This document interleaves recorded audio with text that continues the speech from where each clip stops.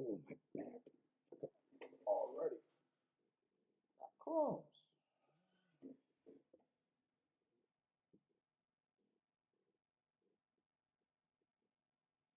Wrong screen. Wrong screen.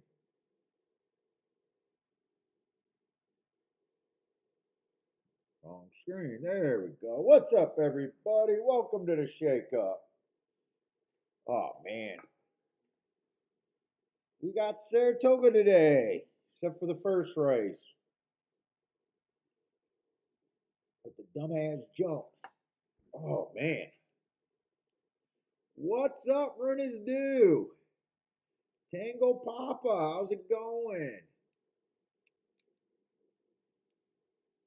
Oh, man. Oh, it's gonna be nice. Nice, nice, nice. I got a rainy day today and hard for me to get going. Oh. What's up, Joshua?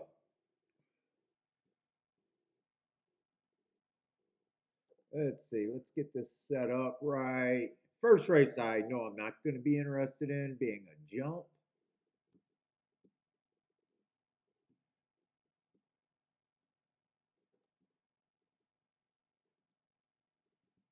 What did I need? My ADW. That's what I need. Oh, and I might as well get the scratches going. Might as well get that updated.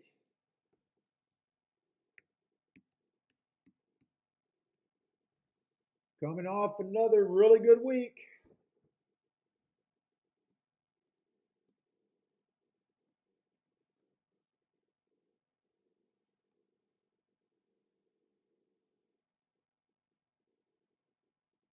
Let's see, Saratoga, right? Saratoga. Oh, Parks is back running.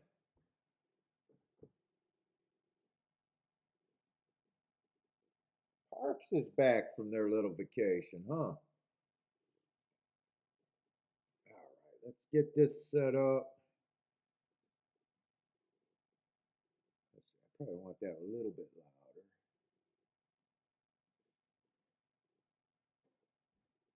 Oh, it's sunny. You're in Lansing. It's sunny. Oh, it's cold and it's definitely rainy today. It's like 65 or something out there today on the colder side. Thought we paid more taxes so Farmington could get the shitty weather. That's what I thought when I moved in this house. Farmington's supposed to get our bullshit weather. Why does my phone keep ticking? Is that my mail going crazy? I don't even know what that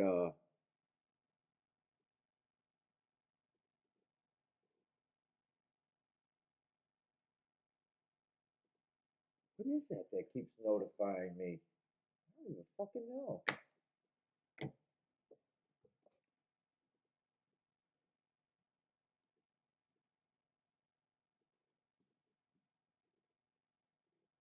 I'm just gonna get this set up real quick. No play in the first race, obviously. I don't do those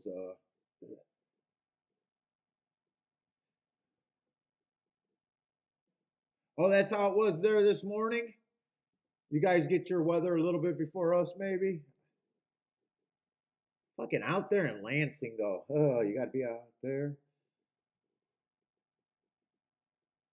Tell Gretchen I said hi.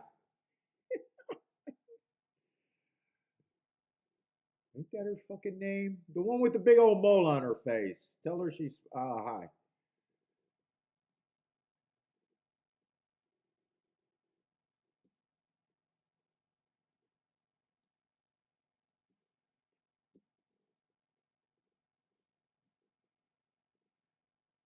What's up, buy stocks?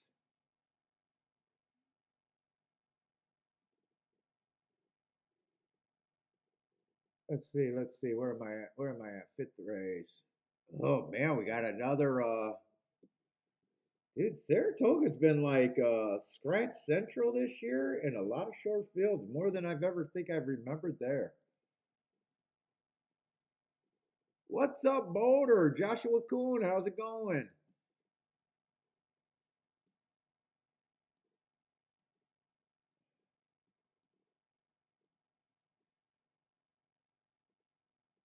Oh, I might be using the wrong. You're right. I might be using the wrong mic. I think I am now that you mentioned it. Let's fix it. Yeah, I tried to do a fucking one of those videos, but my heart wasn't in it.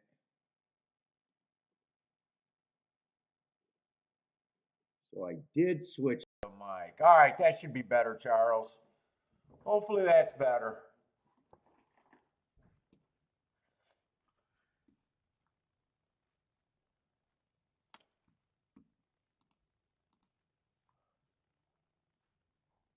Yeah, I was gonna do a highlight video with that four horse winning that I fucking only played small, but the video was bad. The reaction in my heart wasn't really in it. I'm not sure what I want to do there.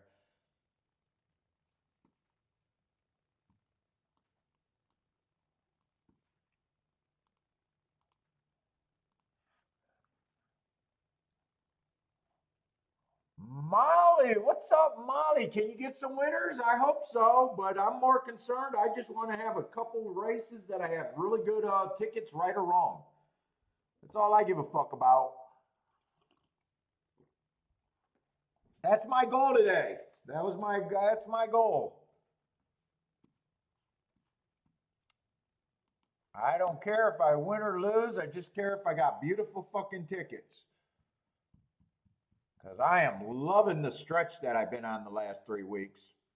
A little different in my play, but definitely loving it.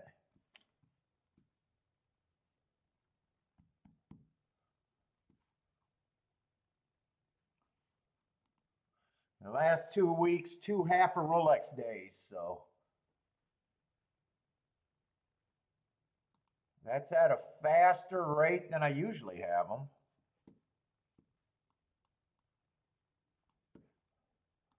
But what's up, Molly? First time I think I've seen that name.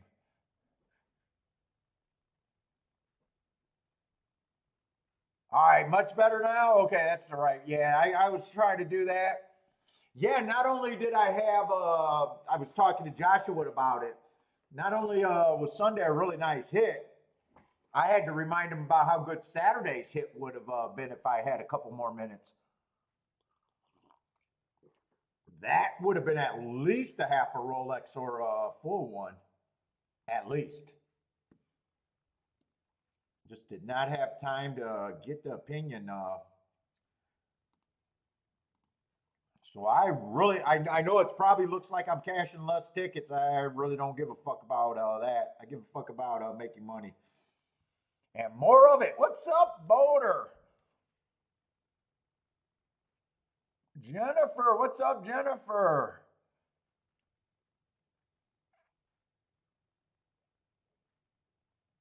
But first race, not going to be interested in the Tapeta.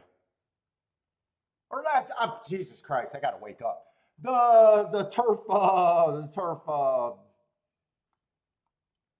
steeplechase. Not going to be interested in that race.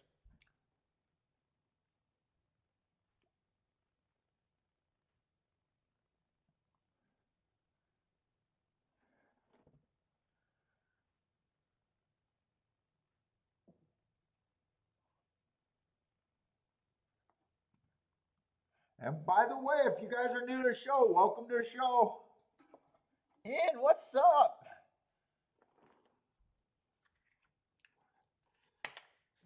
I'm only doing Saratoga today, but like always, feel free to throw up picks wherever you guys are playing at. Just let us know what track they are. Come on, I need some matches. I need a light.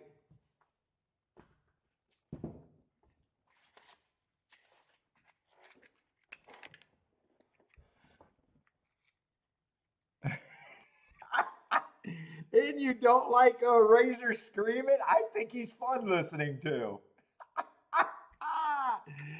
Boulder says the same thing. Oh my God, I get a headache. I was like, man, God, he's more entertaining than me. I think he's more entertaining than me, to be honest.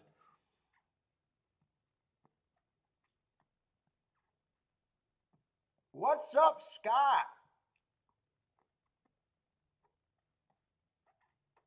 This show's like more exciting for a casual, is what I'd say. Obviously, I think mine's a better handicapping show, but his show's fun. I think it's funner to watch for a casual.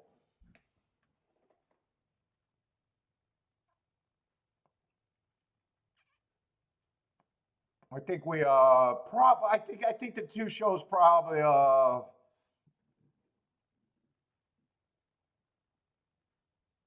kind of attract a little bit different people.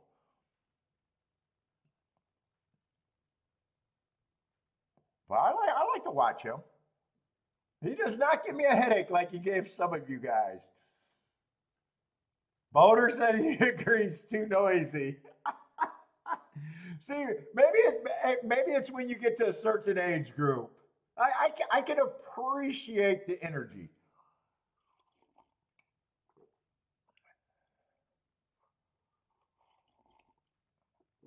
My show's too boring. I'm sitting out. There's nothing for me. Fuck it. I'm not interested.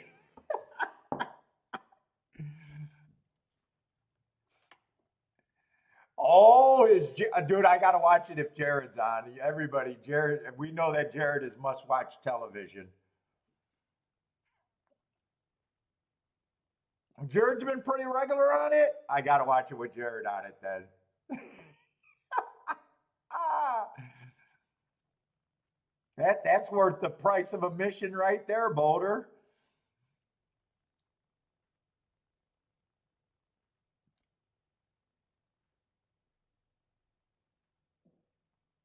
But hopefully you guys had a good couple days. Haven't seen you guys since Sunday. Hopefully all is well. All I did was work on notes the last 2 days, and I'm a little ready to play today.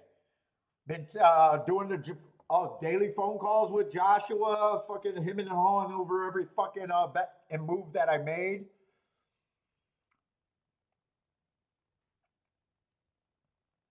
Definitely. I don't care if it gets a little bit more boring because the game's about making money, man. If you guys aren't paying attention to what we're talking about, I know it's kind of scripted, but I'm telling you guys a lot about my thoughts on everything. Dude, I really think it's a long-term different maker for your ROI. I really do. I'm even seeing the light, and I've been profitable for a long time, but I think it can be even better. Notice nothing I'm talking about changes ever has to do with picks.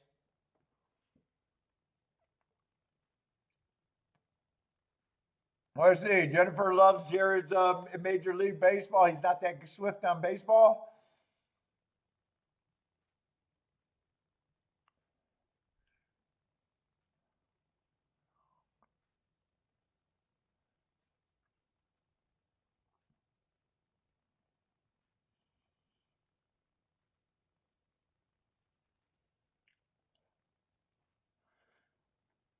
Let's see. They're off and jumping over there, though. Let's see. I don't think I cut this down. I don't think I completely got this down. No, I didn't.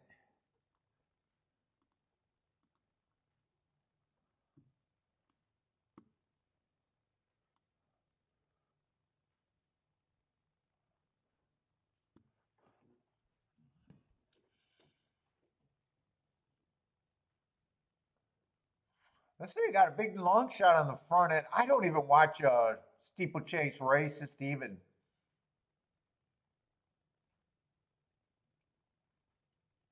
No, really. Like, do they come off the back usually? Are front runners good or anything? I have no thoughts. Never even paid any attention. I'm probably like everyone else. Just watch every jump to see if someone falls off. That's all I do.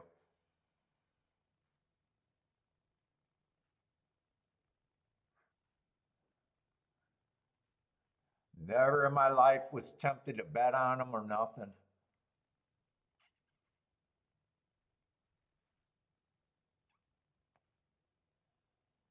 Let's see. Marina's Deuce trying the 145 on these jumpers. Lloyd, what's up, Lloyd?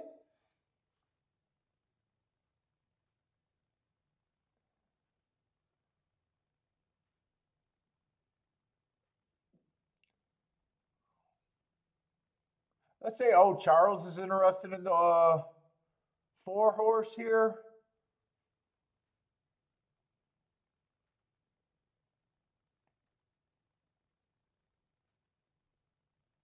Let's see. Scott White says, I feel pretentious and I'm an idiot. So I got to figure out what does pretentious mean. So does that mean I got to be full of myself while watching the steeplechases? Maybe put on a top hat? Look down my nose, maybe? Pretentious? I think that's the right word, right? Smug?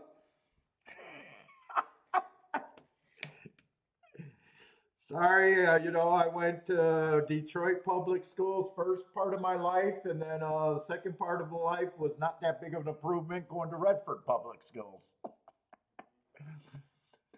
The public education system in Michigan has failed me.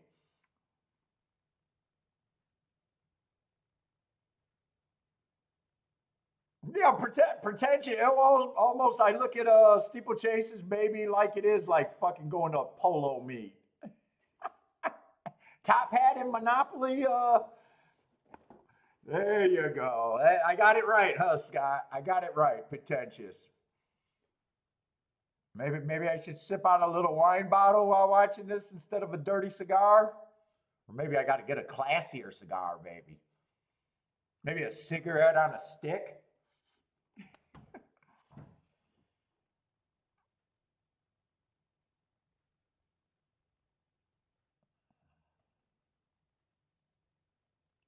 I noticed that the jockeys are bigger on jumps, and that doesn't make much sense to me. Shouldn't they be smaller? I think the jockeys are quite a bit heavier for jumps. I think like 150 or 160 pounds even. I think they are much heavier. Oh, you went to Westland. Okay, I know where Westland. I know Westland. I lived in Westland for a little while. I lived in 2 apartments out there. And banged a bunch of bitches in the landings. Stripper Central. I'm trying to think of the name of the apartments that I lived in. I remember where I used to bang more than where I used to live. Isn't that funny? I lived in those apartments across the street from Meyer. God, I cannot think of the name. Well, there was a bunch of them, but there was 3 apartment complexes right across the street from that Meyer. And then on Wayne Road, I used to live right across from the movie theater. And I can't remember that one name either.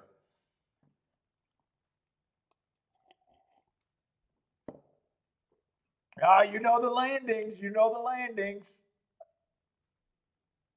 That was like Central, Stripper Central and Single Mom Central for some reason. All the bar bitches lived in the landings for some reason. Poor life decisions made you live in the landings in your 20s and 30s. I don't think anyone ever got turned down going to landings. I think once you found out your car was heading to landings, you were pretty much already putting on the condom. I don't think anyone ever got turned down there ever. I think it was like a rite of passage.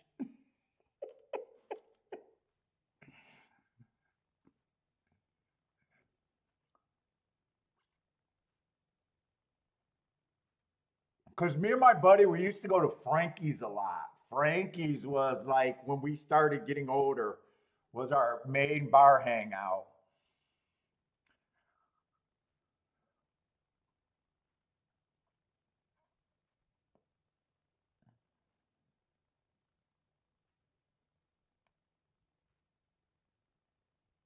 Let's see, Jennifer.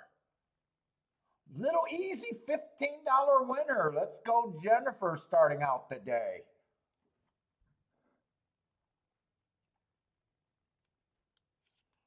Rex, what's up, Rex?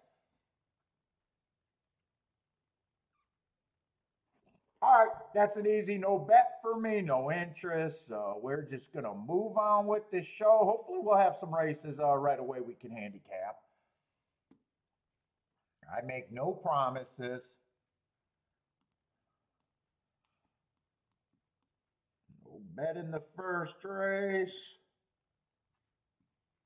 I think we got a scratch in the one horse.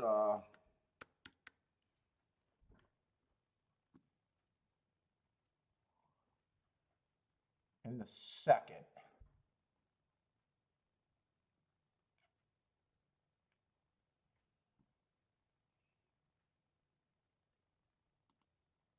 Let's see, Saratoga. Okay, I got to move that to the proper race. Is there any tracks that are getting ready to go off? Because it's a little early for me to start handicapping too much. Parks is going off in 11 minutes. That's probably too long for me to watch. Oh, looks like Horseshoe started early today. Is that what happened? Oh my God, they're already in the 8th race today. Horseshoe? They must have be trying to beat the heat or something out there.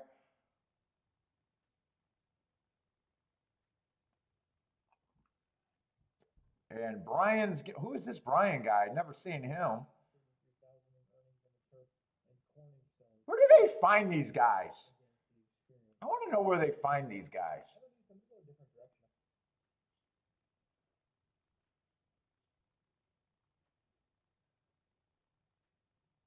Brian's picks.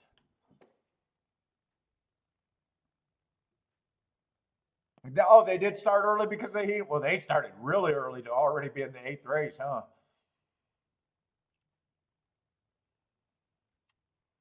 What happened to the blonde that used to always give out the picks? I've never seen that Brian dude, although I don't watch a lot of Indiana or Indianapolis. What's up, John?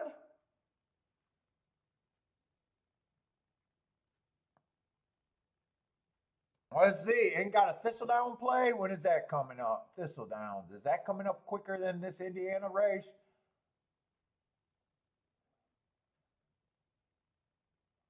Oh, Thistledown should be going in the gate. Let's see. Ooh, Thistledowns look either super blurry because they got old fucking VHS tapes they're recording on, or it's rainy or something. There, I cannot tell. It just looks like a bad picture. I'm going to assume it's raining over there.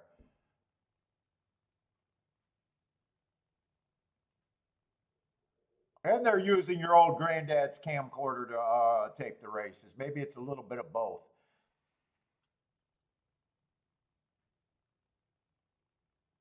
Oh, is that who he is? He's a brother of a morning line maker. I mean, fucking horse racing is nothing but netism, or however you say that word.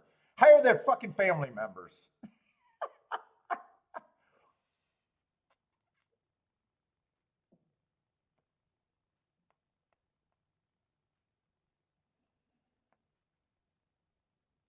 It is raining. Okay, so it's not just the old VHS camcorder that they're using over there.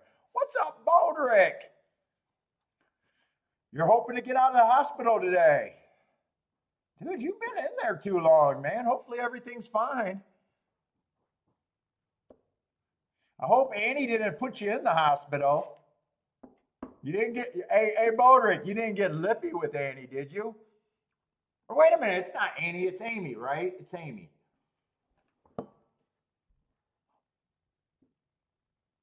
Although if you did get lippy, that means I respect her.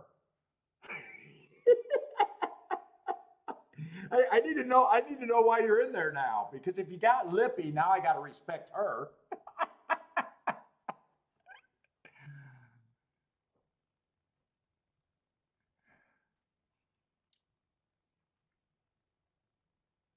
Oh, he makes podcast content. I've never heard of him. Never seen him. Not saying he's not good or anything. I'm just another new face for me. What's up, Kathy? Kathy out there hiking today. Enjoying out there the beautiful day.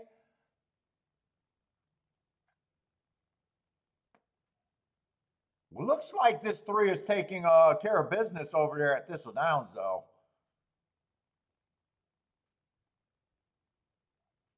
It looks like the one's going to get second unless someone's coming because they're only focusing in on the winner right now. But it looks like now I'm not sure if that's 3-1 or 3-7, but it's definitely 3-1 or 3-7. I just can't make the difference between that red and orange right now.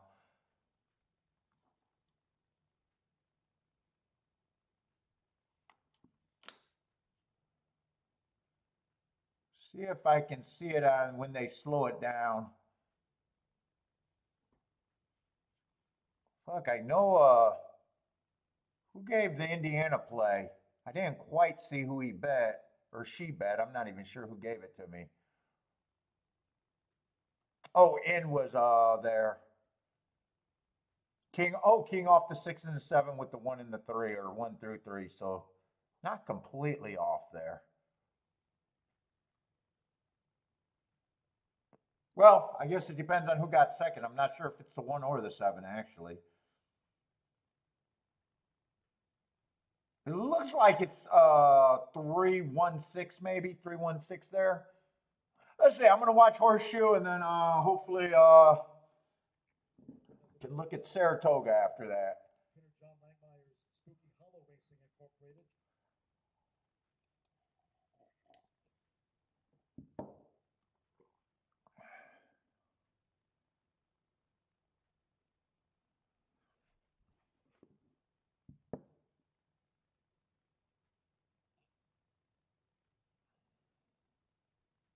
I will say now that I'm older, I want old grizzled gamblers to get these jobs. I don't know. I don't want to take betting advice from someone that looks like they're barely 20. I can say that. How about I just keep it political?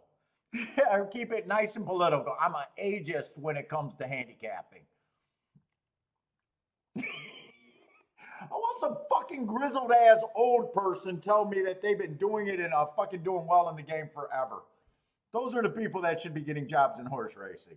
Not these young people that, fuck it, if I even believe that they had a year, it couldn't have been more than 1 or 2.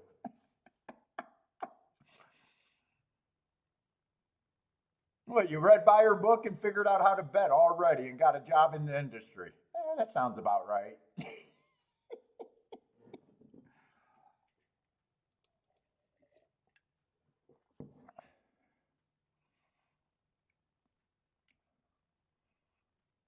Kathy might have to dodge some snakes out there, huh?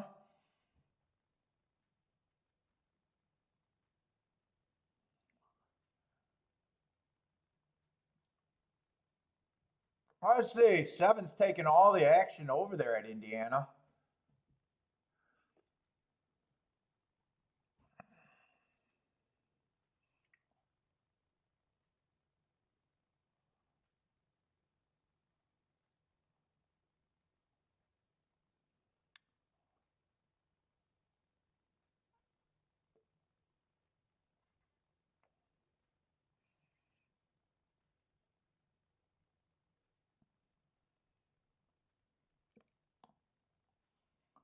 Let's see. Charles think Rice is going to burn some money here off the long layoff. Let's see. I think the 1 is scratched, if I remember saying that right.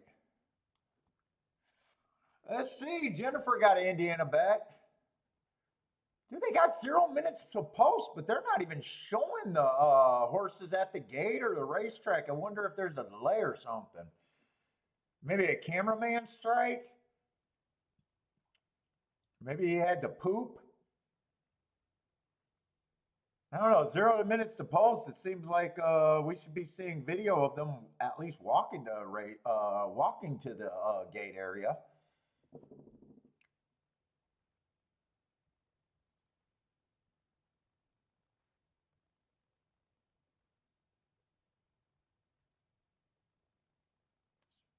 Chat GPT. What is GPT?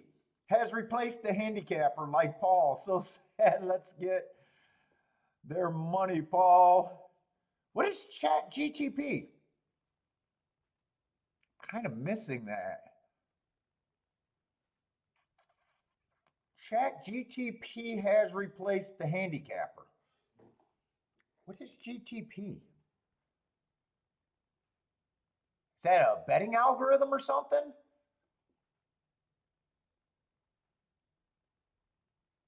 All right, they're showing the video of the horses, so it just looks like they're dragging for post time right now. It just looks like they're taking their time.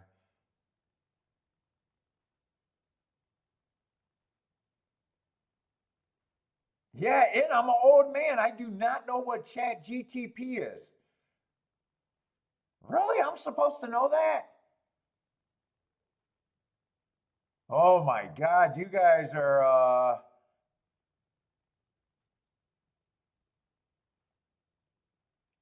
oh, is that the automatic intelligence or something? Oh, fuck them. I'll play against artificial intelligence all day long. Is that what you're talking about?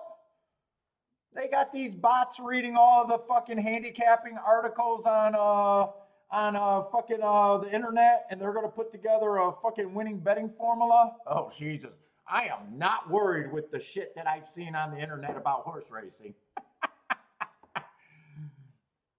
Dude, I can just randomly go to handicapping factors that matter or handicapping horse racing, and automatically the top 1,000 articles are all trash.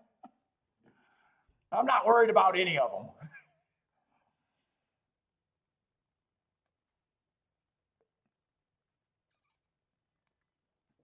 All right, let's just do a social experiment right here. Let's see how bad it is.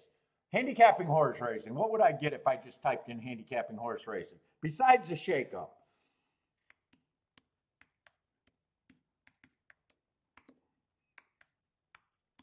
Let's see, I'm gonna guess. They're gonna tell me to bet the show.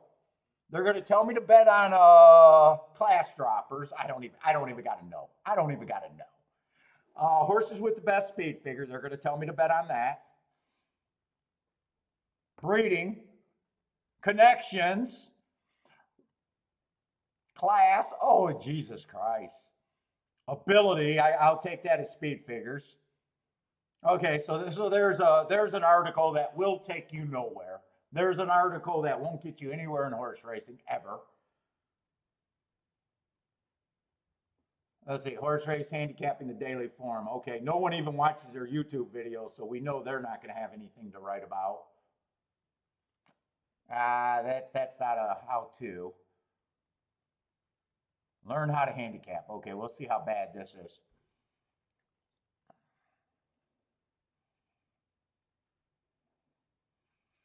Ooh, they got how to become a handicapper.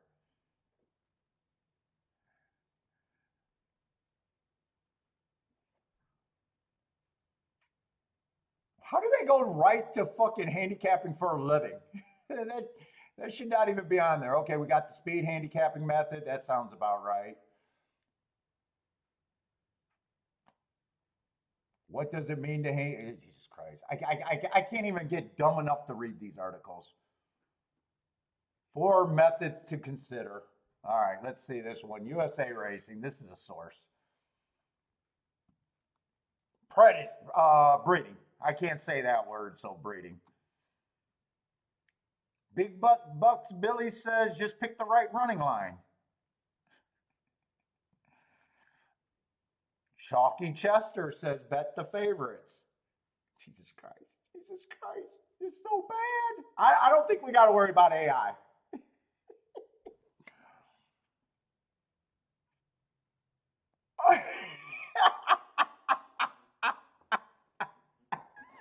Is it really in? This is better than listening to Razor? I don't know. I just don't think we got to worry about AI right now.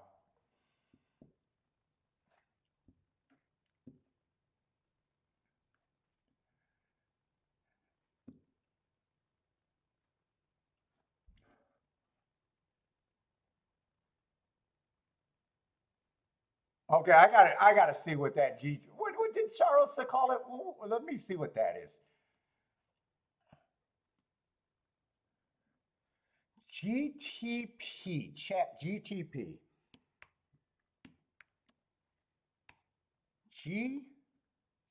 Chat GTP, there it is. What the fuck is that?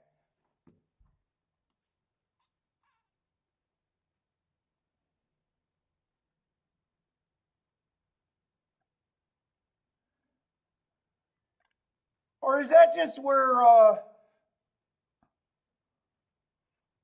what is it used for? Okay, let me see, what is it used for? Oh, is that the thing that I can get to write articles that I can't write?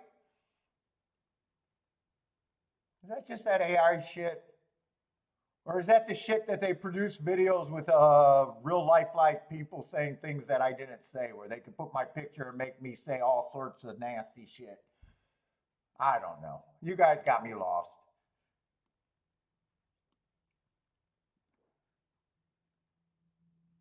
Once you go there, you can never return? Uh-oh.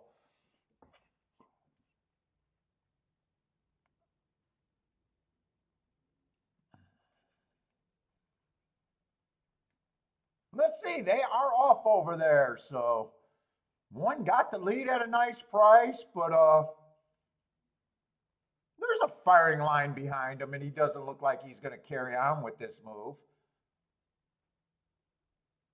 Can't really see the odds of the horses that are past. Well, it looks like everyone that's up there is a decent price right now. One's still there, actually. One kind of responded, but it still feels like someone's going to come. Well, maybe not. Okay, here comes the three. One actually responded pretty damn good. He actually ran a pretty nice race at a big number. He was a pretty solid second. He was definitely second best. Came in, I think, 314 over there, 314.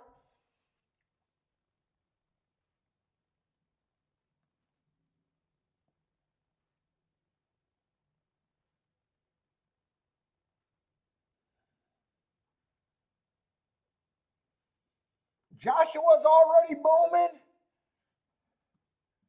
Yes, yes, yes. Nice. Is that over there at Indiana? That's at Indiana. That's going to be a very nice hit right there for Joshua. Jennifer is booming with them. Buy stock says smoking. I don't know if he's saying he hit it and he's smoking hot right now or what that is.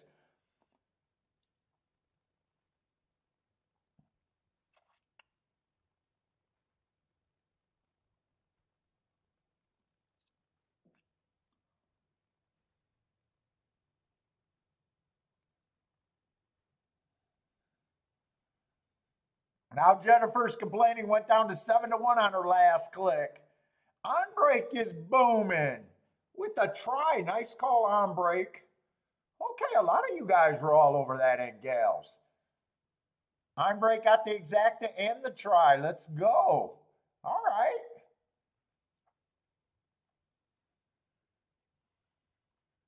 Nice start of the day. Nice start. I don't know if well, I was actually watching L yesterday, so I know some of you guys were playing. It's not the first day for everybody. What the fuck is that in my coffee? Oh, that's the cigar, back of the cigar leaf. I think I can still drink it.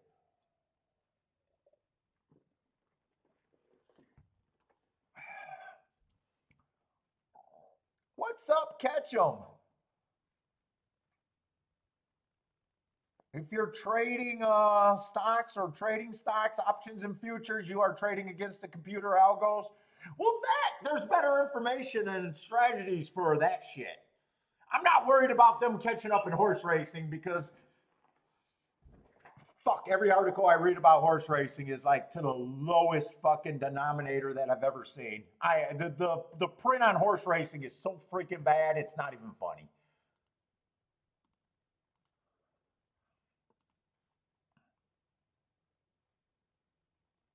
Even the old famous authors can't even explain what the game really is, in my opinion. Even the greats.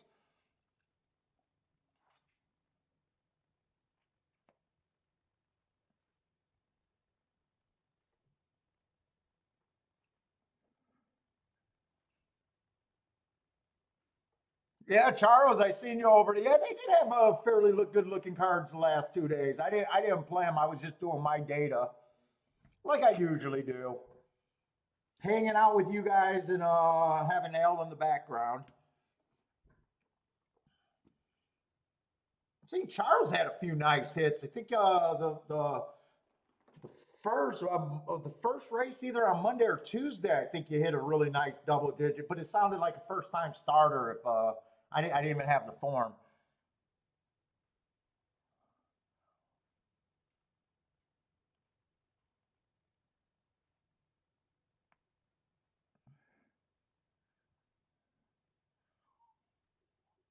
Woo, 95 to 1 on the exacta. So Joshua should be already have his week. Unless Joshua could not do his plan that he said today. But if Joshua did his plan for today, I know that has to be a substantial hit for him.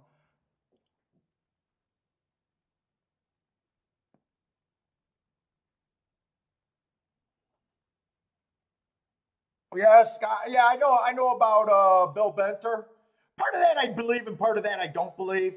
I think he was the original, basically original computer team. I don't believe the story about him turning over a fucking $1 billion ticket or whatever it is.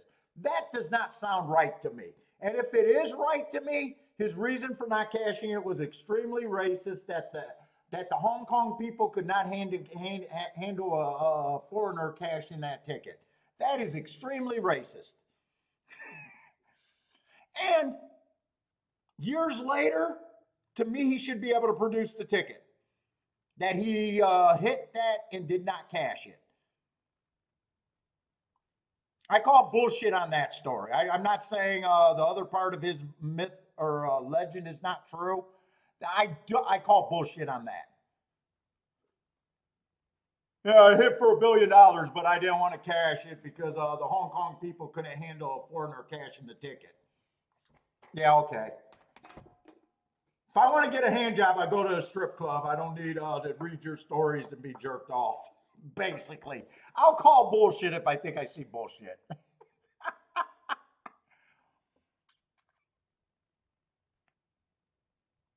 So the Hong Kong government, when no one claimed it, put that in their tax funds.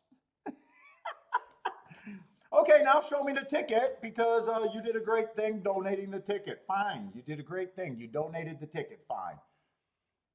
There should be proof that you had the ticket. That's all I'm saying. Because you know what? I'm going to write my book. Actually, I think I was about 3 years old when that story came out. I think I hit the ticket, but I couldn't cash the ticket because I was fucking 3. How about that? I had that ticket. So I know for a fact he didn't have the ticket. I had it. I was just 3 and my dad would not cash it.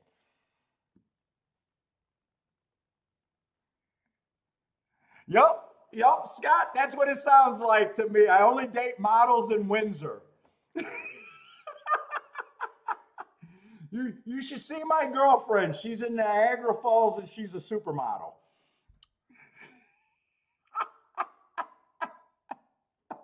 You're with me there.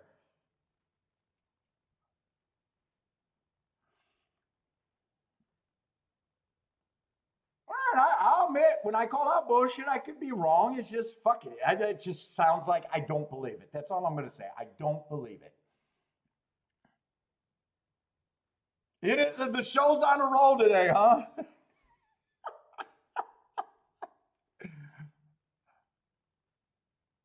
Let's see. This is a weird Saratoga race because we had quite a few horses coming from very small tracks, and 2's a Finger Lake horse. 3's actually a Finger Lakes horse. I'm probably not that crazy about the race.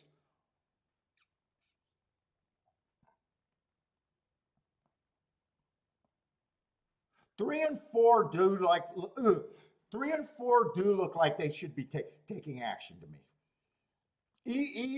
Even the 2 are, I'm sorry, even the 3 coming from Finger Lakes, I'd say his last 2 races, especially his last win at Saratoga, I got no problem if he wins. 4, I have no problem, but I probably like him a little bit better. even though he has less speed. I don't mind the excuses. I think both of those horses are going to be hard enough to beat both of them.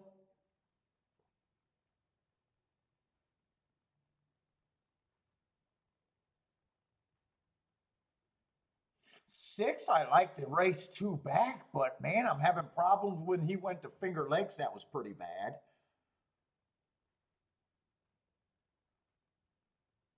Seven just feels cheap to me. So this is a lower level race. Six is probably the highest price I could get to in this race.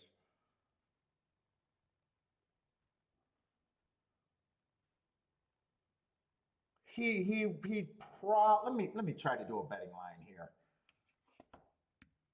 I like the hearts, but I like the race two back, but I really don't like last race, so I would have to make him about 5-1. I think seven, in my opinion, is a little bit over bet. Not impossible, just over bet.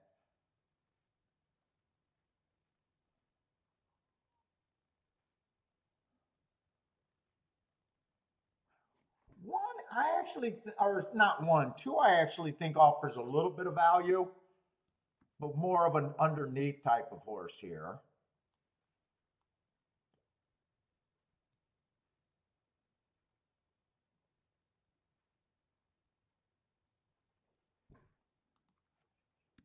Five, I think five is a little bit of value.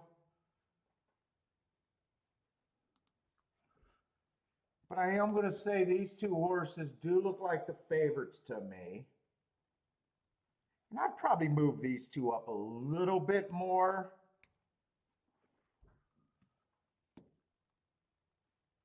So I at least know where my keys were and what I could. 5 and 6 I could consider for win bets, but with my new type of play, I'd pick one of them. And 5 and 6 could also be, let's say I want to start out writing my worst bet down and paring down from there.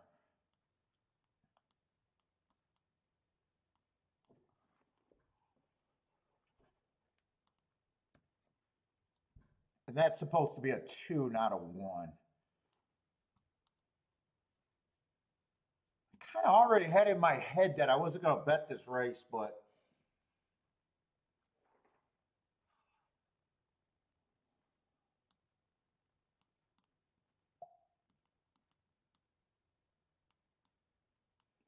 paring it down, it would be 5 and 6 with the 2 and the 3. I'd have to see if I could really turn that around. Let me see what these exact is, because I wasn't expecting 5 and 6 to drift up that high.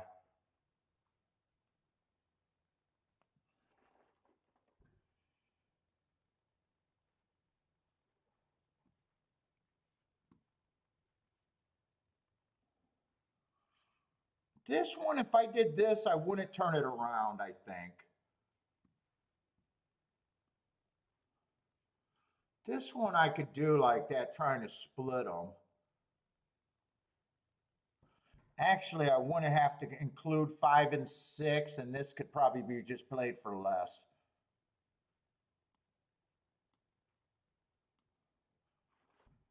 This one I could play for more. This one would be played for less. And I might even pare that down, but I don't think I'm going to. Well, they're off. They're off. I didn't think they'd get in the race, but I think I would weigh. In fact, this is not supposed to be the 2. I made a mistake here. This was supposed to be the 4. 2 would be on the smaller ticket, and I would have weighed the 4 for more than the 3. I think that's the best I could have made the ticket right there.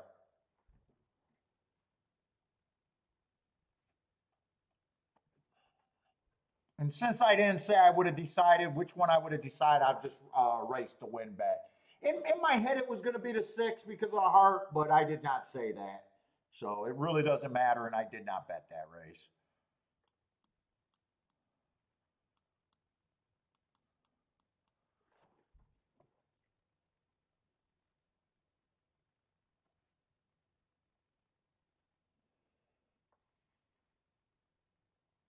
And it doesn't, because 6 is not going to get second if it's 4-3. Only if 5 gets second. We'll see if that was, if I should have got my thoughts together a little bit earlier. Because 4-5 on this ticket would have pressed, and the press ticket, the bigger tickets would have been better.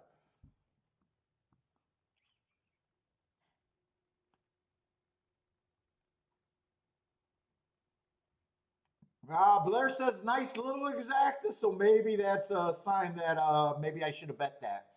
But that's what I know I could have done there. I for some reason I did not realize that the 5 and the 6 was going to be that long. I thought they were going to be 4-1 and under, and I wasted way too much time. And by the time I realized that they were both double digits, I was already like, I'm not going to play the race. That was a fairly easy race. Let's just see if I would have wanted to hit that. You know, $13 exacta, I'm fine with not playing that. I'm honestly fine with not. If that would have paid 20 to 1, yeah, actually 4 on top of the 5 is 13 to 1, and 4 on top of the 6 is 11 to 1. So this wouldn't have been anything. It would have been a winning ticket, but it wouldn't have been what I'm looking for. So even though I was wrong about them being at a higher price, the exacta was still played about what I thought it was going to pay. Put it that way.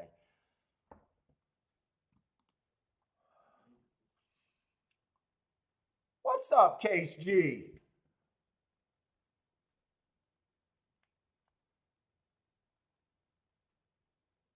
Well, Scott say if it sounds too good to be true, it probably is. Yeah, I just don't believe that part of the story. But I do believe he was the original computer player that tied into the system and probably made a ton of money betting. I just don't believe that he did not cash that ticket or have that ticket. That's all.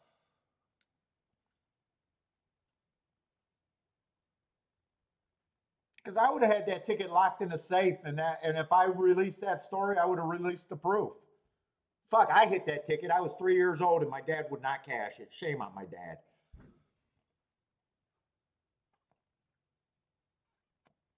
What's up, JT? But maybe he did it. Maybe he did it, and he's a better guy than me and every other gambler that's out there in the world.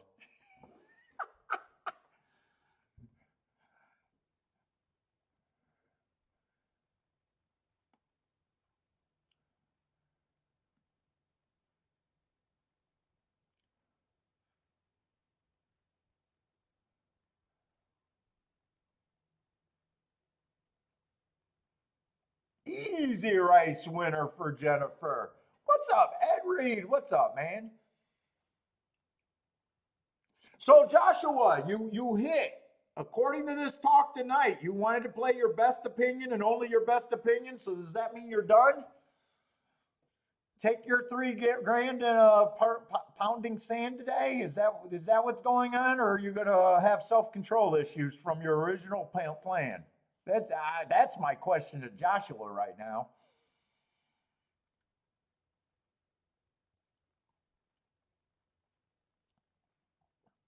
On break, what's up, on break?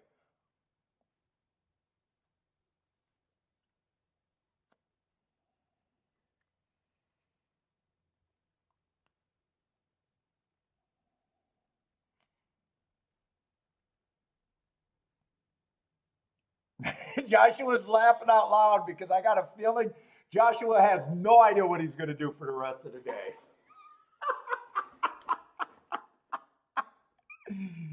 He has no idea what to do with the rest of the day. He said he had a game plan. He executed his fucking game plan. Sounds like he got a $3,000 hit, but if he plays another race, he's not doing his game plan for today. So Joshua, we're all going to be on pins and needles to see what you're going to do.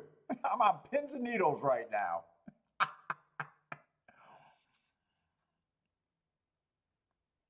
Congratulations, though. Very nice hit. Very nice hit.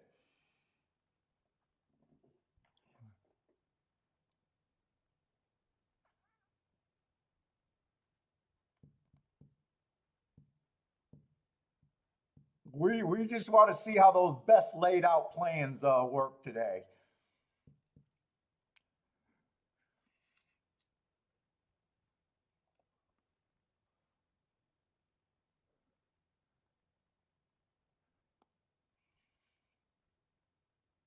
Oh, now he's going. Now, see, now. Oh, play bets. Play bets were supposed to be eliminated completely.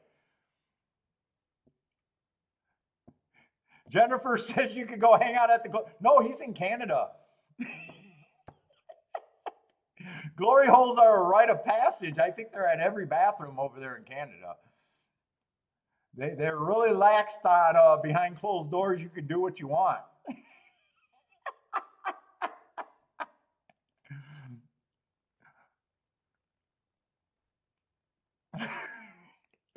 Jennifer's coming in with some heat. Jennifer, stop it. All right, we got a horseshoe. You guys are going to make me lose control of the room too early. You guys are going to kill me on the room. If you guys got some, by the way, we only got one track today, so we got a little looser show anyways. I got more time between races, and I tend not to need tons of time. If you're new to the show, welcome to the show. Feel free to ask questions, comments. Feel free to throw up picks. I'm only doing Saratoga today, but a lot of people in the chat room are free with giving out picks. So if you're asking people for help, you're not asking me. You're asking the chat room. I can't handicap when I don't have my own form and marks.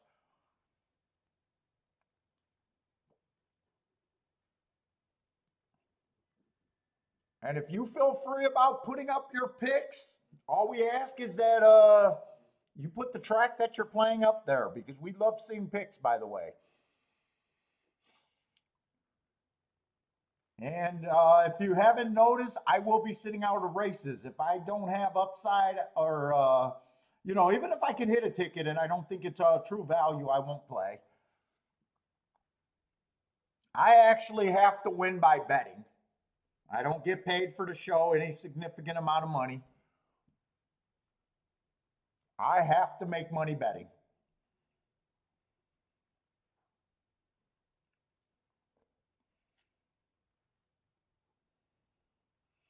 So to me, sitting out is a skill. Let's see, Jennifer's on the 9 at Indiana. Ooh, 43-1. Let's go, Jennifer.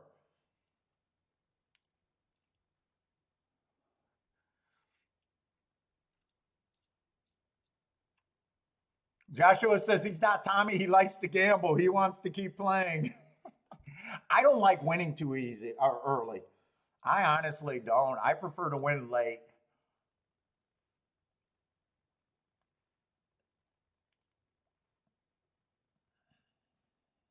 Especially when you have a nice hit like Joshua just had. Those days where I give too much of it back, you feel like you could have just went and enjoyed your afternoon. Hey, Joshua, why don't you go sell a fucking house? Go sell a fucking house now, man. You made your money gambling. Go sell a house. Go do your real job. Leave some money for us. Let's see, buy stocks. My pick 5 ticket is missing twice on here. What do you mean?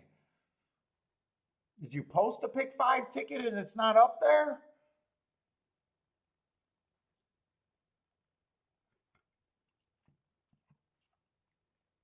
Like after I seen the payoffs, I don't regret not giving myself more time.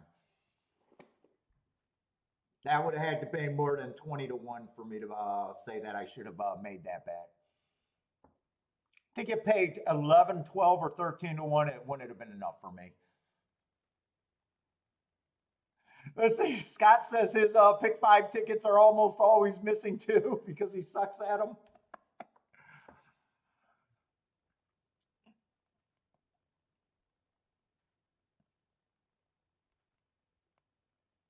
Oh, I feel great today. I'm ready to have a good time today. Let's see. Ombre got a play. King off the 4 and the 10. With the 3, 4, 10, 12. Let's say we got 0 minutes. So that's what they do. They take their time over there at Indiana. I guess I have not been watching a lot of Indiana this year.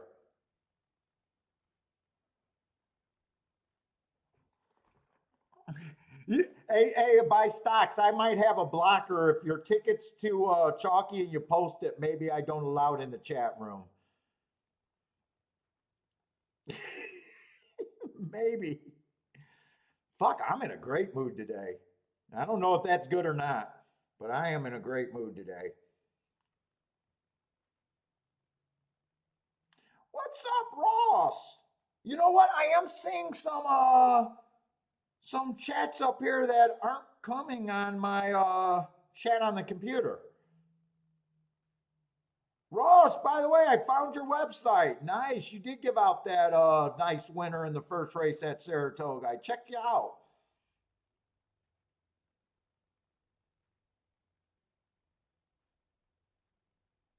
Although I don't see a pick 5. Yeah, I don't know why it didn't show up. But what's up, Ross? What, you predicting a chalk fest over there at Toga today? Hopefully not.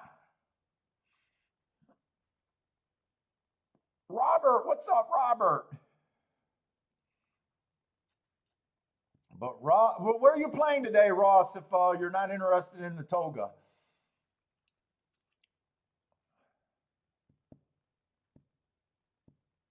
And if you want, I'll plug your YouTube station if you want.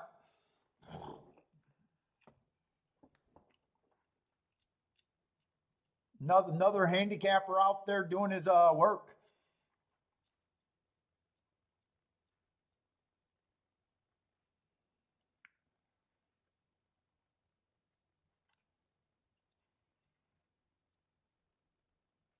Thaddy, what's up, Thaddy? Let me just keep an eye on Saratoga just to make sure the clock doesn't get too low.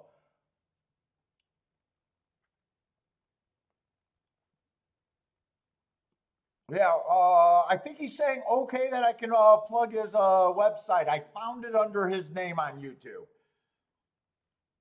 Looks like he's just starting out with some content, horse racing content.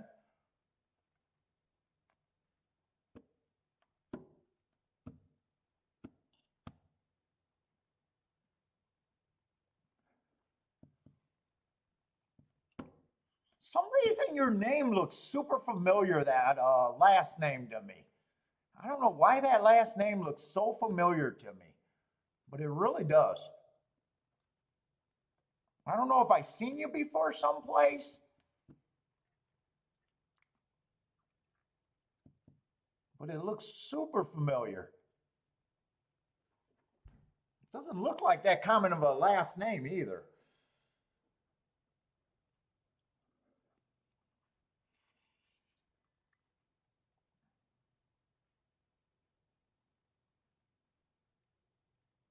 And he gave out that horse with a 5-1 morning line, and he got 11-1 on him. So a nice overlay for him.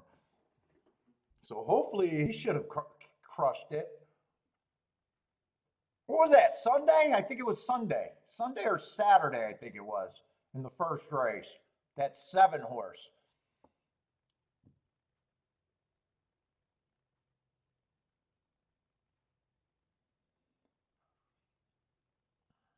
Let's see, they are off at Indiana. I think I'm just rooting for Onbreak. I think Onbreak was the one that gave me a ticket to root for. Oh, no, and, Jennifer does too. I'm rooting for the 9 or the 4 and the 10. My stock's got to pick 5, but he's going to fill in the track later. Oh, you're at Parks in Delaware today. Good luck over there.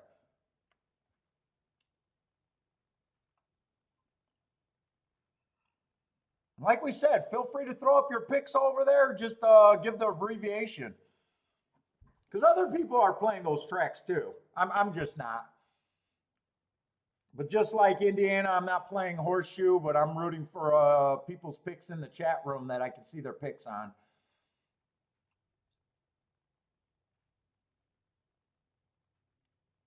I think that's the 10 making a move. I still got a bit ways to come back from, though. Come on, 4. 4 helps Ross out. Or not Ross. 4 helps someone on break, I think. Come on, 4.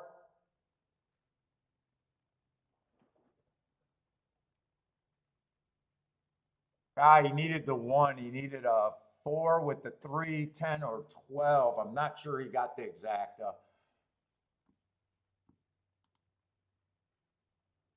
4's, I can understand why there's not a win bet there.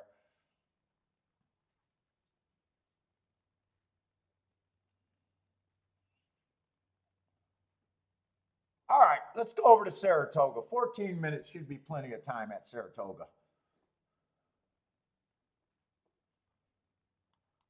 Oh, shit. Are we on the turf all day? It looks like we should be on the turf all day, right?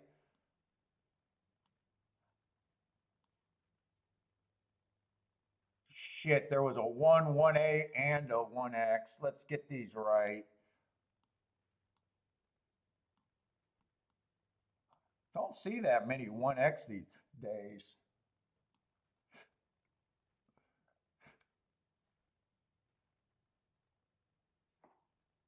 Looks like the 1X would have been a main track only horse. 9 would have been as out. I think we still got 8 horses though. Looks like we still got a full field.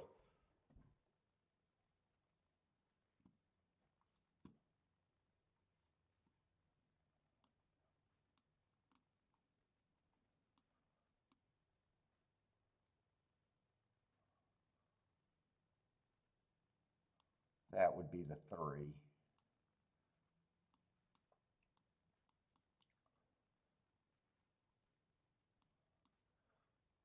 They should be in order once I get the 1 and 1A done. I just want to make sure. Because I got a bad habit of having wrong numbers, so I just need to always make sure.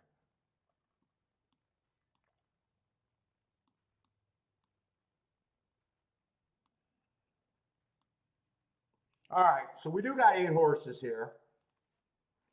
And I am going to try to do a betting line. This looks like a race that I at least want to go through and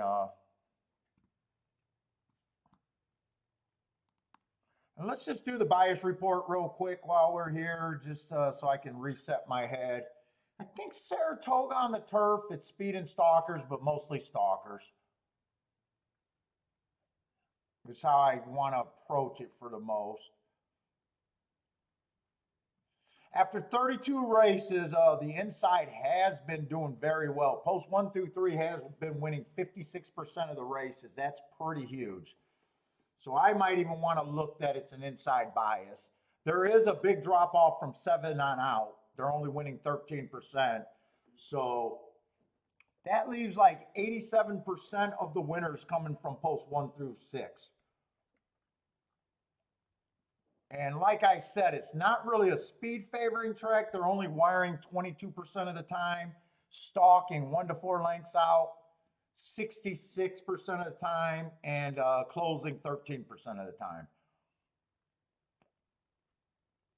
And I think that stalker number matches what they did last year. So definitely a stalking heavy track.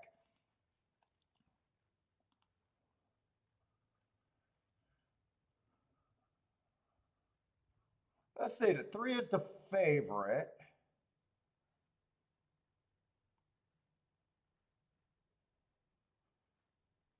Three's a little annoying to me, not his fault. I just got a couple 1 race samples for him. One race samples are just annoying because I can't compare those days. So 3 races ago, I can just look at that running line like everyone else and saying, yeah, that's probably not a bad running line. That probably fits. 2 races ago, exact same thing. He won that race, fits. And then last race, he would have went to a track that I just don't keep track of, and he won that race.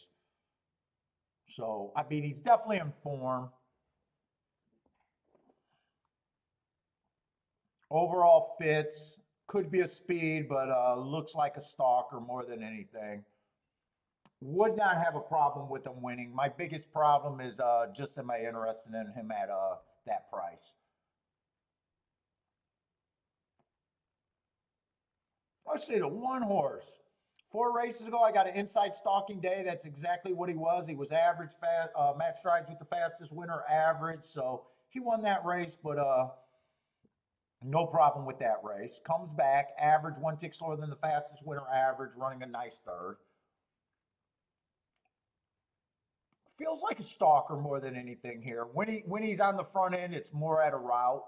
Last race, he was at a route, went too fast to win. I probably don't got that big of a problem with him. I probably prefer the 1 over the 1A. You get them both, but 1A looks more like a closer. Ran on a bad rail last race. If I'm right about that, he at least made a nice close into a bad rail day.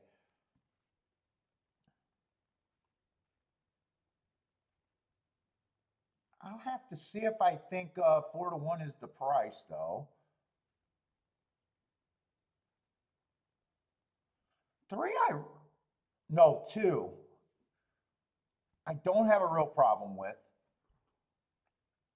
Feels like a stalker here. Grade 1 race, 2 races ago. No shame in losing that race. Last race, stalking day. If I'm right about that, he tried to go wire to wire, so he would have ran against the bias going too fast to win.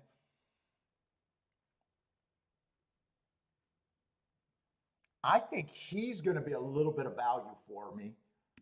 He feels like my first thought is he should be about 5 to 1.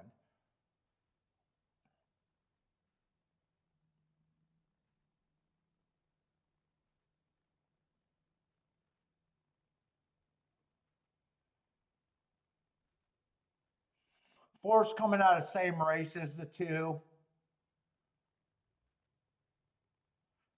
Would have ran against the stalking bias, was just too far back, still got in position at the top of the stretch.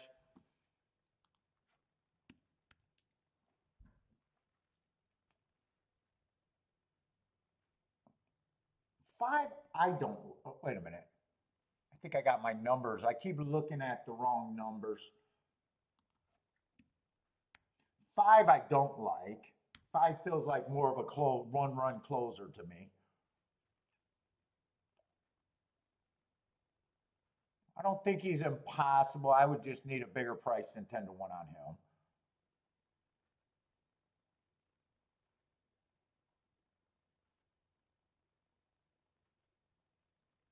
Six feels like a player here. I don't have a real problem with him.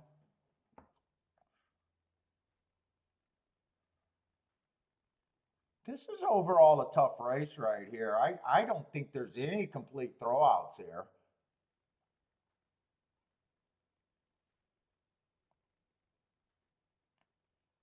Seven might be a front runner. I like that he's been going too fast to win. I want to look up the Laurel race because Laurel has some really strong biases. I wouldn't mind looking up that race, but this is a race where I think is tough. So as a bettor, I would demand odds here.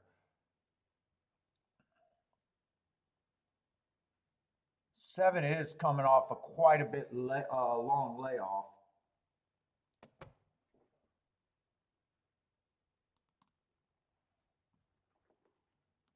Am I going to be interested in this race?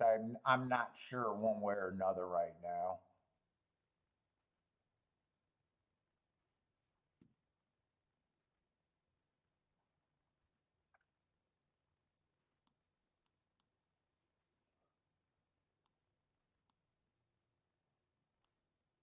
That was not a bad. He was fast that race too.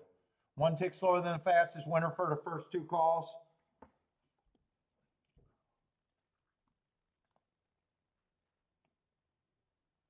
Eight's either a stalker, possibly a closer. I'm going to be a little bit harder on the eight. I don't think anyone's a complete throwout in this race, though.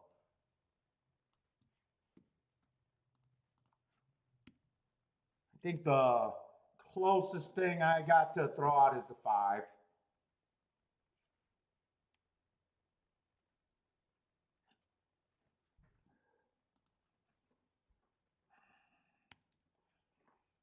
Let's see. I don't think they're all equal, though. I probably agree that seven should be about a 9-1.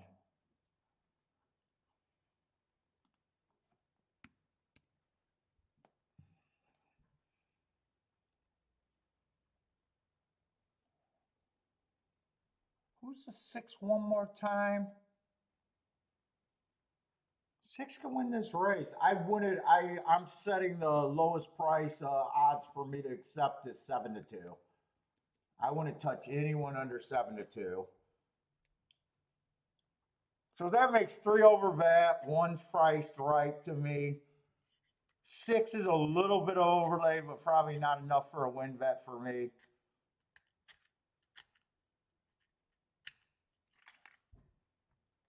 Fuck, I need a light.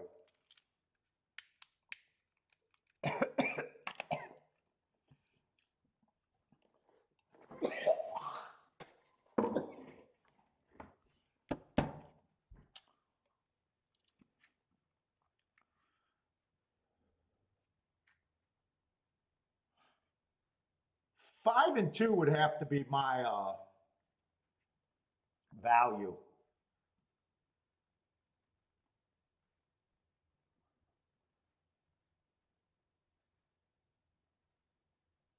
If I was to do something here, I would need either the 2 or the 5 to get first or second, I think.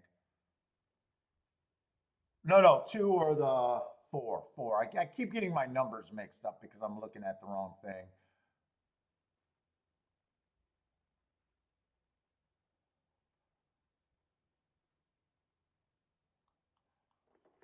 Let me write down some areas I could get.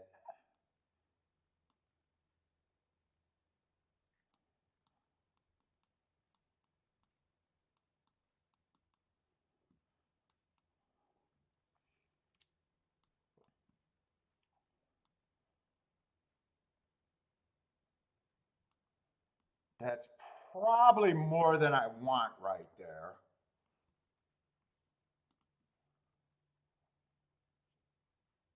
That's probably more than I want. Instead of king off of 2 horses, maybe I'll use the win bet for 1 and key off the second.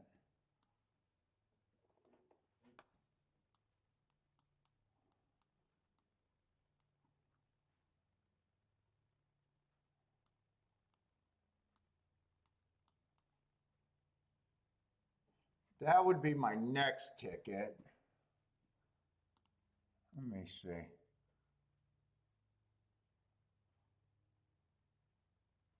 One, 4, 3, 4. 3, 4, I probably don't want $34. I probably don't turn around the 3, 4. 1, 4, I would turn around. 2, 4, I wouldn't need to turn around because of a win ticket. But it's 111-1, so I guess I would. What about 6, 4?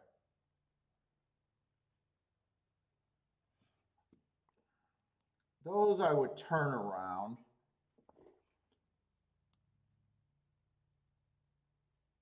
Do I want to press anymore here?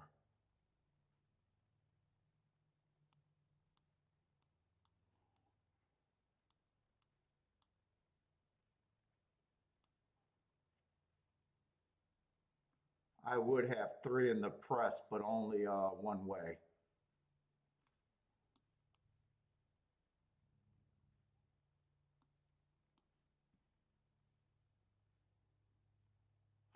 This I would not turn around.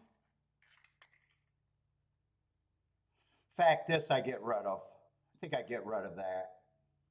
So I got 3 combinations, 4 combinations, and 3 combinations. But these 2 I can hit twice on a press. 2 at 30. I think I at least take a little shot here.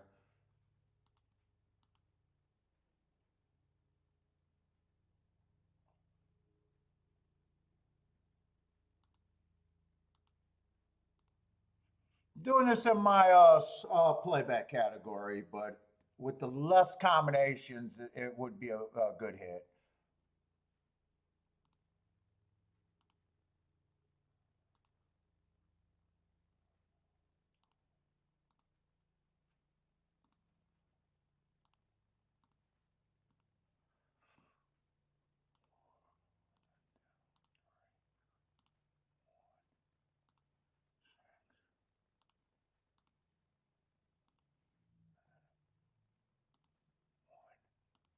Two, 6 with the 4. All right, what's up, Christopher? Rolling, how's it going, Rolling? Kathy.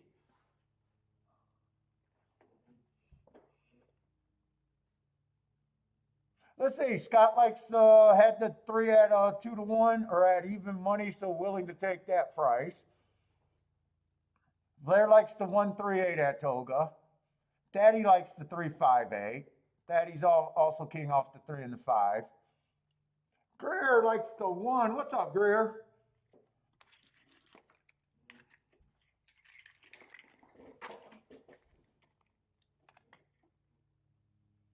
This is just a little poke here. Just a little poke.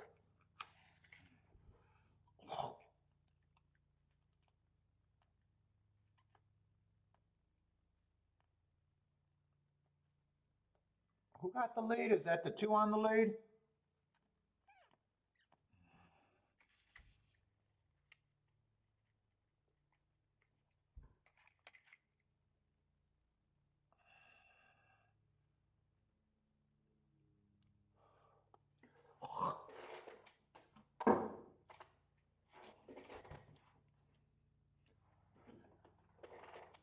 Hey, clean up my desk.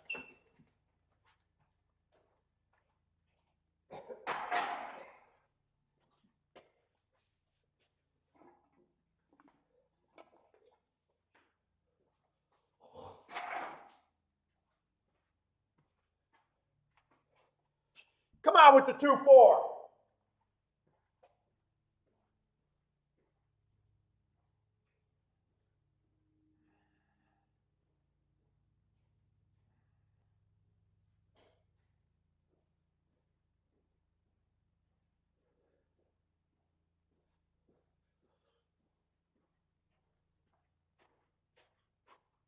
Come on with the 2-4. Any way I get a 2-4?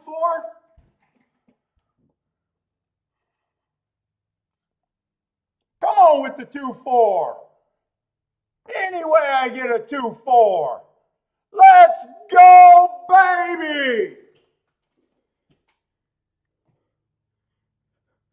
Let's go.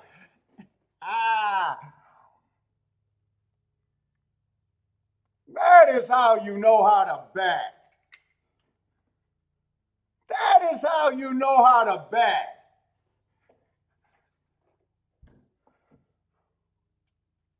My work is done for the week. Good night, goodbye. On a small bet, I'm going to make a huge hit. Let's go.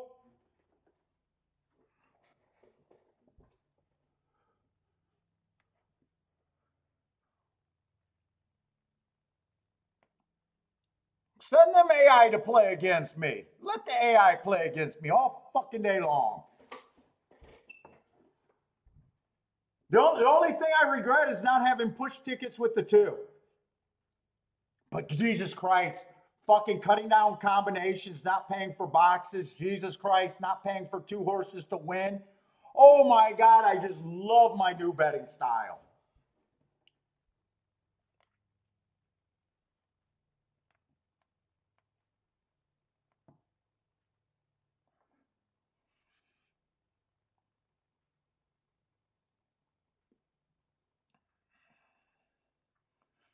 Thank you, Kathy.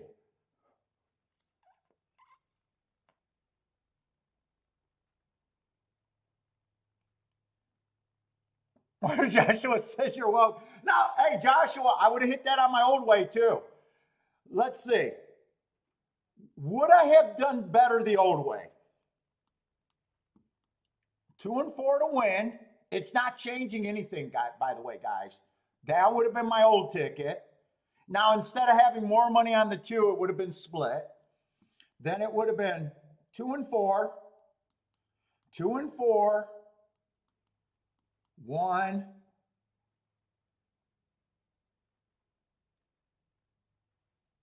6, 3. So I would have hit it on both combinations, back door and front door. But I actually, for less money, hit it more times this way for less money. So actually, Joshua, I would have hit it both ways. But I get the exact a few more times this way.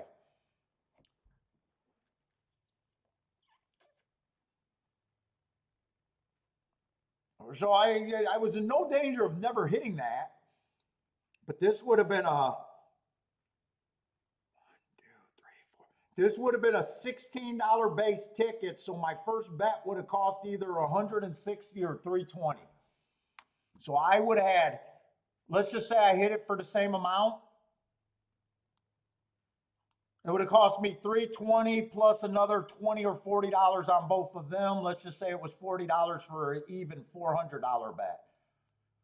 I hit for the same amount of times, but less, meaning more profit.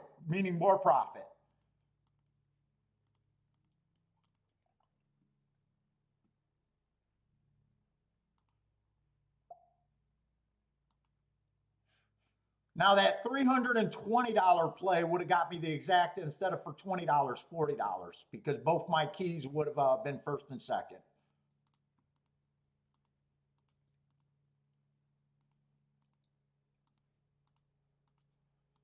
So I would have hit it both ways.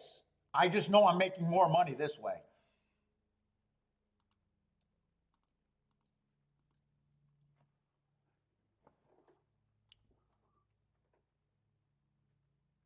By the way, didn't that exacta pay light 78 to 1? I think that exacta paid light. I thought that exacta was going to be at least 100 to 1.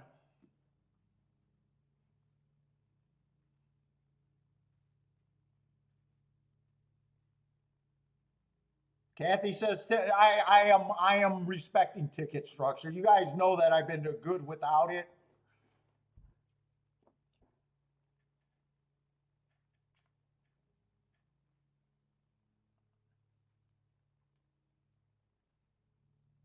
The exacta, I think, paid super low. Really, 78 to 1.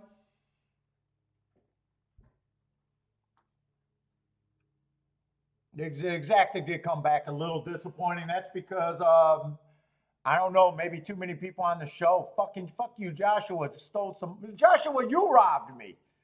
You robbed me. Oh, sorry to hear that, Kathy. Our condolences. Sorry to hear that. Had a death in the family today.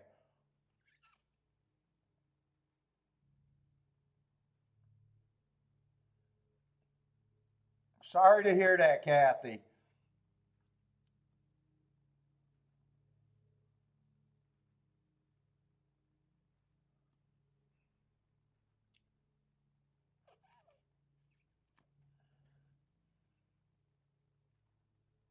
Your daughter-in-law's grandpa? Oh, yeah, definitely sorry. Hopes, prayers to you and your family.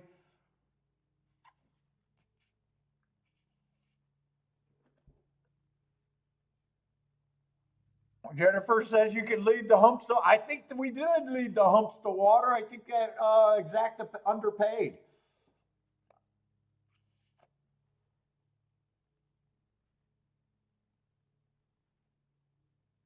John was able to hit more money on the win ticket than he would have hit on the Exacta.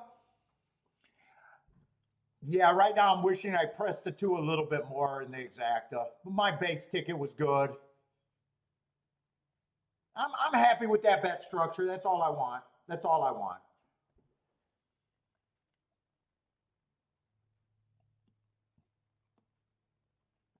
Joshua's on a 7K day today. Nice.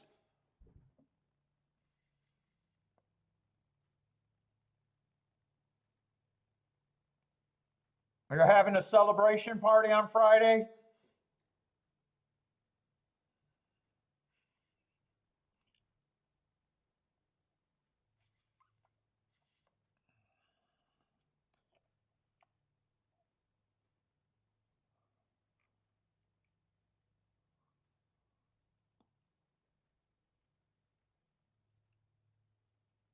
Maybe I would have did a little bit better the old way, but it would have also cost me a lot more.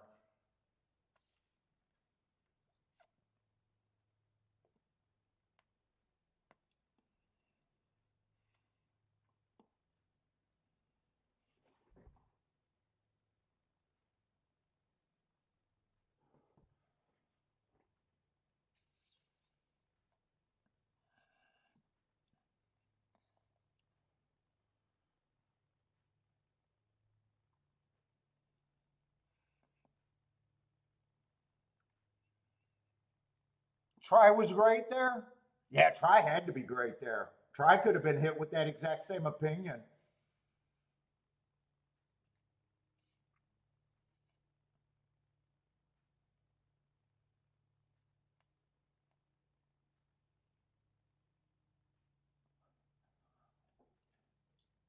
All right, really nice hit to start off a Wednesday on a play bet for me. Didn't have a super huge opinion, but my betting board was really good and it got me on a nice ticket.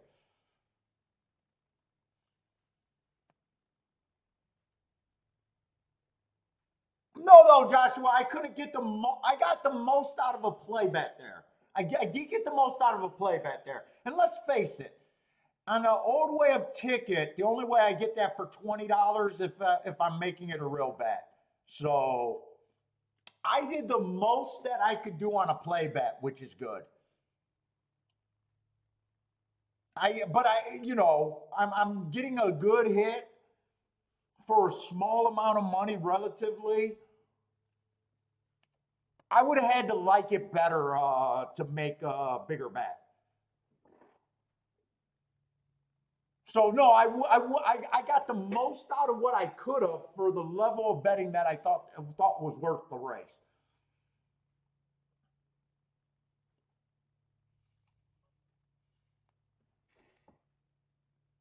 Like now you can't go back and say after a race that I should have made it a real bet. Average, an average bet that I'm going after.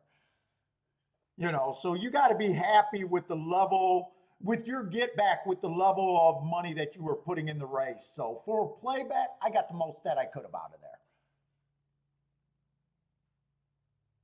Yeah, your opinion was just stronger than mine in that race, which is that's fine. That's fair. We're supposed to disagree about value, and we're actually supposed to disagree about what plays we think are. The only thing I did right was understanding that if that was my betting line, that it was at least worth a play bet. Someone else might look at that betting line and say, you know what, that should have been a maximum bet. That's just an argument of a player's style there.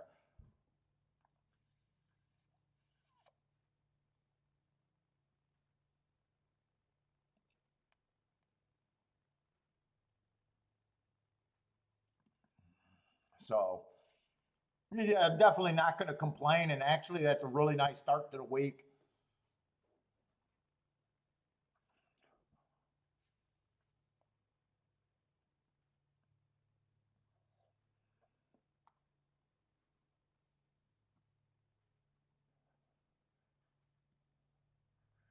The longest prices in the win pool finished first and second, but the exact of those two were only the 20. They were the 21st, so they were in the middle of 56 possible combos. There is what In's saying.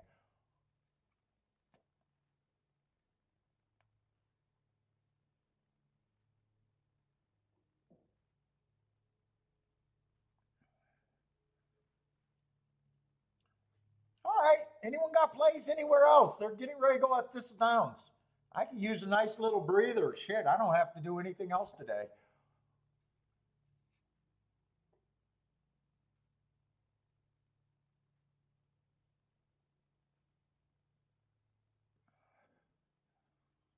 John sounded like he had a really nice hit just off of the win ticket.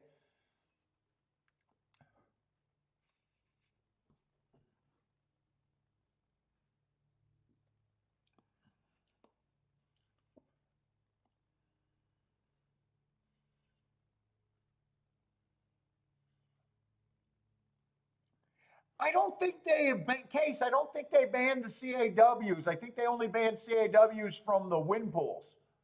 And they cut them off in the other pools. They cut them off, I think, time limit, but they're in there.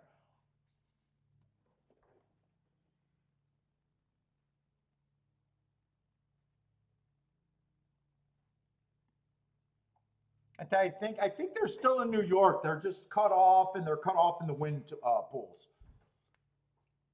Completely. They're not completely. There's workarounds. They just can't use the same account. Fuck, I could have 6 accounts that you're betting through on here. There's definitely workarounds that. They're not completely out. They just can't put the bets in the same way.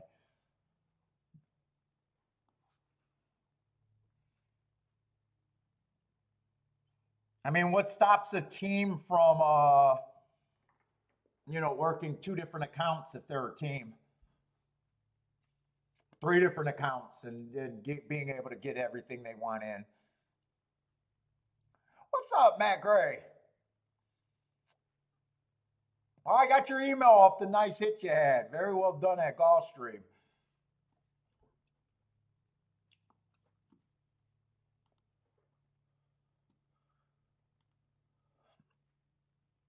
And it looks like Horseshoe's done for the day, and they ended their day with a $31 winner. But it looks like Horseshoe's going to be done.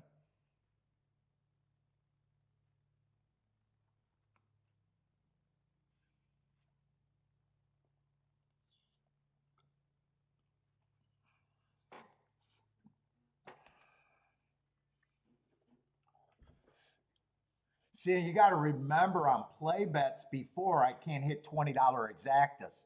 But on play bets with less combinations, I can.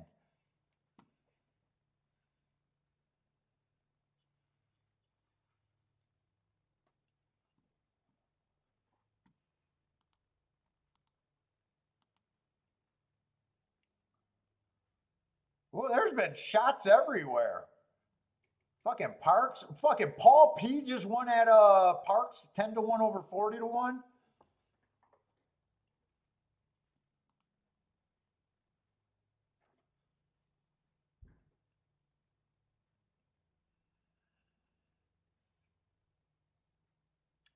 Matt went and bought himself a whole bunch of cigars, quality cigars off of that hit. Nice.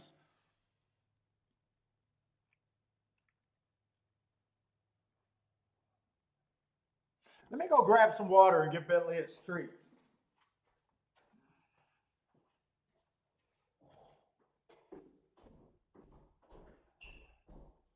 Billy, you want some cookies?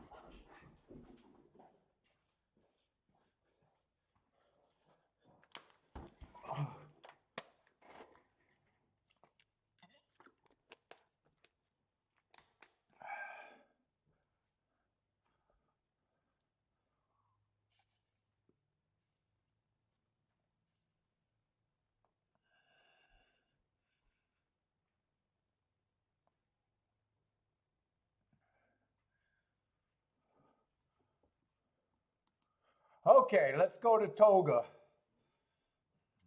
We got 12 minutes there.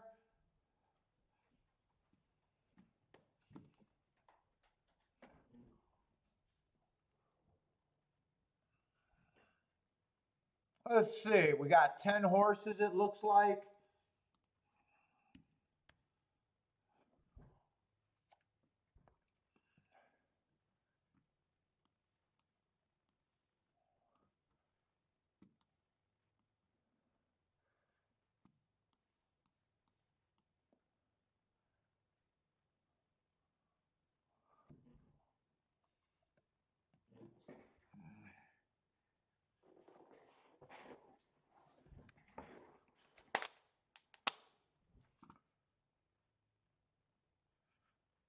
Yeah, we just got pretty much made a special weight, 3-year-olds,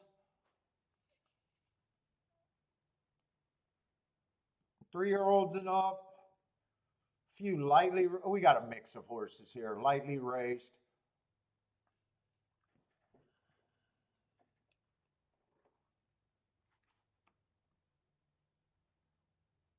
Let's see, the 2 and the 1 are, 5 and the 1 are taking all the action, and then there's a, well, 8's taking action, and then there's a pay raise. Yeah, I think he's moved to California playing. I've seen him recently saying California is where he's playing now. I'm not even sure if he's playing that much Woodbine right now, really.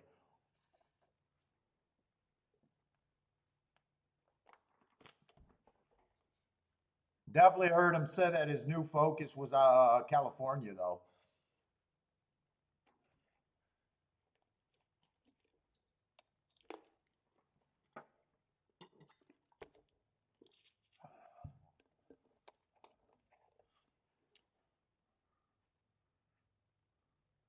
I thought California was an odd choice for him.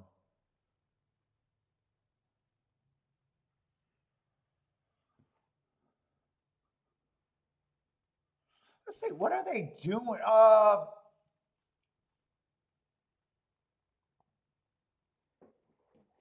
Still got the inside of the track being good. 7 on out, there's not as big of a drop as there were for sprints, 30%. The inside's winning 48%. But I'm not so sure that that's as strong of an inside as it looks. They're not wiring. 23% are going wire to wire, 49% stalking 1 to 4 lengths off the lead, and 28% closers. I've been getting better on the turf routes by kind of focusing on the stalker side of things.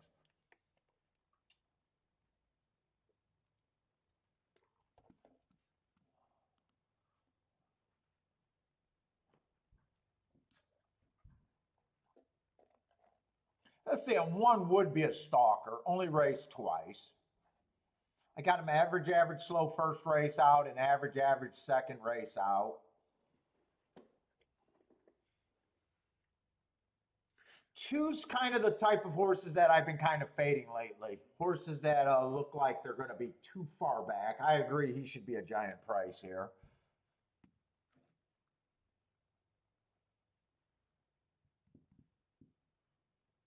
3, I'm going to put 3 in that same category that I need a giant price for. 4 is a first-time starter. You guys know that I don't do much with first-time starters. 5's a horse that I would be willing to lose against. He's lightly raced, but his only 2 races, he's been on the closing side of things. If he is closer to the pace, but I'd be willing to let him beat me.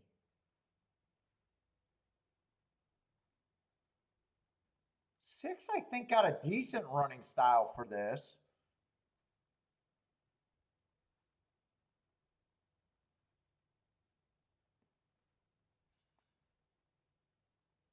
7 would be another horse that would surprise me that I would need a big price. 8, I'm probably thinking that the 8 goes to the lead. He's a sprinter stretching out. We've seen a couple routes on the dirt where he was close to the pace. I don't think he's a throwout, but he's not. 10, I think 10 I'm going to fade just being too far back at this time. 9 I don't mind.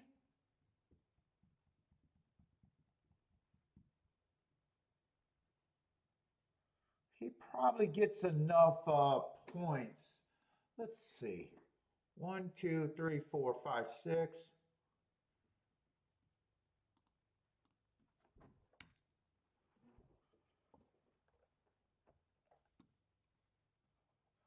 That puts everyone at 17%, but I don't think everyone's equal here. I think I can break it down another level.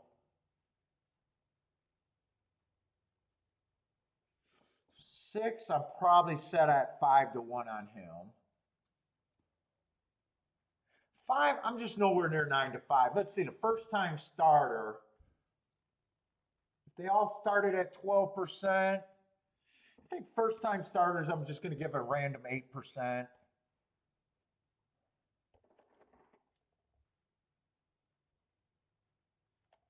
What does that get me down to? 4 or 5 horses, 4. 20%.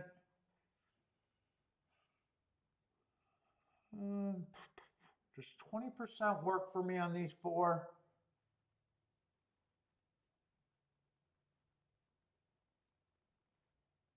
It's not that far off.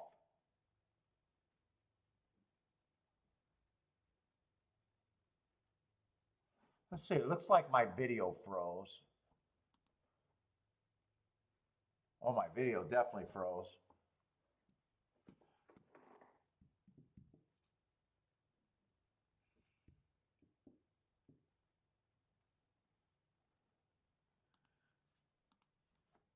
Nine, I would give a 15, 5 to 1, I think is where the 9's at.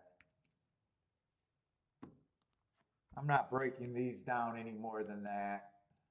7 to 2.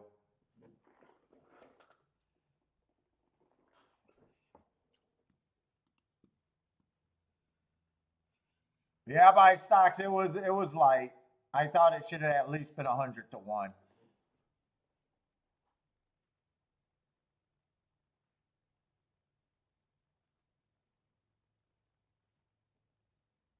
Let's see, so that would just make the one price right, not enough for me to do a win bet on.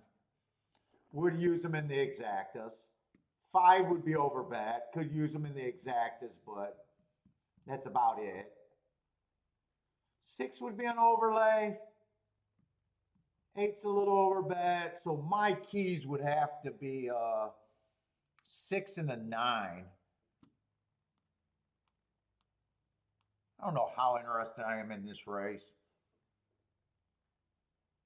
Because it'd be 6 and a 9 with the common horses. Let me just write my first thoughts.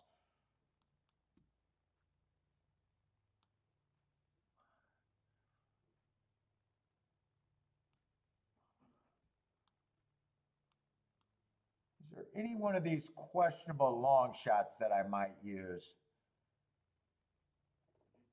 Maybe the 10, maybe the 10.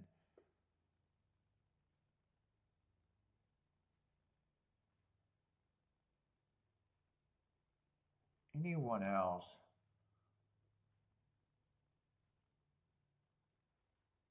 I think 10 would be the farthest I would reach for. Obviously, I don't want to play it like that.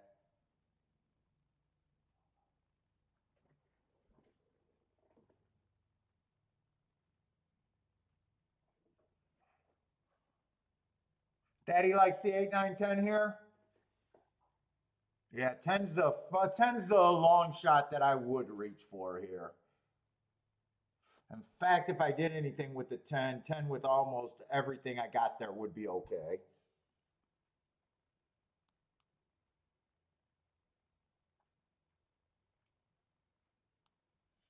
Ten even pairs up with the favorites.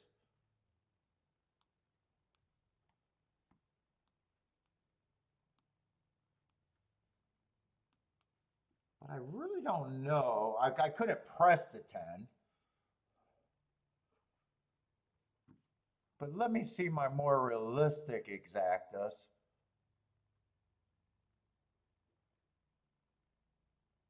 One 6 is 25 and 20 to the 9. That I would not turn around.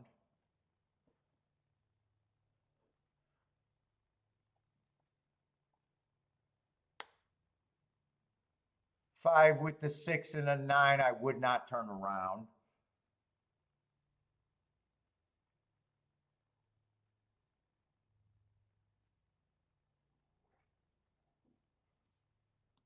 Eight with the 6, I would. Eight with the 6 and 9 is kind of borderline.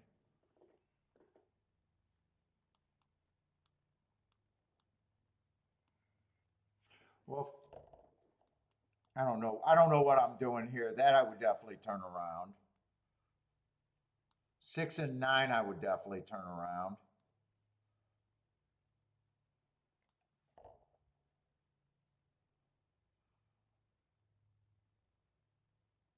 It'd almost be better if I bet this the same way I would the other. Doesn't really matter. 6 to win.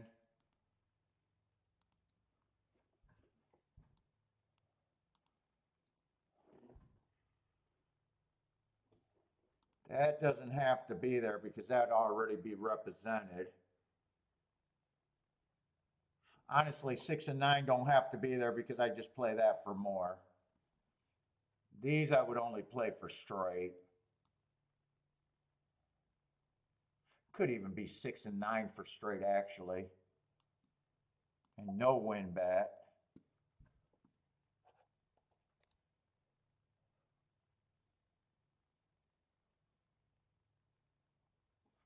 Do I want to bet this? And really, since I already got the 10 there, if I did the 10, that'd be the smaller ticket, and I would already have this 10 with the 6 and a 9. Do I do that or not? That's definitely what I could do.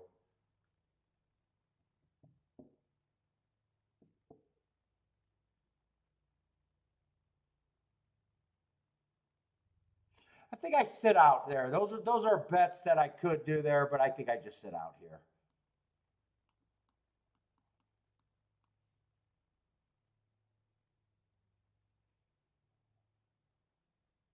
You'd be kind of hoping that the 10 could get first or second, or 6 and 9 can win. Bets get better if I pick one or the other. I think I sit out here. What's up, Blair?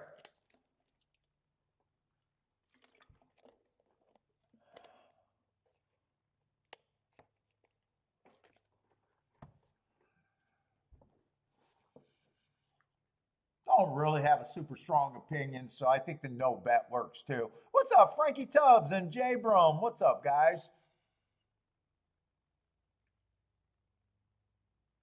Lloyd, what's up, Lloyd?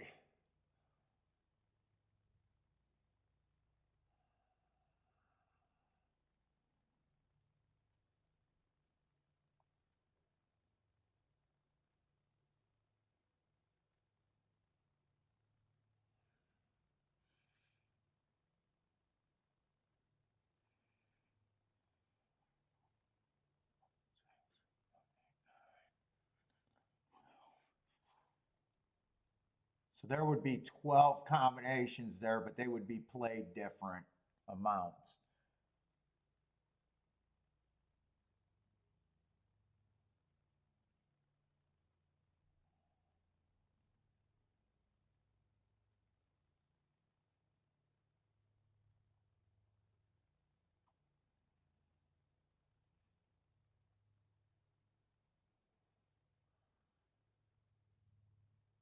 I think I got to root for the 9 because I don't think 6 can get there. Right now, I don't think 9's going to hold up either. Yeah, 9's not going to. So this is going to just end up being a decent sit out for me. Had all the contenders there, but kind of the chalky side of every contender that was there.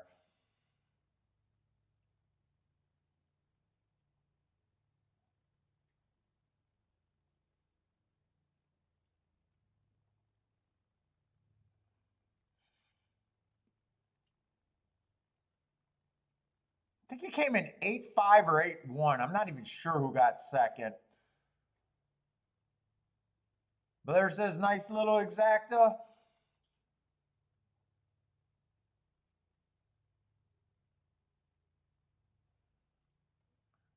Did that come in 8-5?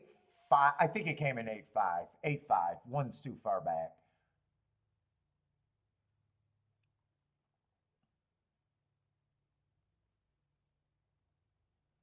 Charles is booming. Joshua says 8 was his key. Probably didn't have the 8-5 there, huh? Yeah, that's a good pass for me. I wrote down my tickets and decided not to bet. You guys know that I like writing down where I could go and deciding if I do or not. On break's booming. Exacta and try for on break.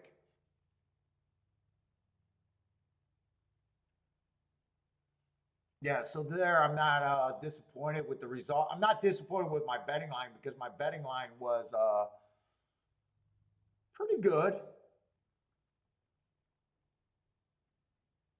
But it is kind of a chalky result.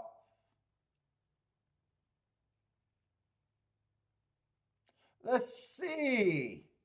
J Brum should have the exacta there. What's up, Gordon? On break had the exacta and try. Charles is booming.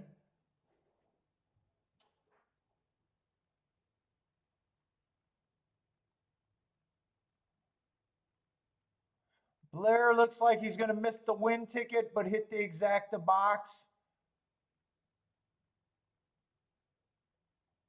There's on breaks bet.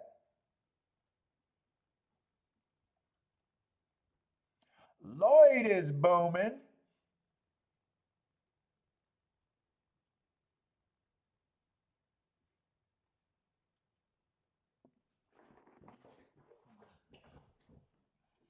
If I would have played the double, I think I would have hit the double, though.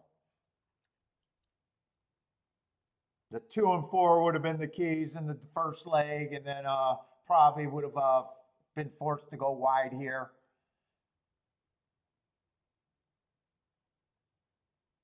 But I might have been too wide. Probably would have hit it, but I think I would have diluted the ticket.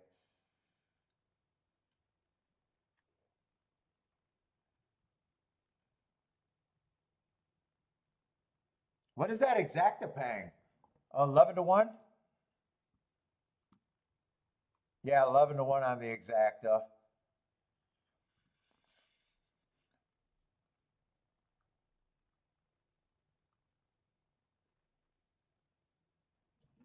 Not a bad handicapping day. Could have hit every race today, but not every race was hittable. 1 for 1 today, and I hit the good race.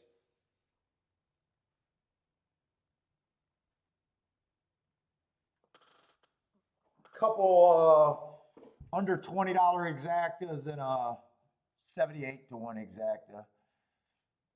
I hit the good one and sat out the other two.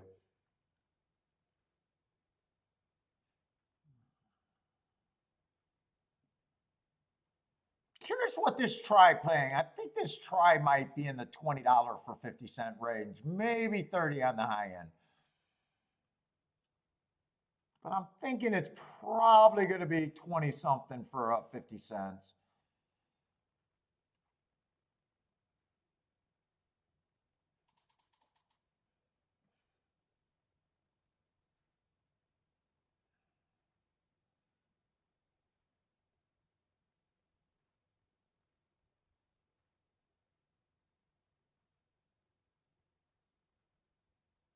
What is that double pang though? That is what I'm curious. Yeah, I would have done better in the exacta. 47-1 double though, but I definitely played the right pool.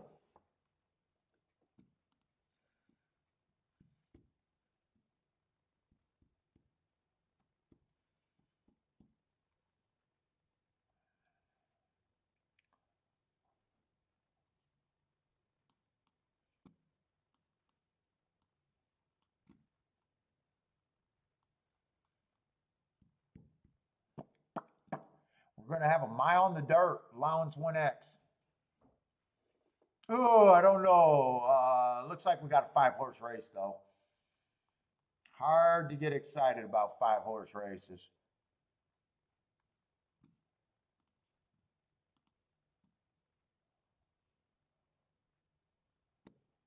This dude's out. And this dude's out. Wait a minute. Yeah, Red Moon is out.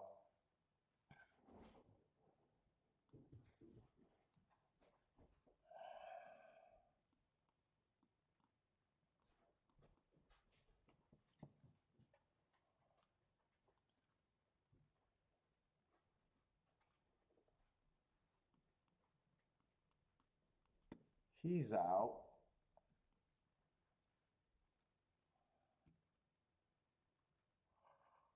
Oh, I'm already tired. Can I just go in the show and take a nap? Oh, it's a rainy day. It's nap weather right now. J-Brom with the hit there on his exacta box. Nice hit. Gordon, what's up, Gordon?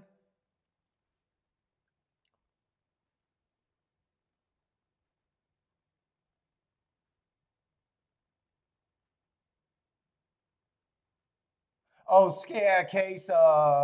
Yeah, I don't pay attention to pick 5s and pick 6s, but I think you're right on that too.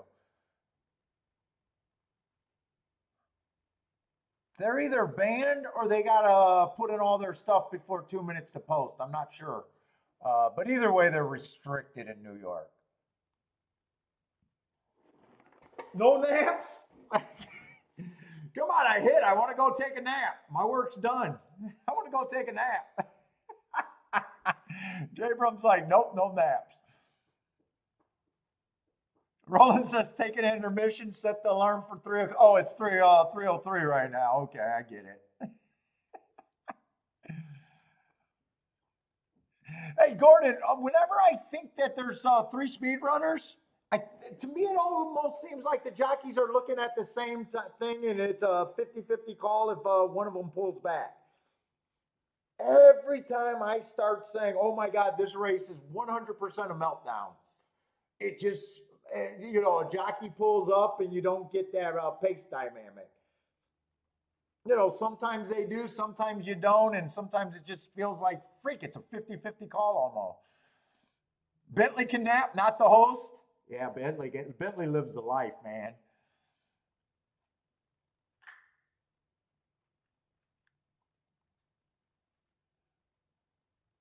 We're going to stay. We're going to handicap. We're going to at least handicap. Fuck it, who am I kidding, man? I'm tired all the time. I wake up from a full night's sleep and I want to roll over and take a nap. I'm just a lazy fucking guy at natural.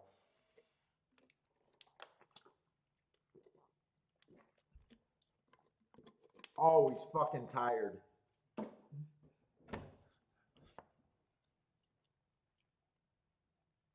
Let's see, the 8 did go wire to wire there, though. Trying to see what the pace was. I missed the first 2 calls there.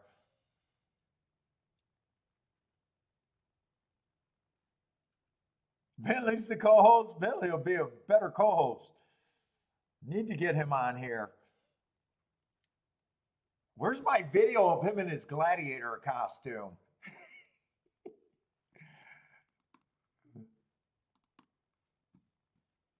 Is that it?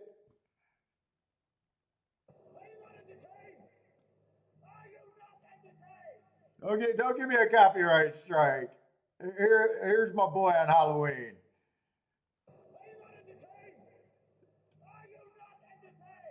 He was rocking the little gladiator costume.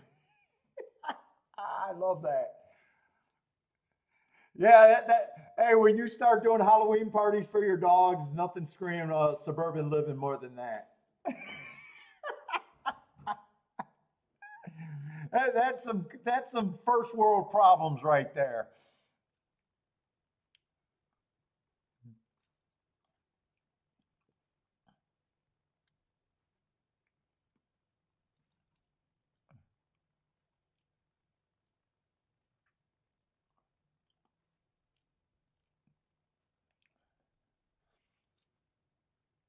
Mentally challenged horse players don't pull back.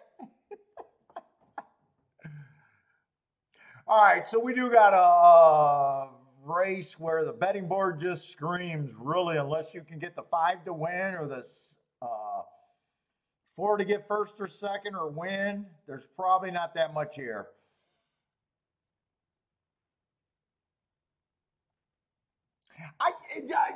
Gordon, I don't have good things because every time I think that it's going to melt down, it doesn't. I just prefer closers when I think the track is backing up. If I think a track is fair or still holding the speed and stalkers, I usually stick to what I normally would like. Every time I just say, hey, there's going to be 4 across the track, we don't get that 4 across the track. It's almost like the jockeys are saying the same thing, like they're looking at the form and thinking the same way. You know, so I would let odds dictate what I do, which is easy to do when you don't think that any race is all that important to you. You know, I always say that, you know, I can do things and feel great about it as long as I hit my 20% of my tickets at a price that I need to be profitable. To me, that's the most freeing thing. I watch so many horse players that just try to beat the game by just their handicapping, and to me, that's a harder way to go. So I come up with scenarios, and if I think I'm getting overpaid, I'll stick to wherever I think I'm getting overpaid than getting too cute.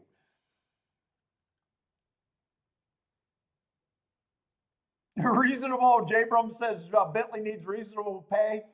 Treats and sirloin does not. My Bentley gets a lot of sirloins. He's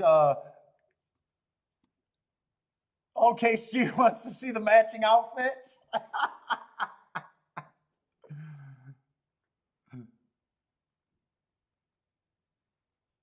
Let's see, Gordon. Is this the race where you think we're going to have 3 across?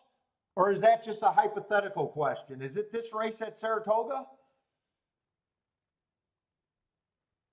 I'm not sure this is a race you're thinking of, is it? Because I'm not seeing a ton of speed here, so I got a feeling you're talking about a different race or a hypothetical. Hypotheticals are always hard to talk about if it's a hypothetical. It's almost better when we have that scenario and we all work our way through it. When we actually have a race where we're like, man, this could possibly be a meltdown. When we just go on hypotheticals, it's almost like it's not worth it because there's so much to be considered.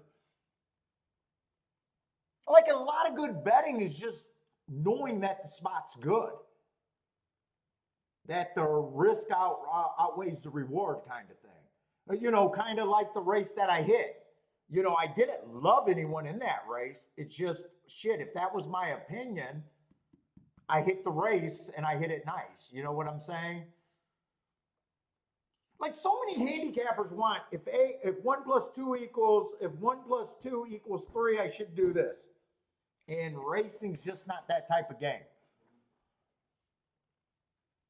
If this equals this should be my bet. And it's, man, sometimes, you know, you gotta remember that it's gambling, and if you like the scenario and it moves your bankroll, that's what's good.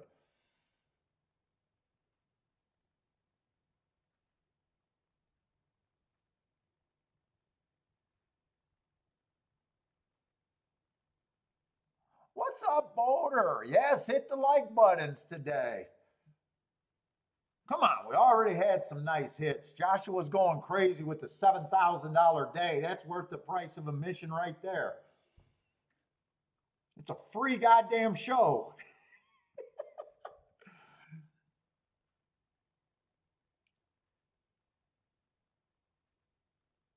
All right, let's start on this race though. And I got to see if it feels like my video keep freezing or time's just not moving. One or the other. No, it's just time's not really moving. We got 14 minutes here.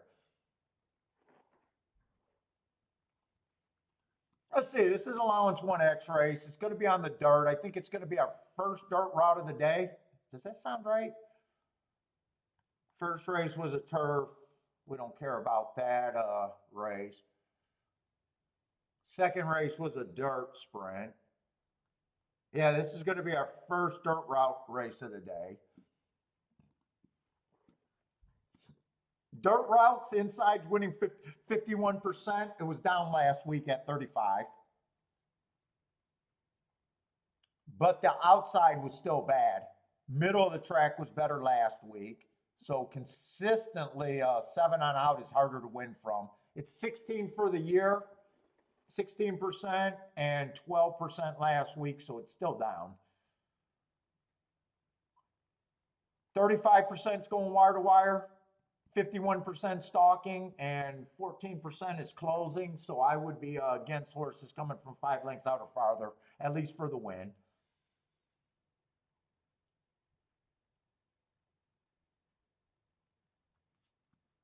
And would be fading 7 on out, but this is a 5-horse race, so that's not even really in play.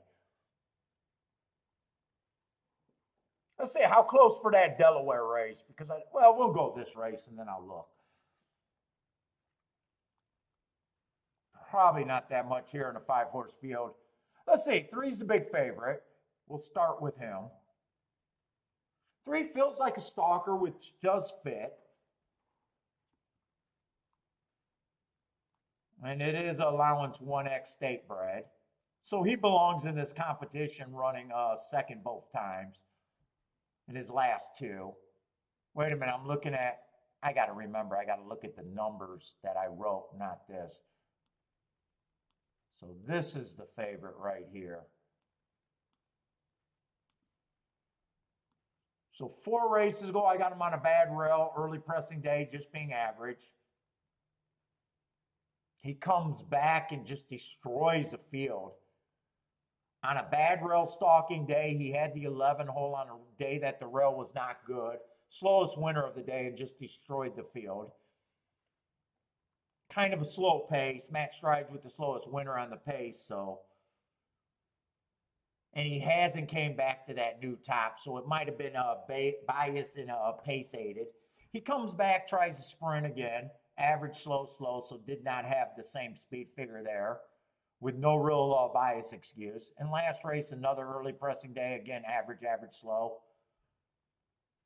I would almost look at that like I don't trust the race that he ran because I had a good note that he ran with the bias that day. But I'm nitpicking about a horse at 6 to 5. Okay, so you're talking about a height, yeah. Roland, bring up, when we finally got a race where it looks like that, we'll actually go through it and try to bring it up again when we see a real meltdown. Because it's so much easier. The hypothetical stuff is just it's so hypothetical. It's almost like when you watch these shows and they ask a guy, you watch ITP and he gets a lot of questions about, well, how do you cut down this ticket? And he's like, fuck, I don't know. There's a million different ways. You got to figure it out yourself kind of deal when it's hypothetical. But when we actually have a race, we can do it and see the results and see if it would have worked then or not. There's just so many factors that just, to me, hypothetical questions are just too damn tough.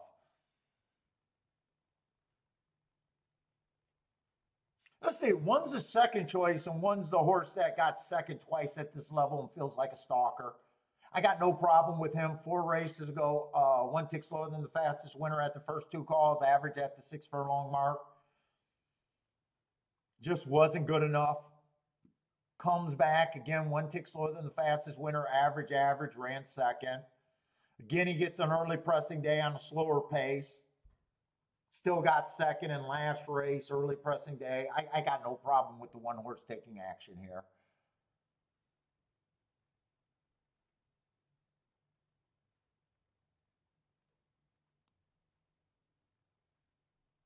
fact, I feel like I'm splitting hairs between every horse. Right now I'm on the two. Two can win this race. Two does feel like he should be a little bit longer, but not like out of the question. There doesn't seem to be a lot of speed, and with him being a sprinter stretching out, I could see a scenario where he does get the lead, possibly have a slow pace. But this does not feel like a very exciting race to me, or that much upside for a betting proposition for me. 4 feels like he should be longer than the first 3 horses that I've seen.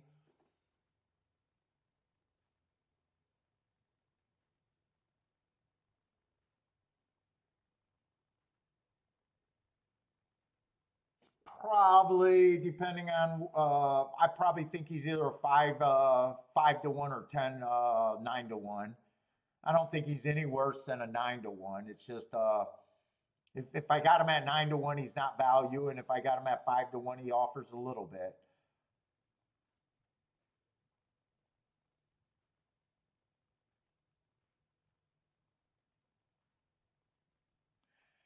Five's been at this level. Let's see. Last race, it was an early pressing day. He was a closer, so he would have got an asterisk.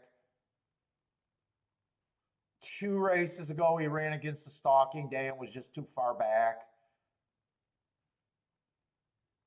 3 races ago was an okay, just average race. He wouldn't shock me, but he's probably priced about right.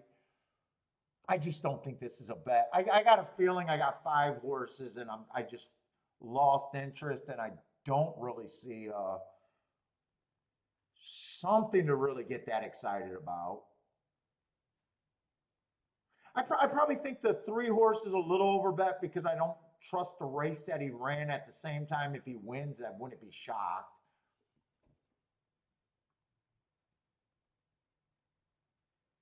Yeah, this just looks like a race where I am not interested in.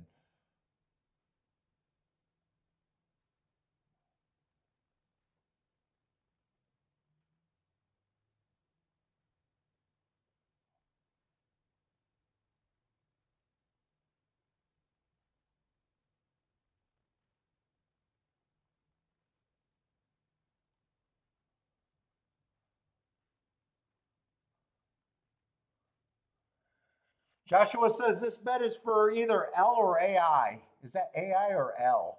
Come on, Joshua, don't be taking shots. Joshua's booming again at Delaware? Well, good thing you didn't listen to your fucking plan. By the way, I told him his plan was based in bullshit. I did tell him his overall plan was a little bullshit for me.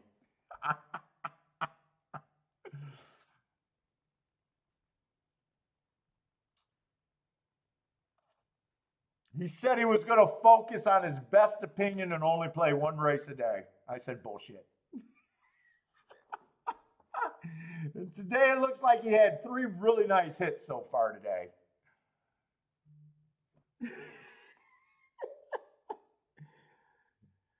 Hello? Yeah, hello?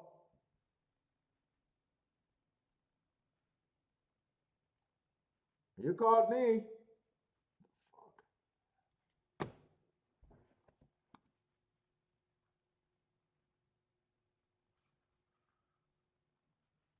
I'm not even interested in doing a betting board here, really.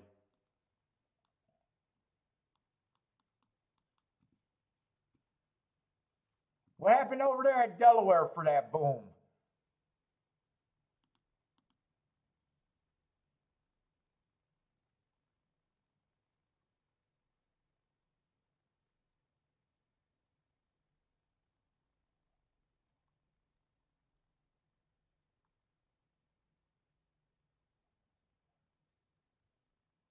Trying to see where Delaware's at. I don't even see Delaware. There it is.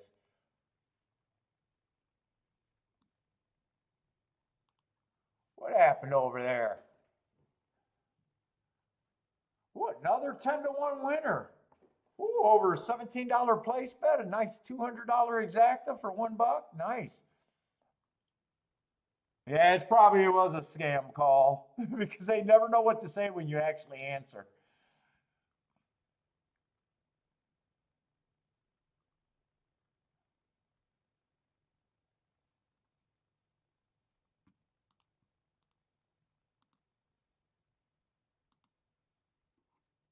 Let's say Saratoga, we got 5 minutes though.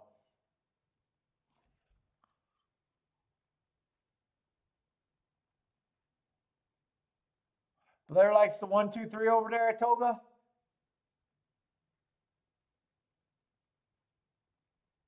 Joshua, we got $2 a show on 2 horses. Good luck, Joshua. You're getting better.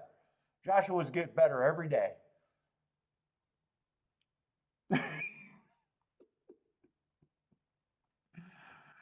Let's say Thaddy King off the 3 and the 5. With the 1, 2, 4. So 5, 4 is the best combination you could get to, and you're kind of there. Scott says no value for him in this race. I get so turned off on these short fields. And this one does have a little bit of a sticky pace.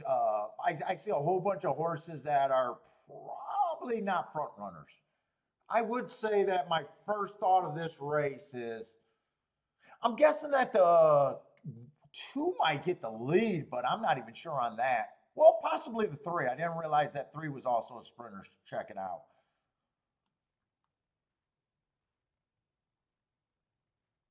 One's probably going to stalk here.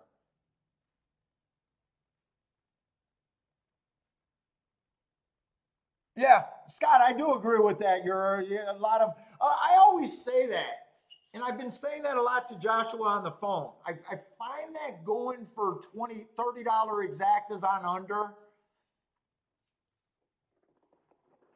I get myself in more trouble looking for those tickets than I do hitting those tickets.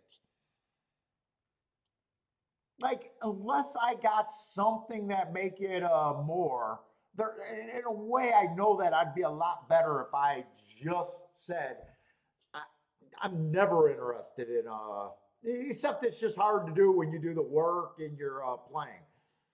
But I do know that, having a better value or better edge, thinking that the public is more wrong, should get more significant amount of your money.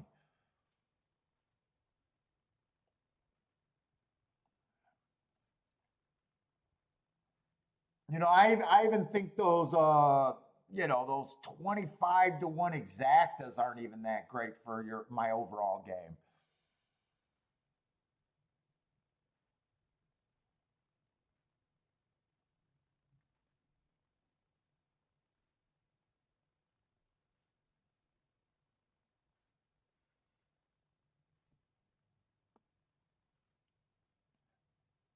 Charles, I don't have a double here because I don't even know who I would key off of. So even though a double would probably be more interesting to me than the exacta here, let's look at the next race, and because maybe who knows, you might have a next race looks like a 2-year-old race though.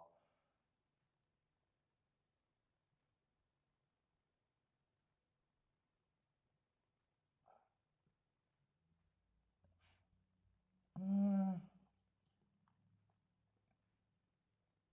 that's just a race where I don't have enough running lines.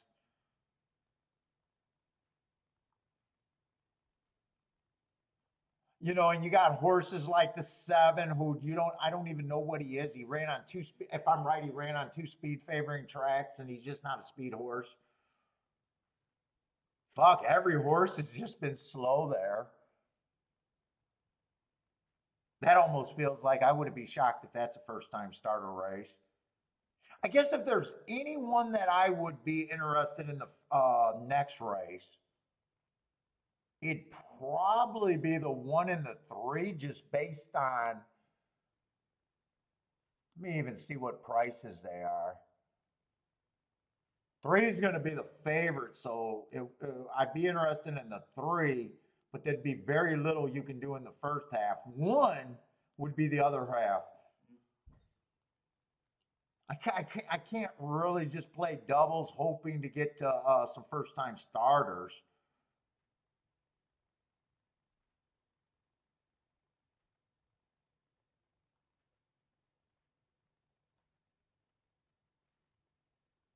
It doesn't even really have to be the one. It'd definitely be the three.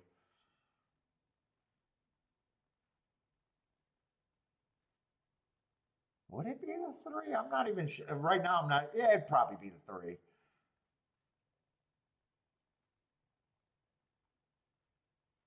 It could be anyone else, really. It could be anyone. I would have to have an opinion there. Could be the one. It could just as easily be the five. Even the six could. I'm probably not going to be interested in betting that race either. If I had an opinion in that second leg, I could actually consider a double. Now, if I just said it was the three, then it's one could be played with everything because one's like 15 to 1. Three would be, I'll leave you with very few options, if any. Three would just be the 4 and the 5 here, and only the 4 and the 5.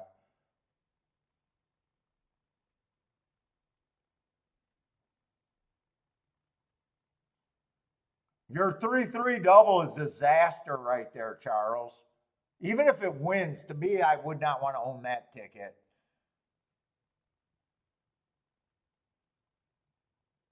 That ticket is one that because it's paying 5 to 1, I would be like, yeah, fuck it, I lose on 5 to 1 on an $8 punch.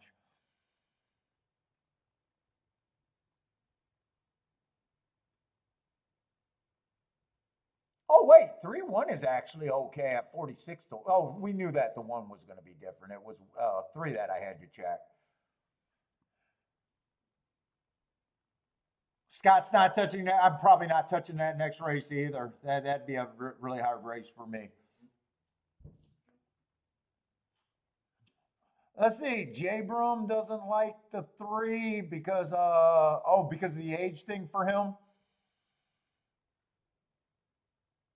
3-year-olds facing older.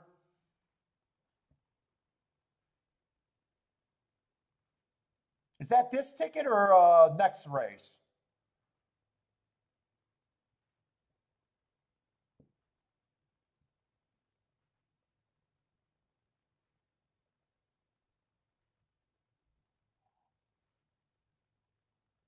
Yeah, and if I played this race, 4 or 5 would have to be either first or second.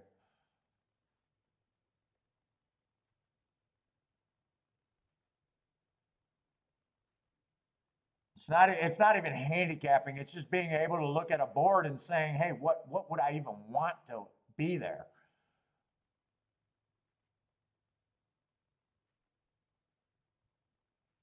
Four tried, he's just not good enough. Oh, maybe he is good enough to get second. Oh no, Four's going to get second.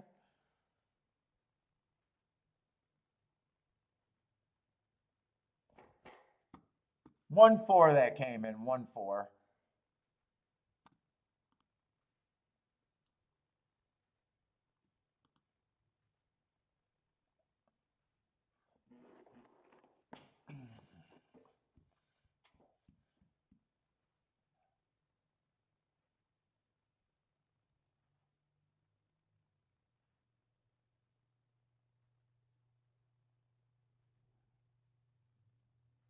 Jara says, thanks, Todd, for that 3-3 double.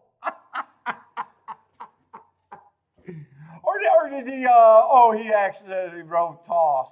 Yeah, that's a double that you can easily check and be like, yeah, you fuck it, even if you're right, you don't want it. You know the deal, Charles. You probably just got oversight by not checking it.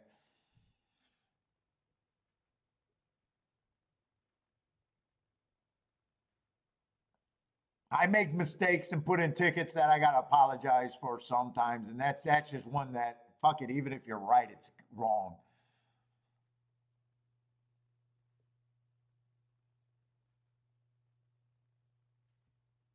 That's a good shutout for you then. If you got everything out of there, that's a good shutout. Just knowing that you could have keyed the 4 and the 5 first and second, and if you would have picked one between the or one of them, you could have even made the bet better. So the exacta could have been hit there, backdooring.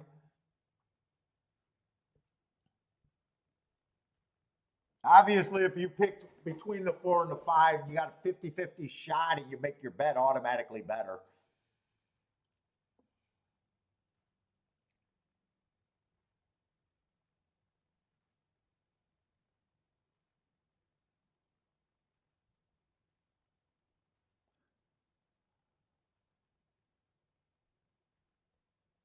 Let's see, Scott, shy away from maiden races in general.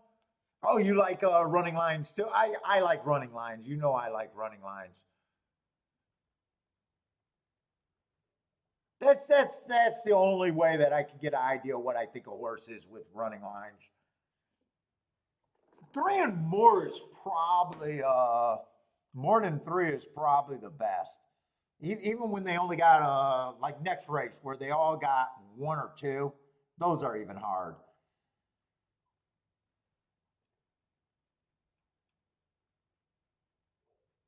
One running line, it might as well be a first time starter in my opinion almost.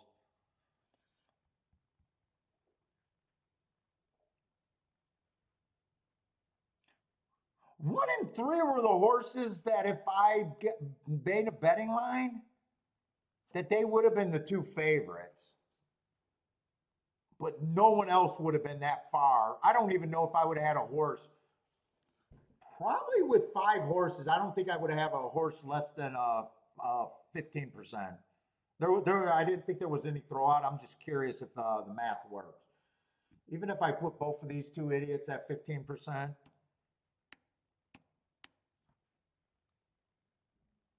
Yeah, actually the math works because that's still, without even looking, those would be the 3 favorites.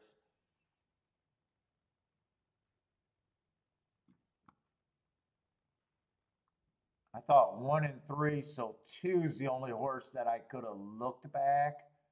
2 might have actually been a 15%er. That wouldn't have changed much. It would have been basically the same thing. That would have just gave these 2 horses closer to 40%.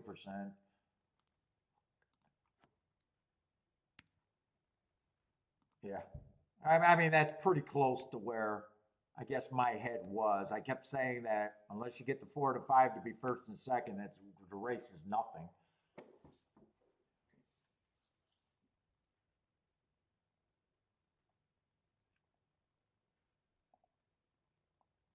Let's see, Jay Brum with another boom and had the 1-4 exact. Yeah, I think you got I think that's a nicer bet right there. And $100 to win on the 1. So nicely done, Jay Brum.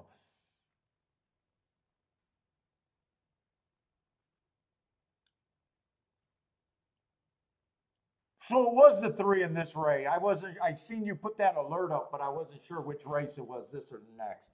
So it sounded like 3 was the horse you were taking a stand against here.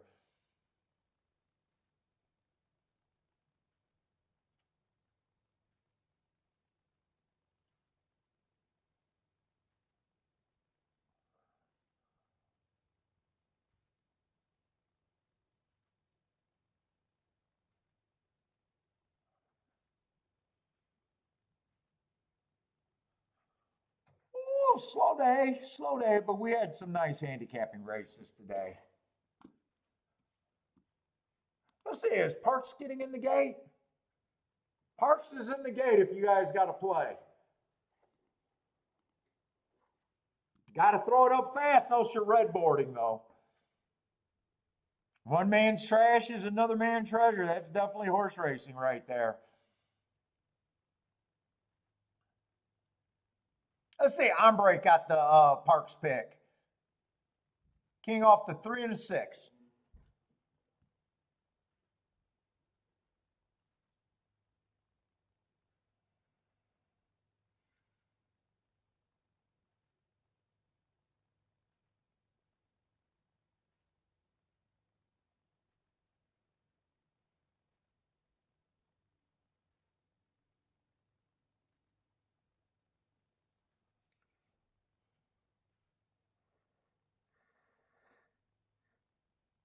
I do not think 22 to 1 exactas are bad in a 5-horse field. I really don't. Especially if you really got the opinion narrowed down. You can make big hits off of that. Come on with this. Is this a 6-horse for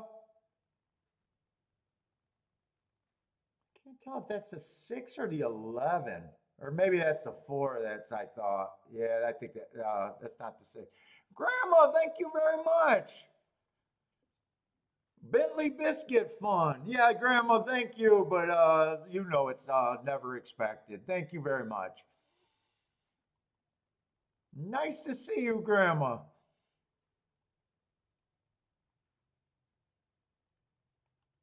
Proud sponsor of the Shake Up.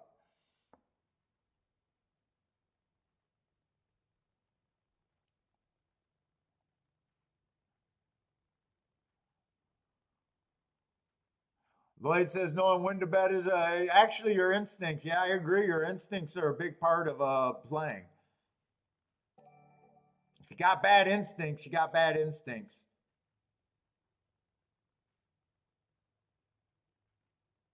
Just knowing when to trust your opinion and when not, or when this bet gets more than another bet.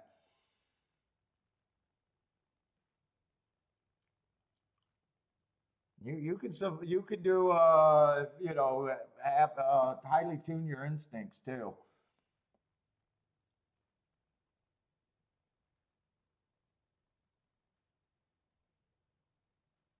Oh, do we have a new sub? Welcome to the show. Thank you, Joshua, for letting me know. Was that a new sub or was that Grandma's super chat? Is what I'm not sure.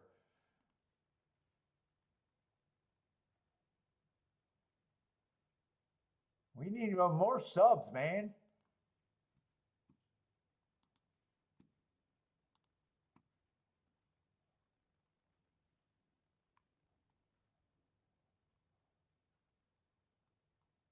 And this race is, I'd be shocked if I tried to talk myself into the next race at Saratoga. So we're just on a slow stretch right now, which is fine. If you guys got plays at the other tracks, help us out. Thistle Downs in Delaware.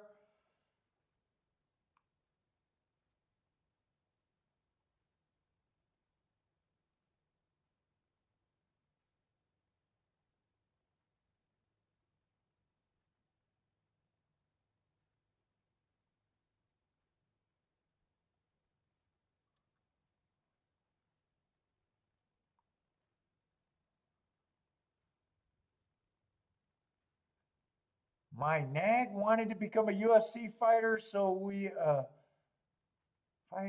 knew class weight and who I throw out a few fights and payday.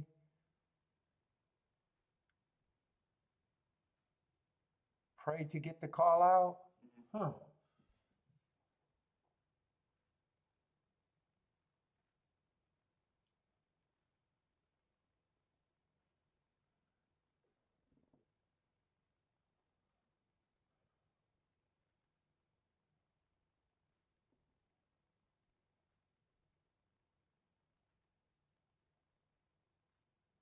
What is that though? Why you didn't like the one last race at Saratoga or this race?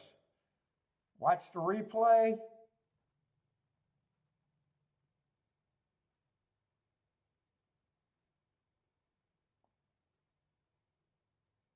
Maybe the one.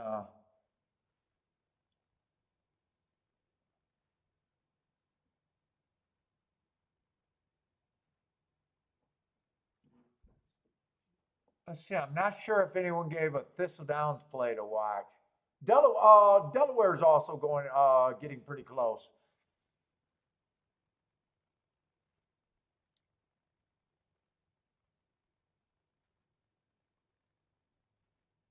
Oh, is Forte and Mage going to go in the Traverse? I haven't even looked at what that field was. I think I've seen both of them in that field, though. I think that's this week.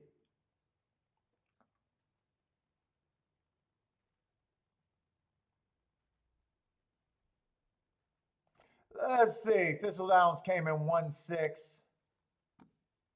Not too exciting at $8 exacta.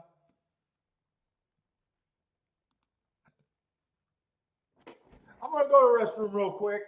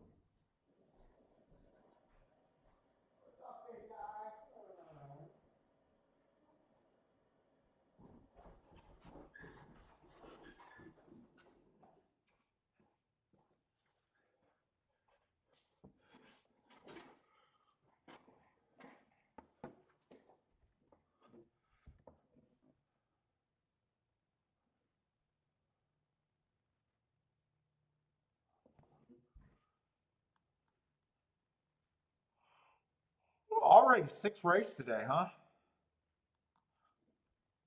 Hey, let me get the tic-tac-toe board going.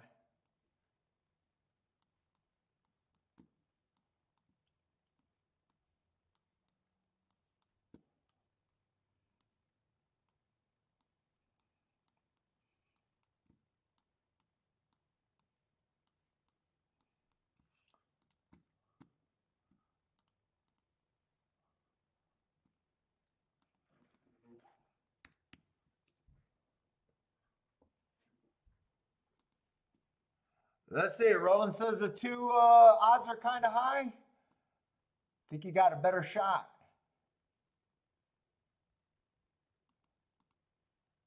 Let's see. We got the first 4 races. Let's see. But first race we don't care about. Let's see. The 3 horse closed on the dirt in the first race. Would have been the favorite. Actually, it's the 4 horse in the 3 hole. Let me just change the number there.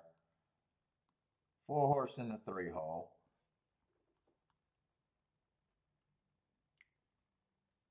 I don't know how that exactly paid 78 to 1. Ridiculous. But I am not complaining.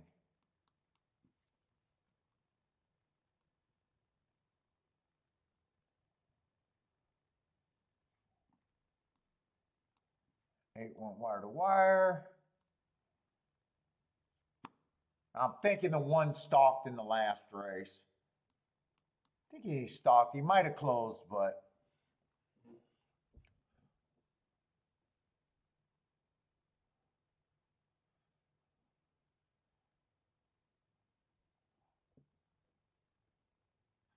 Forte definitely peaked. If Forte wins from the rail after that, man, the rail's been good at Saratoga.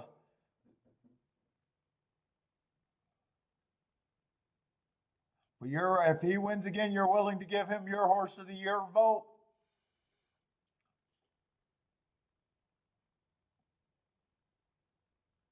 Lloyd says it's a very good field. What is it? Mage Forte, I think I've seen, and I'm not sure. I think it's a 7 or 8 horse field, if I remember right. I did not watch the post draw. Jesus Christ. I live my life. I can't watch post draws.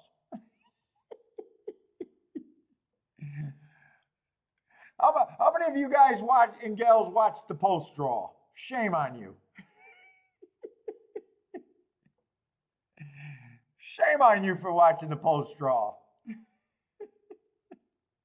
That cannot be entertainment.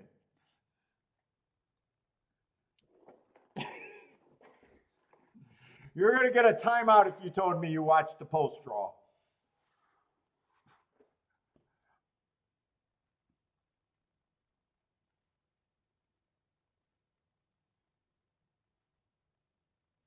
Let's see if I can see that field though.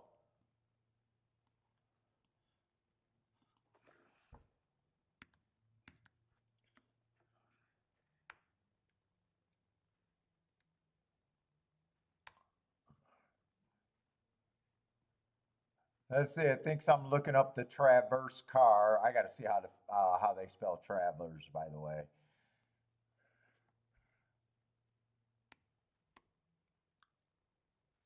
There it is. Well, who's in that race? Post positions. They already got the analysis up. The analysts are already working. That's what I'm going to call them, the analyst. Forte is the favorite right now at 7-5.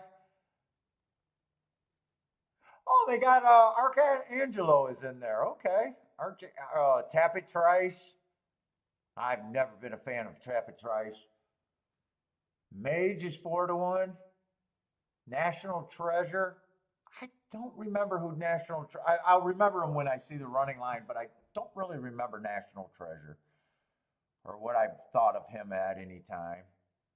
Disarm is a 6-horse. Scotland is a 7-horse. I'm not sure who Scotland is either. So it does look like a field of 7 with Forte being the favorite.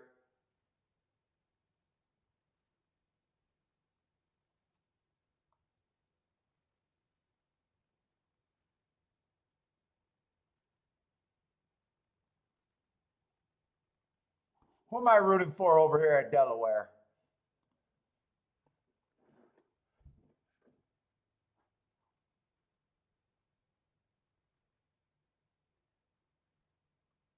What, Gordon's going in the hospital too? Come on, you guys got to stay out the hospital. Where are you guys getting beat up? What are you guys doing? Getting beat up by your bookies or something? Come on, we got Bodrick in the hospital. I'm gonna wonder if some of you guys are in too deep with your bookies.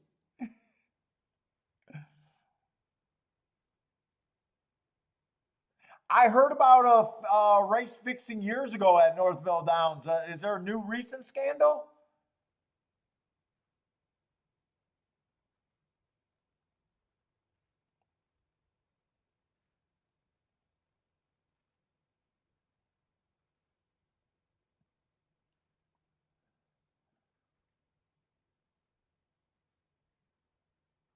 Let's see, 6-horse one over there at Delaware. National Treasure won the. Oh, is that who National Treasure, the horse that won the Preakness? So I do have a thought on him, man. That Preakness pace was super slow.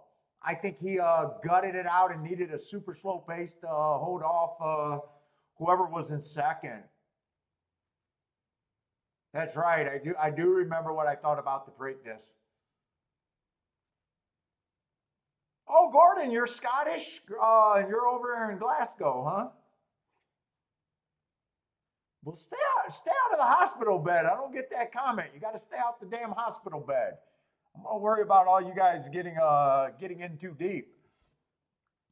Okay, you guys getting your legs broken or something.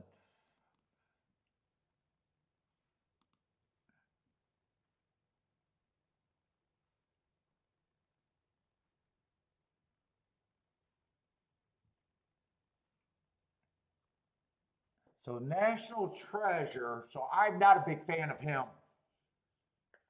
Even though I thought he was part of the play on Preakness, I don't remember what I did there. I don't remember if I hit the Preakness or not. But watching that race, I think that he barely held up. And that was a super slow pace on the Preakness. Let's see. Who did he barely hold off? I got a feeling I was back in the horse. He barely held off. I got a feeling.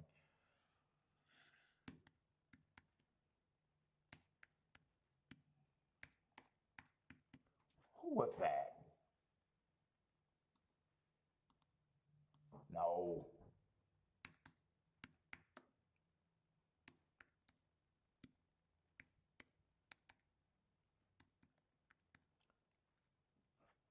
Results.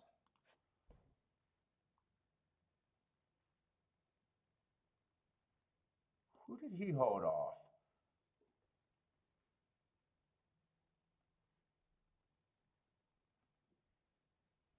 Blazing Sevens. That might have actually been a race that I set. I have no clue. Mage was too far back and got that. That was a super slow pace. I remember that, at least that part of it.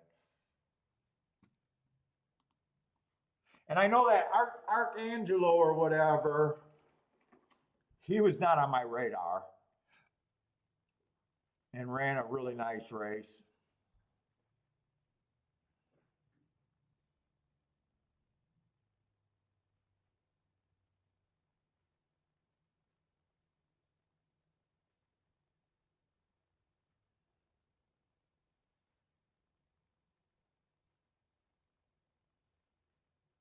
Oh, you got boxing bets? Oh man, I've never bet on boxing. Good luck, but you like I don't know how to say that Ukrainian's name. Uslik or whatever. I like him, but I don't know how to say his damn name. All right, let's look at this. So I don't have much here.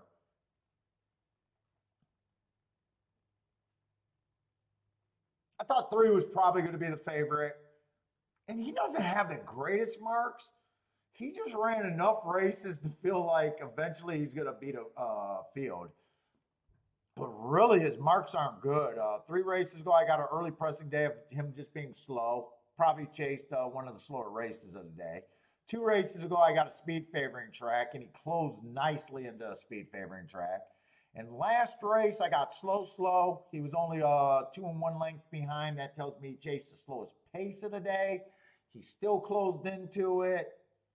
I definitely think he's a player here, but I can't say that, yeah, I would be excited to bet him because he feels like a horse that needs a little bit of a setup. And letting horses get the lead is a dangerous proposition. But I mean, he does have enough form on paper to feel like, yeah, that's probably the favorite. 1 only ran 1 race. He could definitely improve from that. I just got him a early pressing day and slow. Might have been a little far back. Probably could have gave him an asterisk. 13 to 1, I'd say probably offers a little bit of value. 2 and the 4, I just can't get to. Being first time starters wouldn't surprise me. 1, 5, 6 are all the same thing. They ran 1 race. They all have every right to improve. None of them will shock me.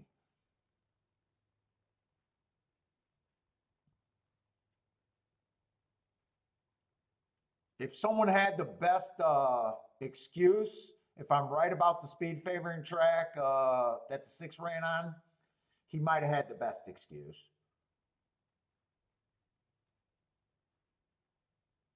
7 ran 2 races. I got a speed favoring track on both of them, but still don't know what he is after 2.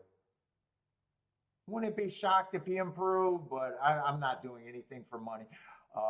8 ran 2 route races. I don't like route to sprint. At 4 to 1, I know I wouldn't be interested. And 10's just another one of those 1 horse races that has every right to improve.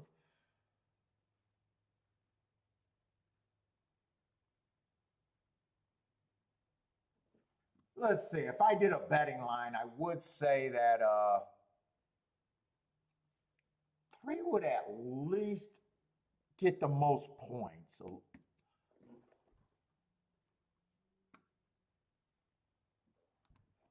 I would at least be okay with doing that on the betting line.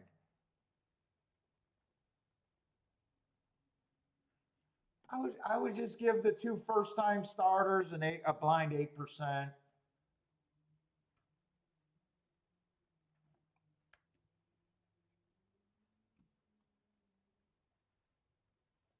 I would say the route to sprint, I would have a hard time getting there at that price. Let's see, 9 would be another one of those.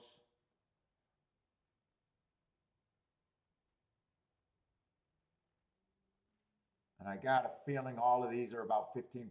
1, 2, 3, 4, 5.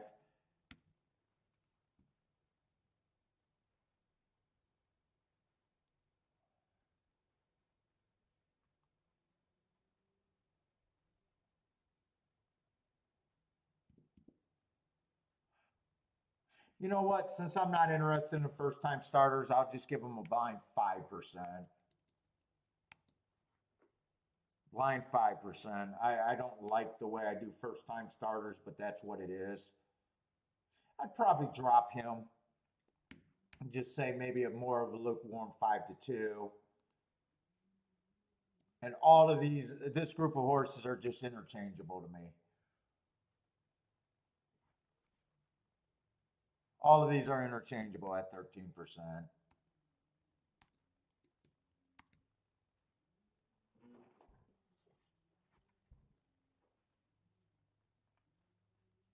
That's at least where I guess my betting line would be.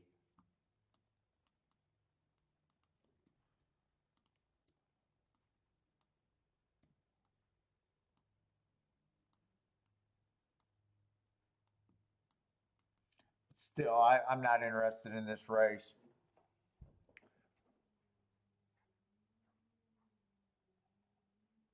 Arch Angelo, what? He won the Belmont, right, Lloyd? Is that what Arch Angelo won the Belmont?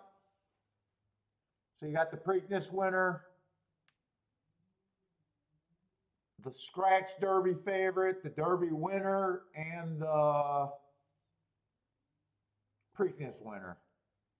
That's probably a pretty good field at the very least, just kind of short. What's up, Christopher?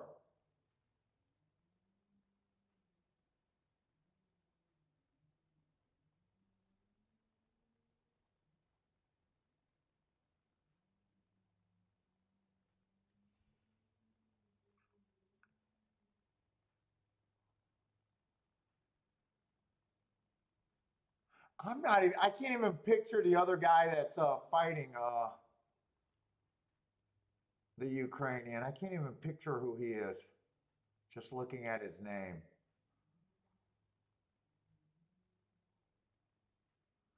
Rennie's dude likes the 138. If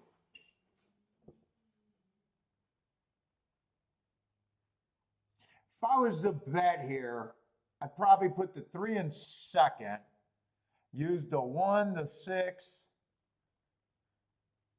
7, or the 10, something like that.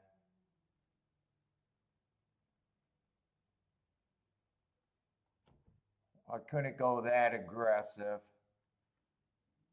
8 would not be on the ticket. I know that. I don't like the route to sprint, but I would not bet this race.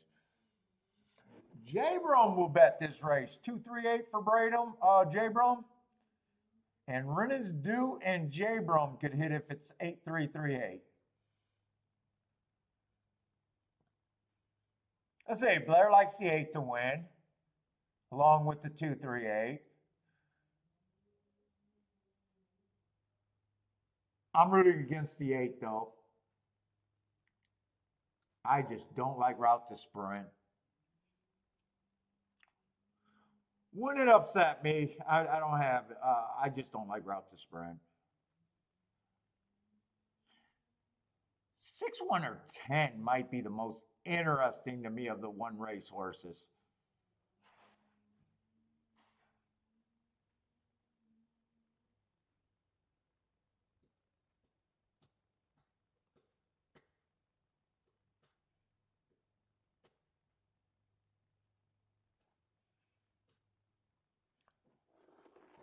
Oh, let me put on my watch.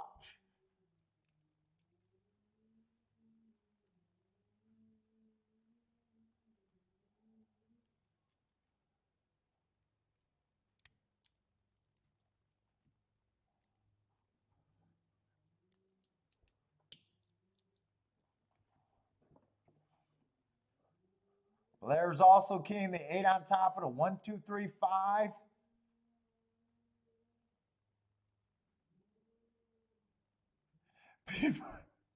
People in general are normally bitches. Says Gordon. What is that? The people out there, or just people around the world are probably. Fatty likes the 1358. 1358.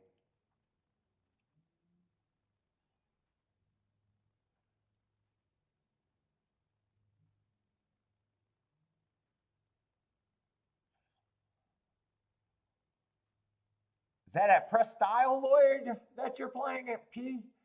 That must be Press Style, huh? I guess it could be Parks. PD? What would PD mean? Parks? Or Press Style Downs? Let's see, 4 got the lead, but that would have been a first-time starter. Nice price on him if he can hold up. He really got the lead there. 6 is in second. 6 got a chance, and 10's in good position.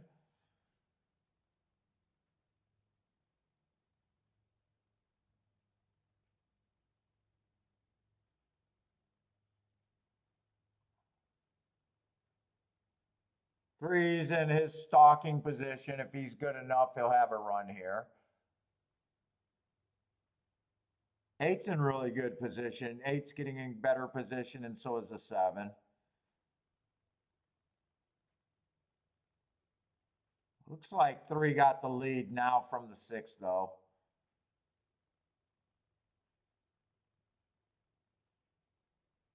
Well, 6 kind of held on, but I think I can't tell who got the lead there. It's either 3 or 6 got the lead right now.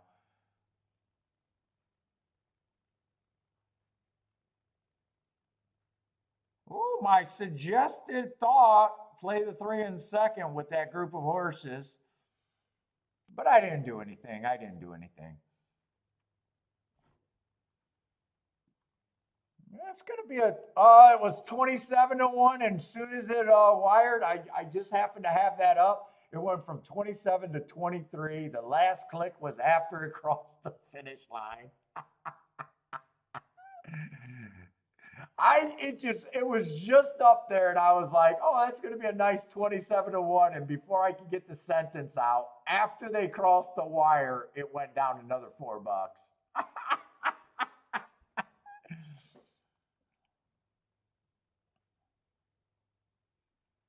That seemed a little fucking late to go down there.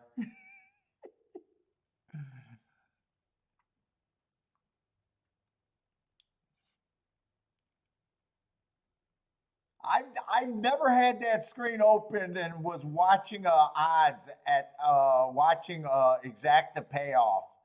I've never noticed that in all the years of playing, but I definitely seen it there. I wish I had my phone recording it. It was right after they crossed the wire. It was like, nope. No, you guys do not get $27. You get 23.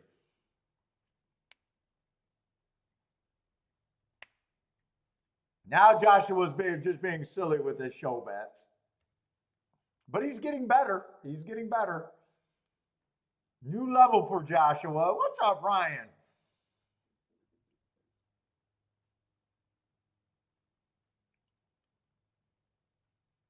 No boom for J Brum?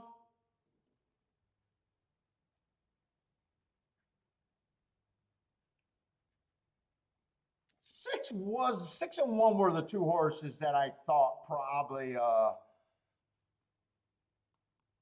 but not enough where I was going to bet the race. So I was never close to betting that race.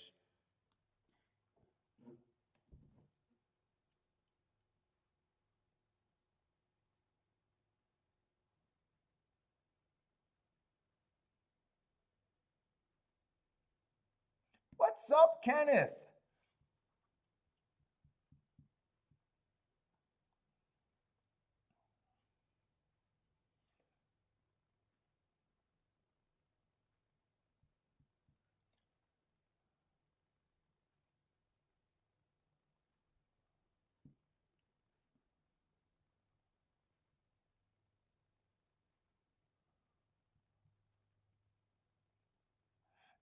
Joshua, you're taking shots today, man. Leave that guy alone. Leave that guy alone.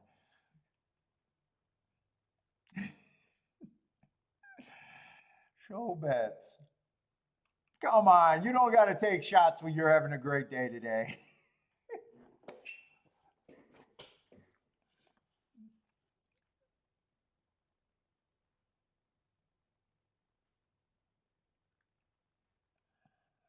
Hey, Joshua, I'm going to release my phone call with you and it's going to be how a horse player can't stick to their game plan. That's going to be my title. I'm going to start recording Joshua's phone call.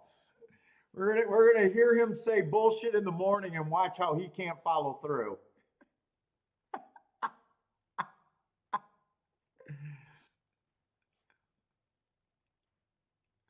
Don't do that. Don't do that.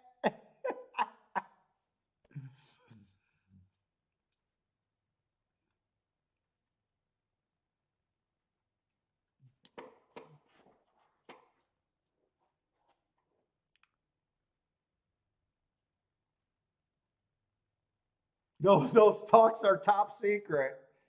Yeah, you do. You got to watch me when I talk because I'm a chatty Cathy, man. I'm a chatty Cathy, man. You gotta be like a news reporter and say, hey, it's off the record. Those talks are top secret. Yeah, you gotta put that disclaimer in there. And Joshua, I'm a notorious pillow talker. I'm one of those guys who friends do dirt and I'm dumb and I tell my wife all their dirt.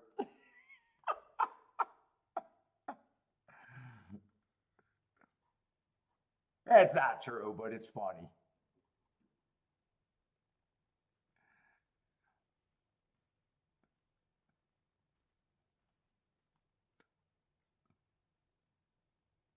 You know, Kiki told you. What is that? Pillow talk? We no matter what, you go home and tell your significant other. You tell them everything. I think that's the pillow talk.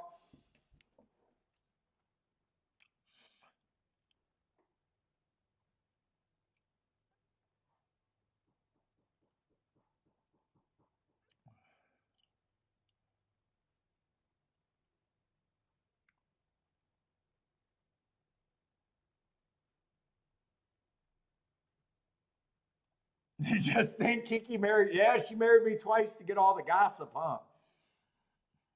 Dude, she's probably sick of hearing about horse players gossip, though. She's like, damn, I'd rather him be telling me about fucking real gossip. All he does is tell me about horse players gossip.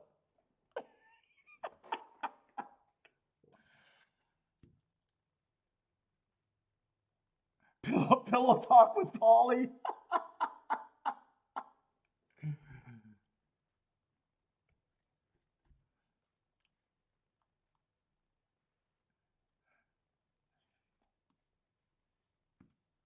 Come on, I know the bro code. Although I did forget about because I've been playing gambling online for so long. When we went to Vegas last time with the other couples, I forgot about the gambler's bro code rule. So I'm out with the other husband, and he crushed it on craps. Crushed it. And the next day in the cabana, it's one thing to say they had a good night, but I did the bro code letdown where I said the amount that he was up, and it was not the same amount that he reported to the wife. And soon as I said it, I knew I fucked up. Soon as I said it, I knew I fucked up. I forgot about the squirrel away rule. You hit for $5,000, you say, "Oh yeah, I won $1,000." Yeah, so I gotta take that class again about gambling bro code. That was a big mistake.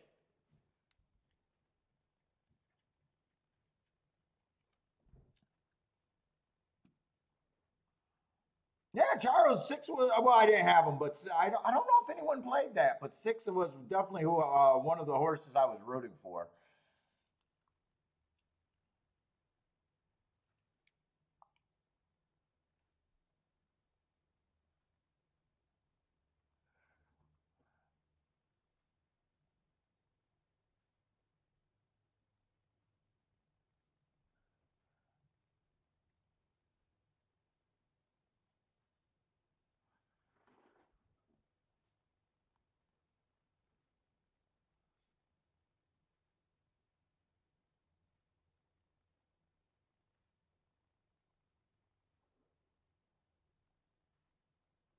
Let's see, who do we got scratched here?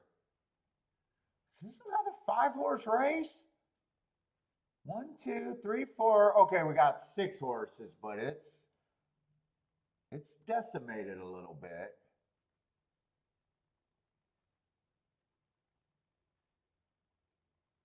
Oh, Charles, that was the only horse you didn't use? Yeah, I didn't like him enough to be able to play him, but he actually had the best excuse of the horses that only ran one race.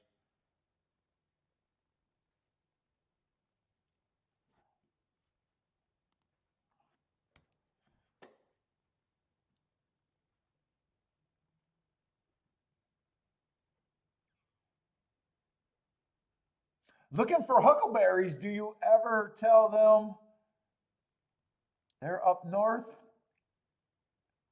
Wait, Polly, way down south, people looking for huckleberries?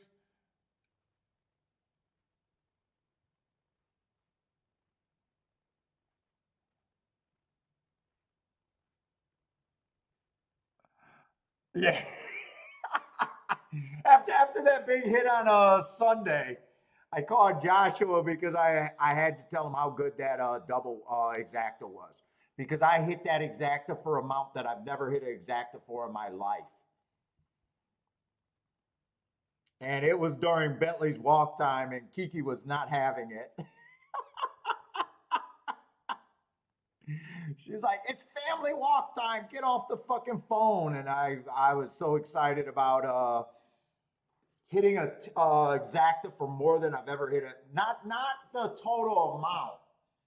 I've hit bigger exactas, but never for the dollar amount. You know, the number of times. I really played that ticket great.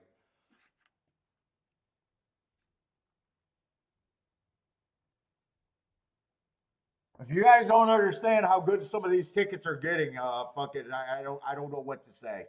If you can't tell the difference in my attitude, I don't know what else to say.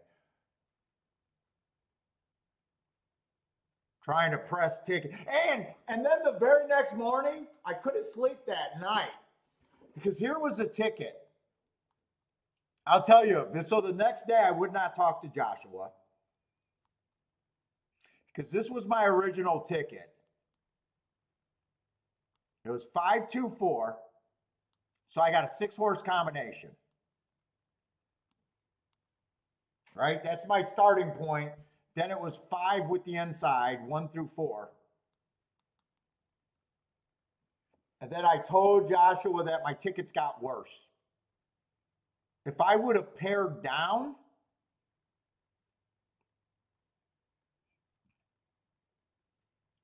like this was brilliant and allowed me to hit for more than ever before, or hit for more times than ever before. But then I came back and went 5-2 with the 1-2-5-4, getting another 6-horse combination. So I didn't build on this one.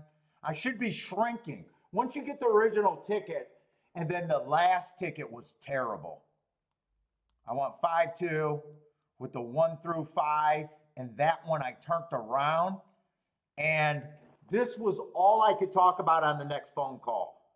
Why was this ticket so bad? I got worse. And Joshua's like laughing his ass off at me because, you know, he knows what the hit was.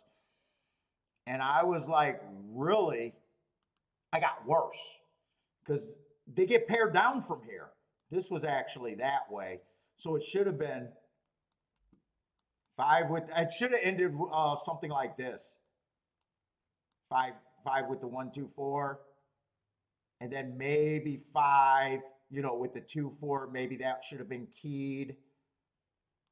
Maybe this one shouldn't have been, or this one could have still been played because that one was straight. But this one right here on the box, that should have probably been dropped to 5 and played for less. Meaning for the exact same amount of money, if I play right, I get it quite a few more times. But I could not stop obsessing about almost being better than ever before, but still not being as good as I want to be. And Joshua will tell you how crazy I was about that. And I would not talk to him the next day. I was like, fuck you.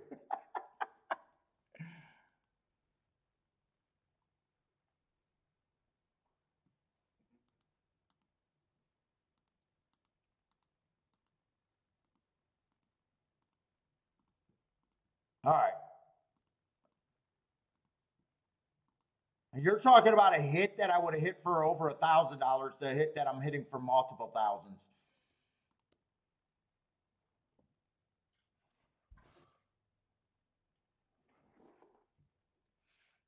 But I could not stop assessing about how did my ticket get worse.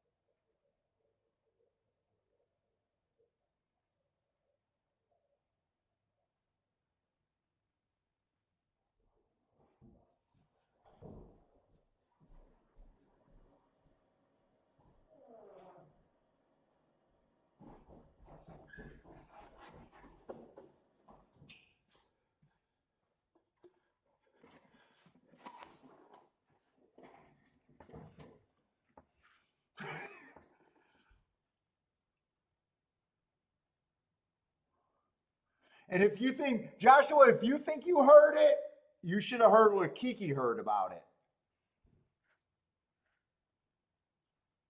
it. Whatever Joshua heard, Kiki's, my obsession about it was worse with Kiki. She heard way more.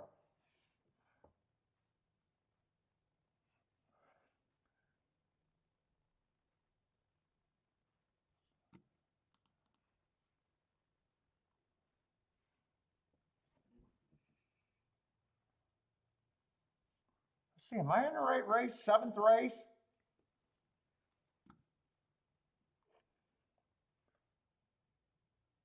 Okay, so I do got the 2 scratch. So we do got a 6-horse race here.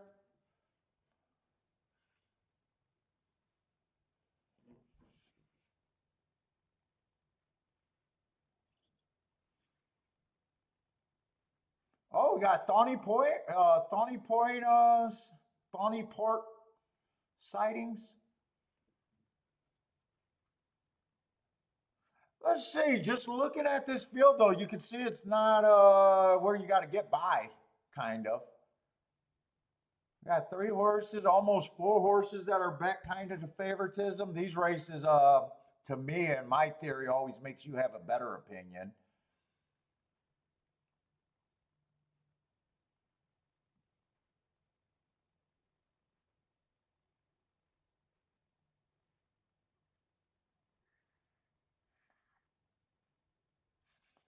Let's see, what is this on the turf? Mile 5/8. On the turf, little stakes race. Let's see, 8 is the favorite. Is who's the 8? This is the 8 right here, Sly Dog.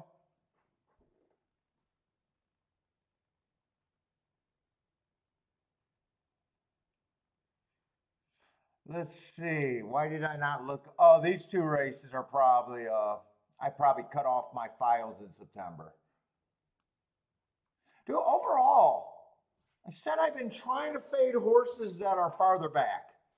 Even though they're still closing, I've been looking at the track like it's more of a stalking track. And if they end up closing, but a stalker running style. I've been doing a little bit better on the turf route races by demanding that stalking running style more than a closer. He's capable of doing both, but he got more races where he's farther back. And he's kind of a short price. He can win. But my first thought is to be a little bit harder on the 8.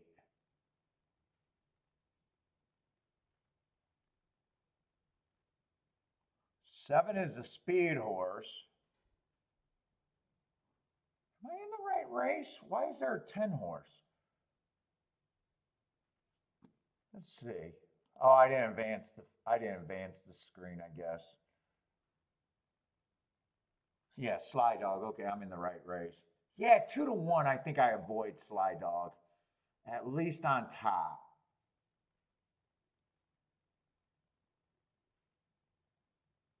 Seven's probably going to be the speed horse.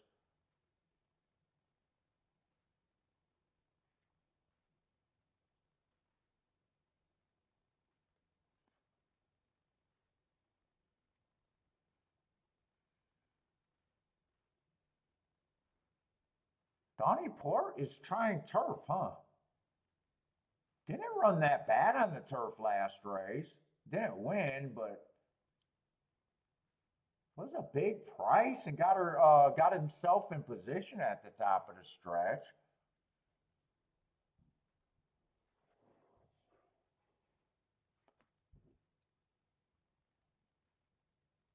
But we're going to my own 5/8 today. I'm not sure what I think of Tawny Port. 6 was a little bit, or 5 was a little too far back on a. Oh, that was a 2-mile race, so he can run all day. That would have been a speed favoring track, but I don't even know if I trust the bias that day on that. I guess I got him as an asterisk. They were going wire to wire that day, but the 2-mile race would not have been part of that profile. I'm just curious if the winner of that race still went wire to wire, though. That wouldn't have been part of the profile. I'm just trying to see.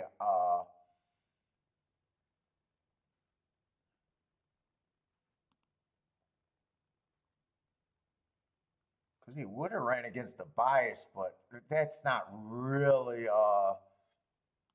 I don't know if I can stand behind that bias cause like I usually do.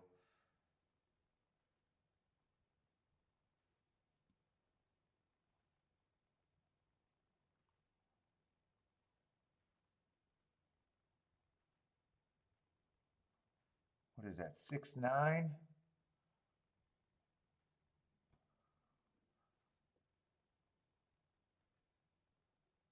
I didn't even mark that. Did I mark that? No, I didn't even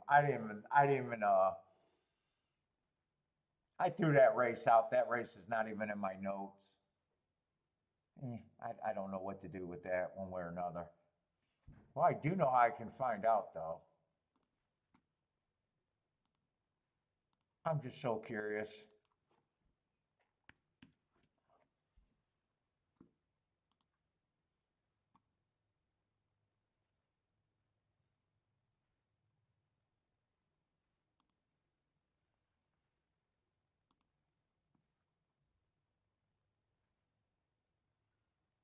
Where is it? Belmont. I got to know the difference between if it was Belmont at the Big A. Oh, Jesus Christ. Why be annoying?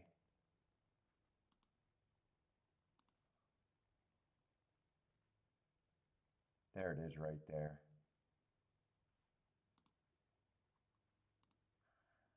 It's coming out of 10th race.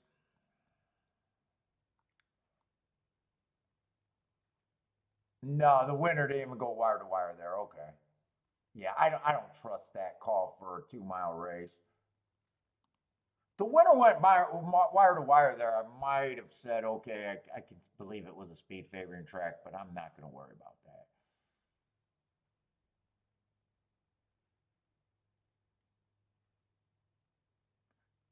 Pioneering Spirit is another. I think I'm looking for stalkers here.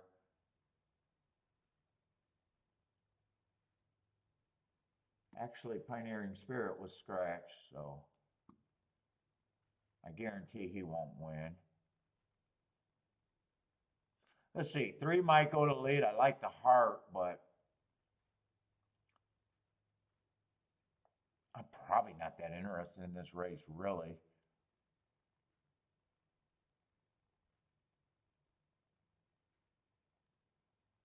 One ran against biases 3 times in a row, if I'm right about that. He would have to be able to take the class drop. Yeah, 7-2 is not interesting enough for me. Really, what's the highest price you can get to here? 8-1 or 6-1? And I bet they're both the speed horses, aren't they?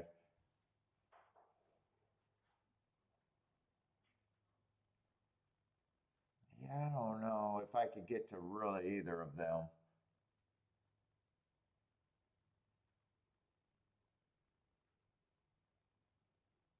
So it's probably going to be a 7-2 and under exact, I guess. I do not care about this mile and 5. I know I'm sitting on a lot of races, but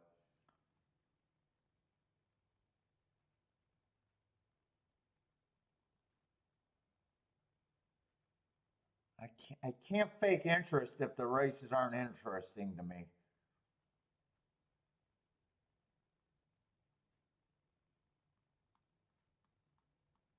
Eighth race looks like something possible. I don't see reasons that I'm guaranteed to sit out the next 3 races, so I don't see reasons for me to.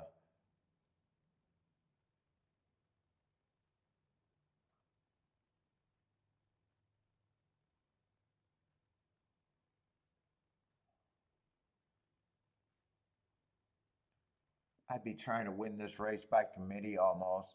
Irene, what's up, Irene?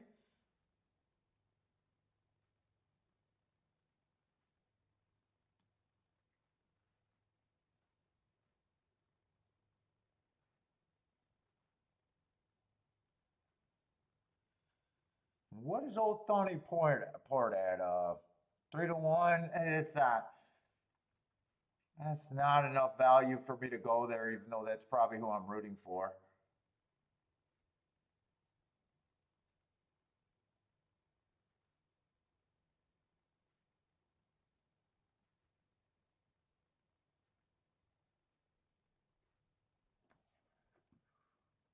That was.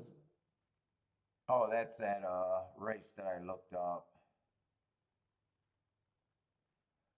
Yeah, I don't really have a reason to bet this race. I really don't.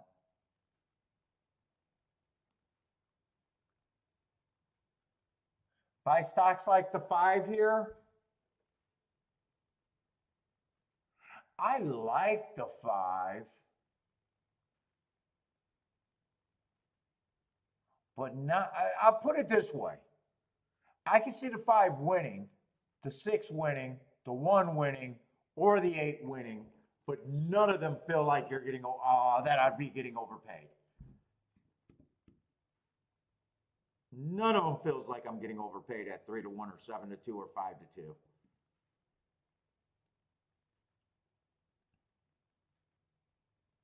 Feels like the exactest could be good, but I don't really know who I'm keying off of or who I'm pressing or anything here.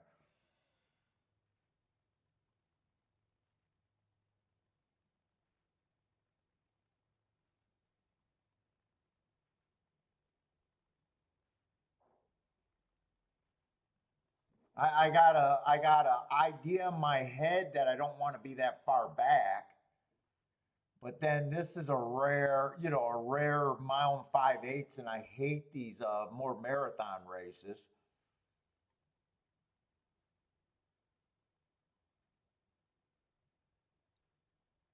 So I hate mile and a half races. A mile 5/8 is a little over a mile and a half, right? If I'm doing my measurements right.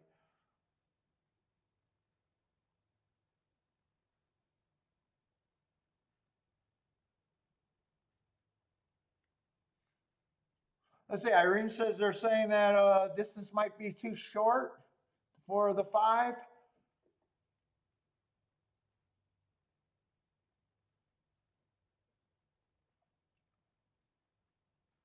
Yeah, I still don't know what to do with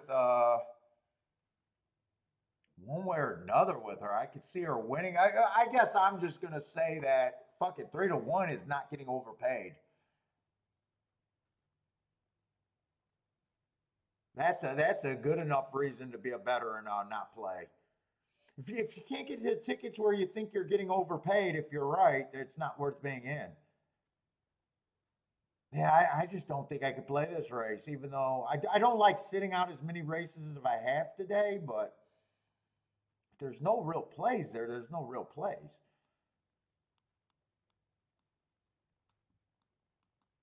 I mean, I guess I'm just 1 for 1 so far today. Not a bad place to be in. Actually, I'm doing Joshua's move, even though that's not the move that I said I was going to do. I'm doing Joshua's move.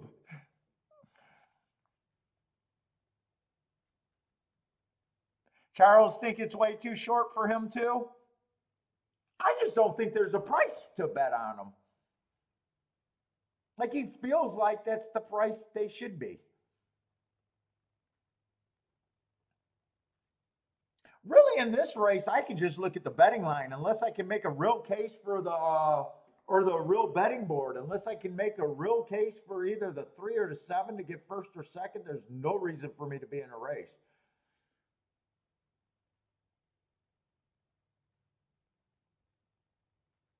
So I guess that's my opinion. And do I want to play it?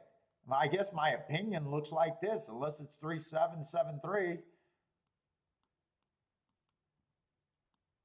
And it would be 3-7, 7-3 with all.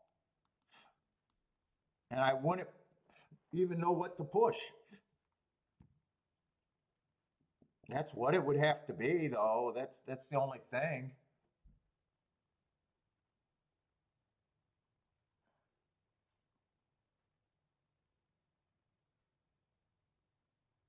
Gordon with the no bet. I'm with you. I'm kind of there too.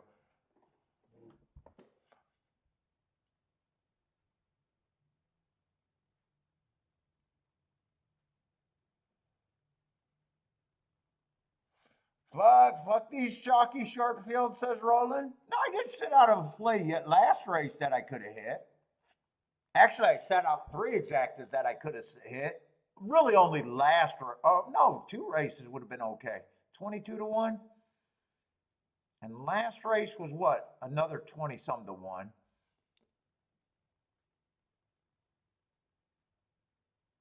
What did the last race pay? Did that pay 20 something? Oh no, that went down to 23-1. That's right. That was the result that I was laughing at. Charles, I don't know why I keep saying push instead of press because the real word is actually press, right? I don't know why I keep saying push. I think in my head I'm saying push my opinion, but yeah, you're right. It should be press. I've been noticing that too and trying to fix it. I don't know why I keep saying push it. Maybe I'm pushing the opinion, but it should be press, right?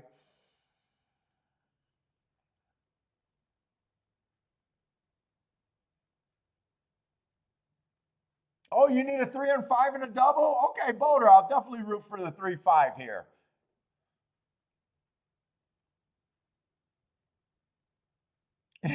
Joshua says English is my second language.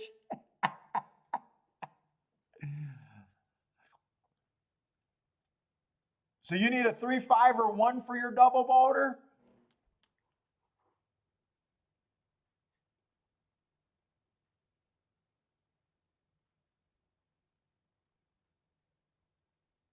Oh, I'm surprised Tawny Port is that close. Tawny Port is actually they look like they're going kind of fast, don't they? 22-4. If that clock is right, this is an insane pace. If that clock is right, 7 just probably eliminated himself from any shot of winning. And probably so did the 6, I would imagine. 46-4, that just sounds insane to me.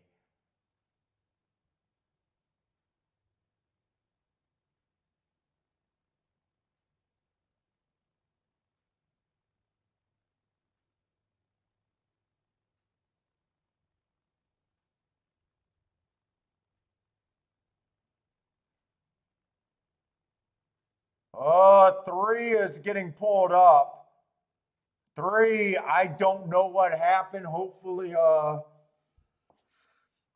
it's nothing broken. He didn't fall, but he's definitely getting pulled up.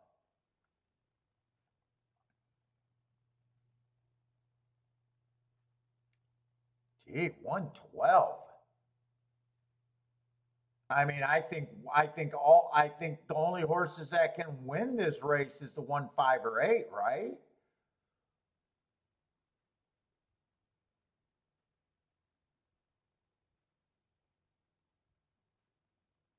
I think 7 and 6 just got eliminated because of the clock here.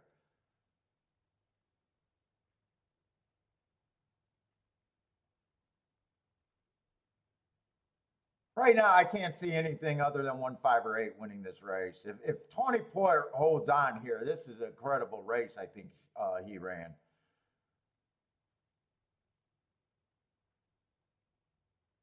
Wow, he's not giving it up. It is going to be an incredible race.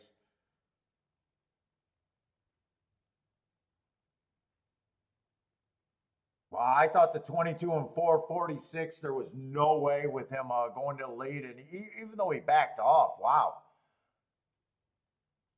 Fuck, I'm a little impressed right there. Unless all the paces today were super fast, I'm kind of impressed right there.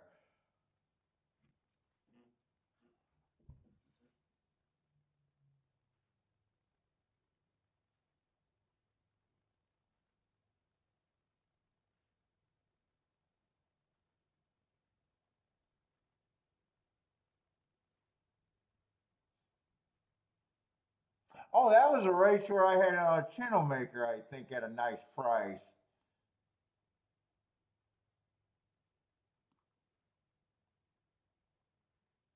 Yeah, I'm actually kind of impressed, not mainly because of the time. That sounds extremely fast. 46 and 4.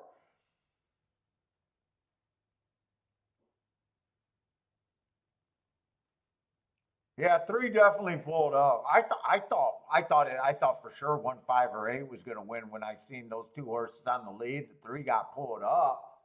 I thought that was a fast enough pace to guarantee that it was going to melt down.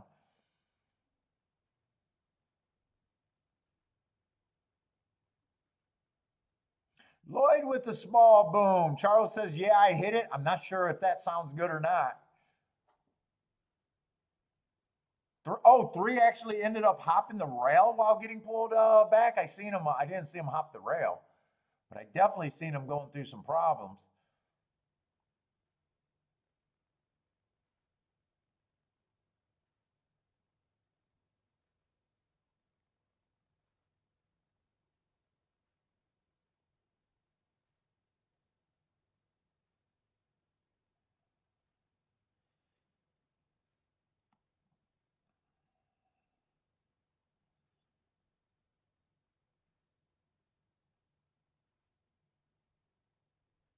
How fast were the paces going earlier on the turf? Unless all the races were fast, maybe then I wouldn't be as impressed. But God, that sounds like that was fast. What was the other turf routes go today?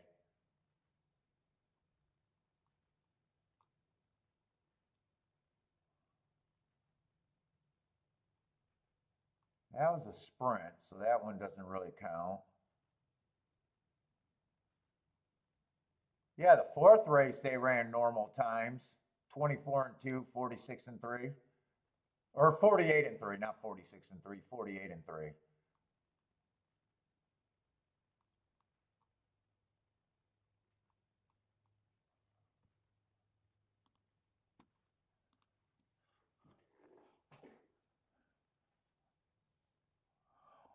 What's up, Parsons? Yeah, you missed some booms. Oh, and then it got super chalky.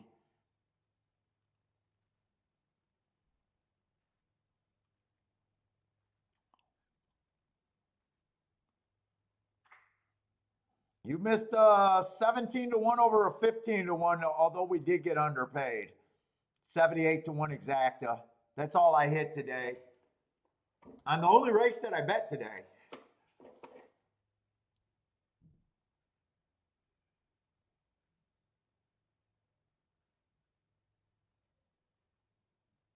was a couple other chances. A 7-1 winner in last race, and then a kind of a backdoor 22-1 exacta that could have been hit. Sat out of another $13 exacta, but that I don't regret.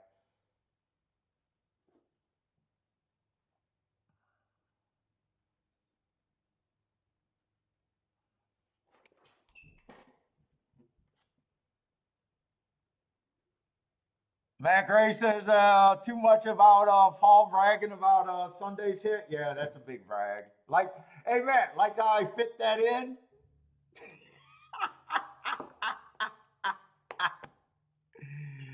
like how I fit that brag in.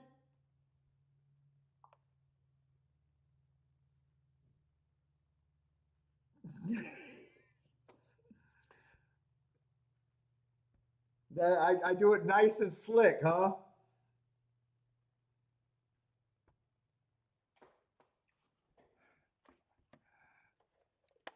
Living in the past. Hey, fuck you. Hey, Matt, at least I didn't fire up my keyboard and write an email that I hit it. You wrote me a fucking email that you hit the same thing. Matt's calling me out, but at least I didn't fire up an the tablet and write an article. Touche, Matt. Touche. I see you out there. I see you out there.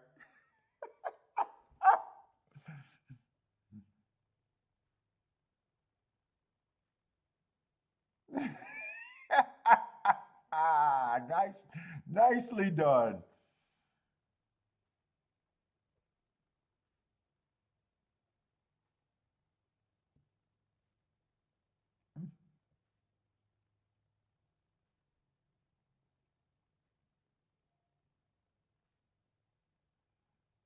Parsons hit the same race with the try and has not shut up about it either. Dude, I'm just proud of the betting and getting what I got out of it. Jesus Christ, am I so proud about it.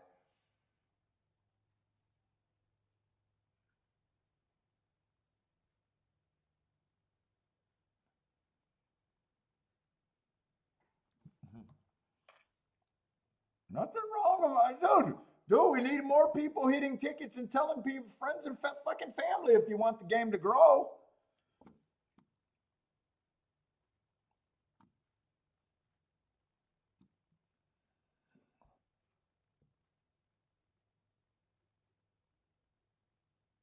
They ran out of money for you at Cedar Downs, huh? You took it all, huh? Nice.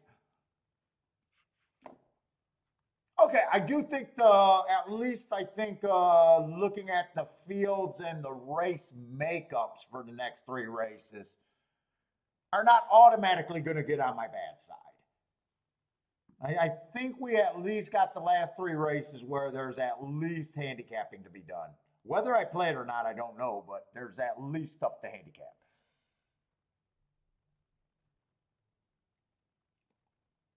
God, I wish I had that try with you, Matt.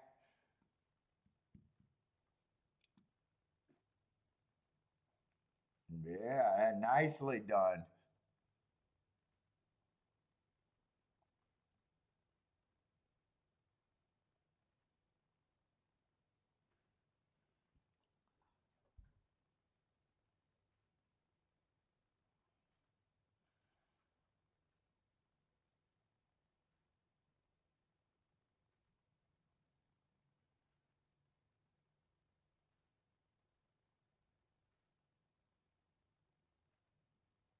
Matt Gray says, I'll probably play race 8. Nice betting board there. There's a single favorite that's lukewarm, and then there's definitely pay raises there. That's definitely one that we're going to want to dive in a bit.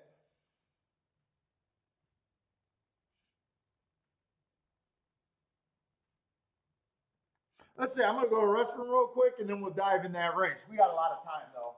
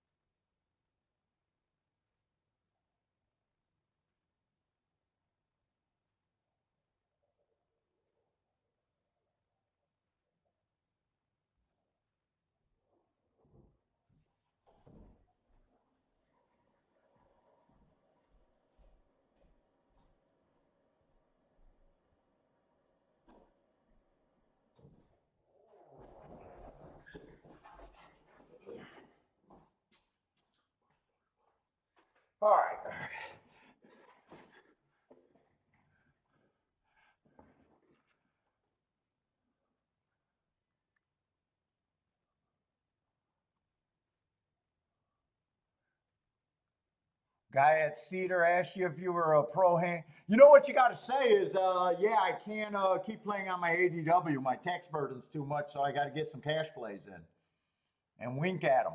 That's what you got to say, Matt.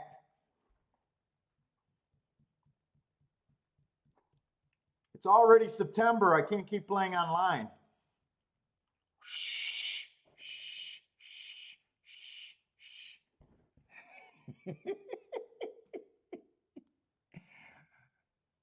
Let him fill in the blanks. If you know, you know.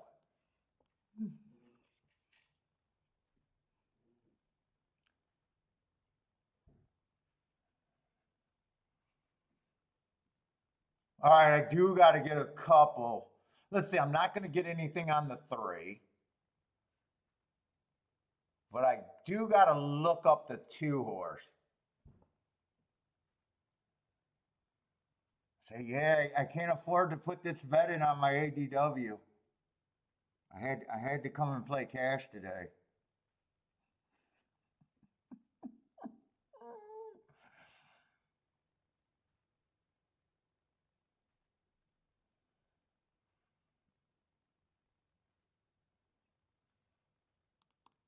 Oh, nicely done. Sound like you had some great tickets there.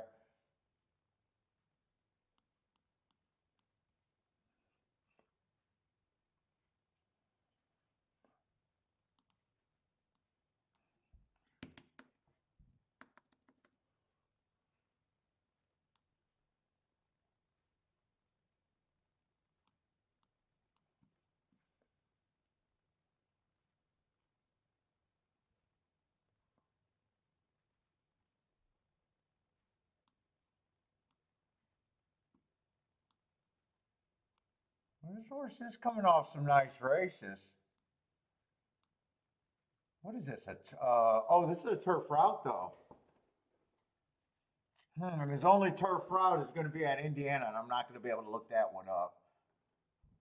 But his Oaklawn Park race is at least, it's going to be known that he does have speed.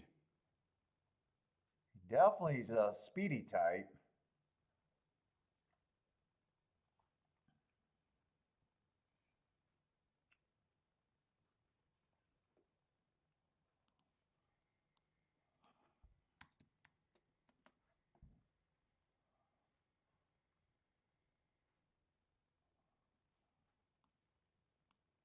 All right. I think that's all I got to look up here, because I can't look up any of these races.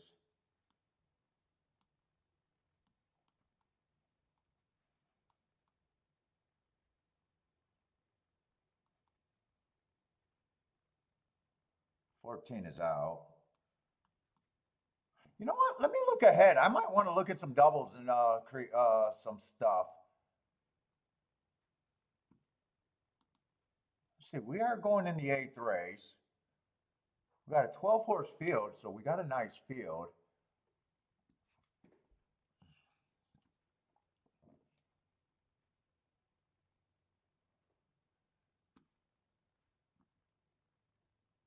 Ninth race, we got a pretty nice field of 8.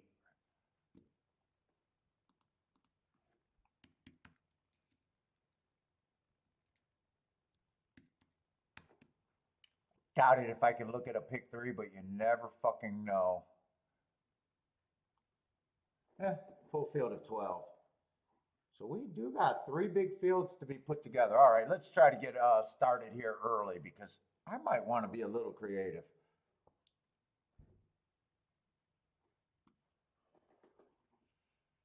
Let's see, 4 is the favorite. 4 is the favorite.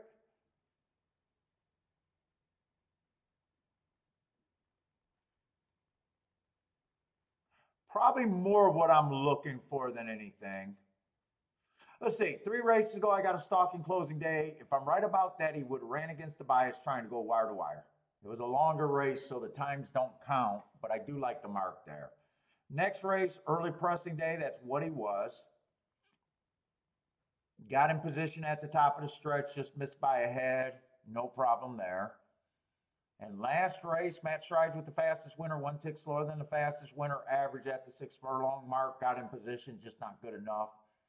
Really got no problem with that other than do I like the price or not? Let's say one's going to be a first time starter. I'm not going to know what to do with him. Probably since I don't have a rail bias that I believe in right. Well, actually, I do think the rail's pretty good right there. But he's probably a throw-in at the best. I do got the on the turf routes that the inside's winning 48%. Stalkers mostly 49%, 1 to 4 lengths off the lead. But one would still be a throw-in at the most.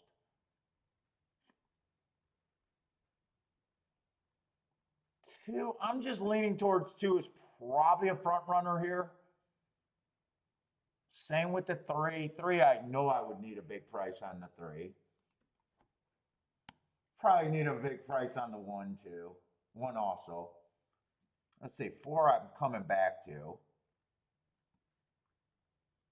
Five just looks like he has to improve a ton. I'm not sure any of the 5 races look like he's interested in being a racehorse.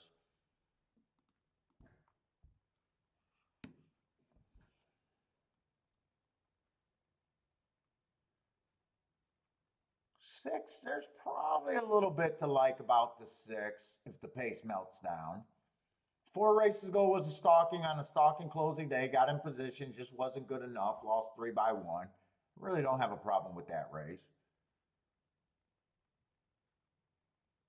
3 races ago, I got a bad rail early pressing day. He was more of a closer, still got in position at the top of the stretch, just wasn't good enough, kept running. 2 races ago at Gulfstream, I got a bad rail day, and he had the rail. And then last race, again, an early pressing day, not that far. I could see him running just depending on what price I got him at. 7, I just can't get to off that running line after 1 race. That's a horse that can improve, and if he improves, I'll be willing that he beats me.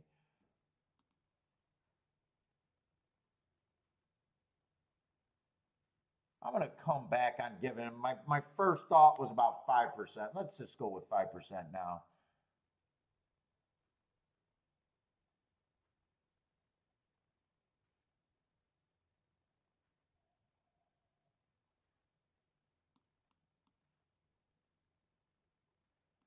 I got to come back to the 8. I don't like the 8's last race, but 2 races ago don't look bad. 3 races ago, it looks like there's some upside. 4 races ago, looked like some upside.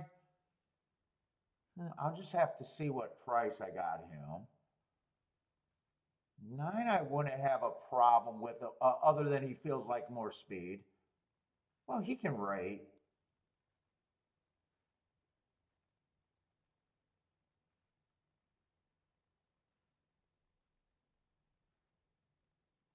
Ten, I don't have a problem with.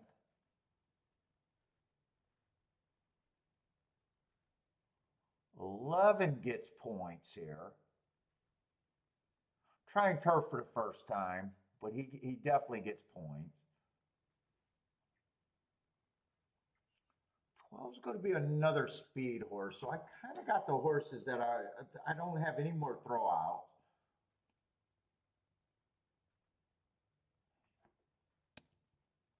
Let's see.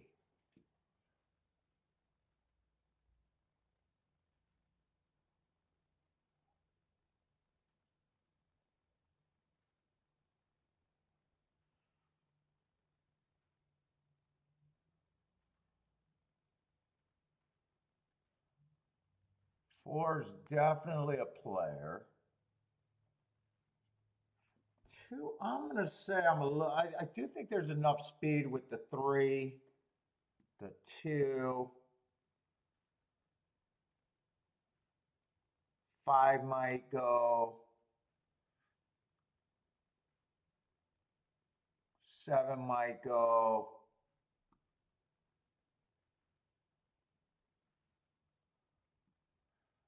12's probably gonna go. I guess I gotta set him at about 9-1. 12, I probably set at the same price.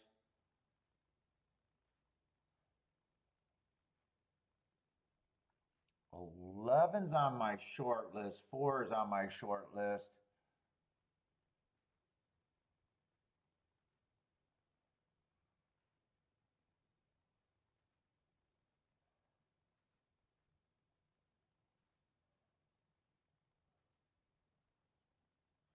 Six is going to be value at 18-1.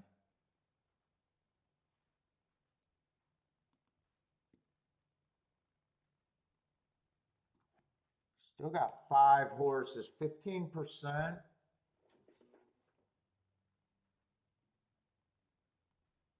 Who can I be hard on that group? I can't be any. I actually trying to get more points to the 11.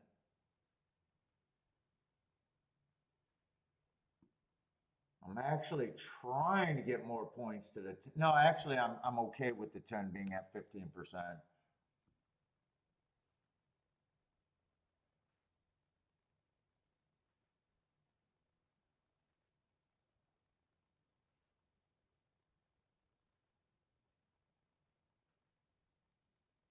Man, this is a tough betting line.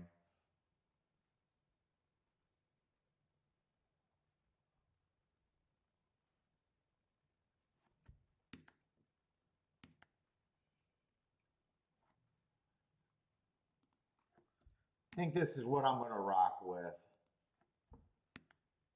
I won't touch anything under 4-1. 11 and 4 are, guess where I'm ending up being the favorites, but they can only be in combinations. 2 would be priced pretty much right. 6 is probably going to be the best overlay I think I got.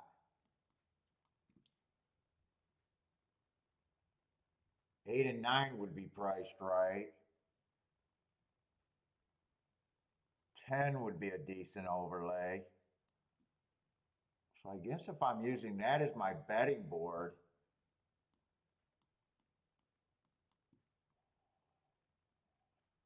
that would be my short list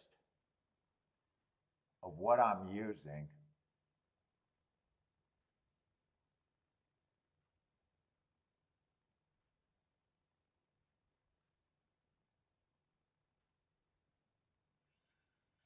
Saez is off of Marks, headed to the hospital after the 3 horse had a heart attack.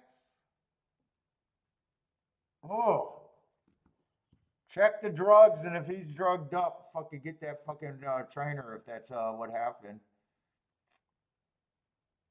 I don't know if it's what happens, by the way. I'm just saying, if it is, and you find it, you're gone. In my world. But I'm not saying it is. But I definitely, autopsy. Give me an autopsy. Let's see, I want to look at the next race for doubles.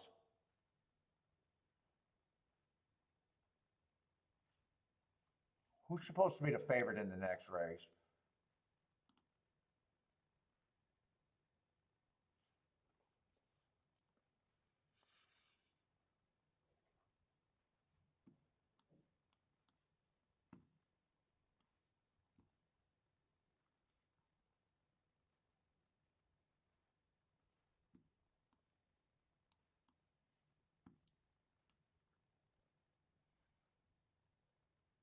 Let's see, next race is going to be a 6 furlong or 7 furlong sprint.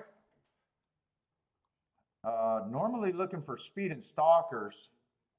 We've only had one race that I got charted.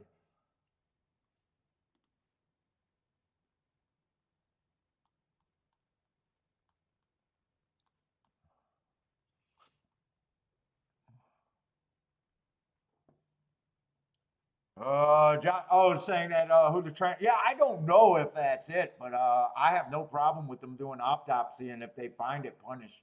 But I'm not saying that's what caused it.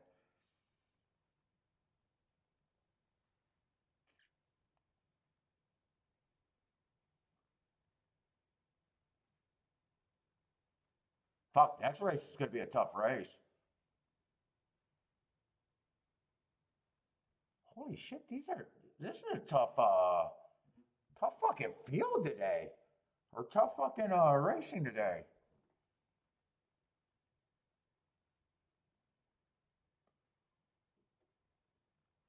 One I would be interested in the doubles. Two, probably not so much. Three would have ran against the inside bias. Probably not interested in the three in the double. I would be interested in the one and the five in the doubles.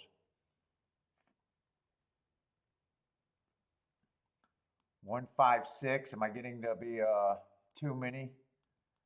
I don't know if I am actually.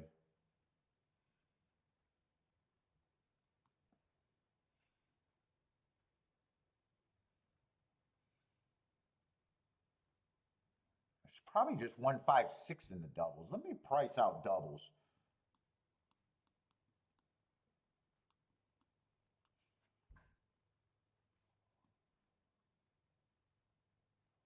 One should be the longest one next race of what I like.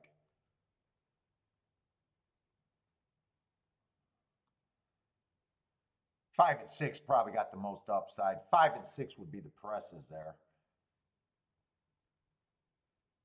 And 6 would probably be the biggest press. Let me see if anything could be made with this. 6 would probably be the biggest press. Let me see what these doubles look like. Let's see, I got to get to the proper race if I'm looking at doubles. Let's see, 6 and 10 are probably going to be fine.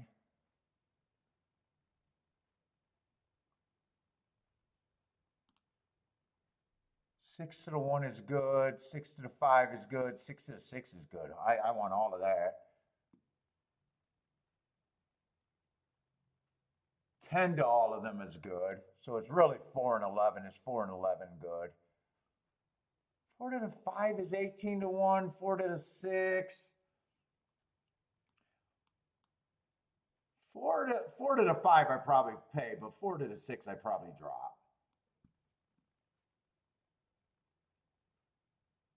11 to the 5 and the 6 I want.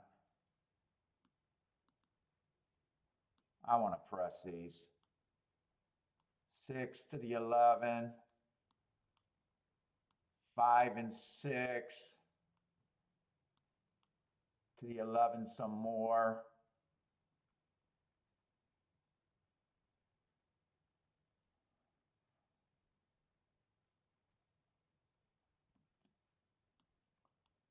Four and 11 to the 1.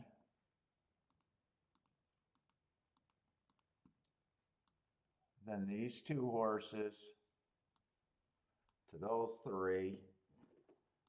And then 5 and 6 pressed to the 6 and the 10 for more.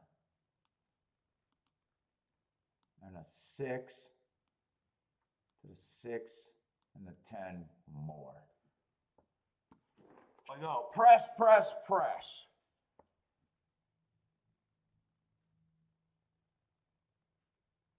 Press, press, press. What is that? 2, 6, but these are the ones that I'm hitting for more. And all of these combinations are just overlapping, so it's just a bunch of pressing.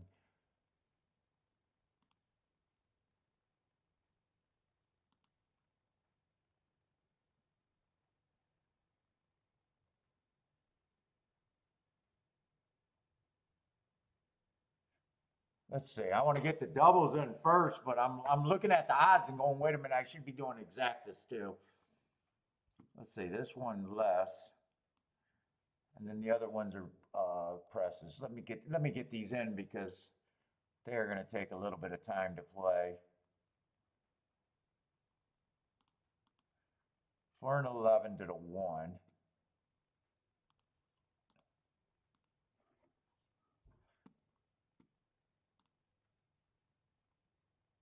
Six and 10 to the 1, 5, 6.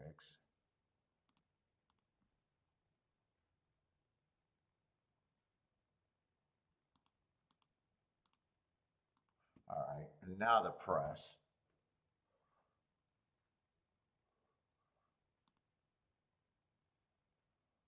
Eleven to the 5, 6.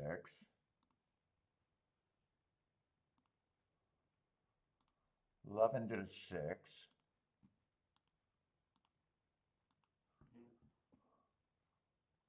Let me make sure 4 to the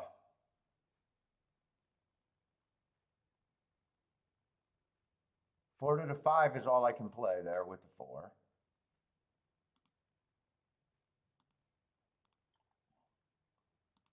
That can be played for more.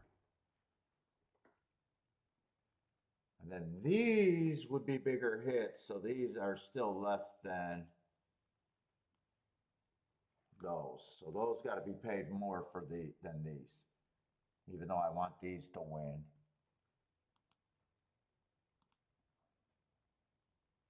So 6 and 10 to the 6 on a press.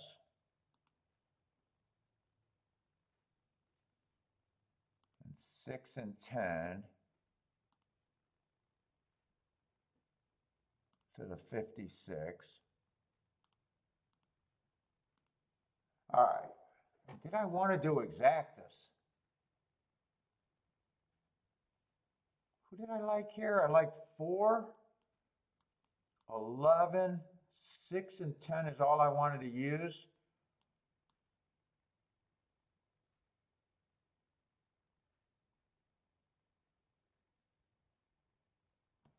I think it's going to be this. Probably making the doubles more important here. And I'm probably going to do a win bet on the 6 and the 11. Let's see.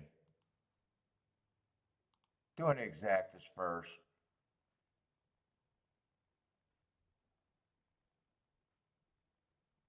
Six with the 4. Hold up. I'm 4, 11, 10. 4, 11, 10.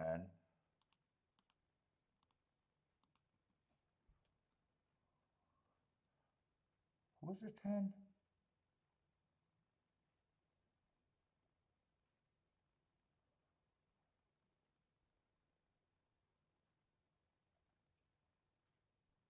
I want both of those horses to win.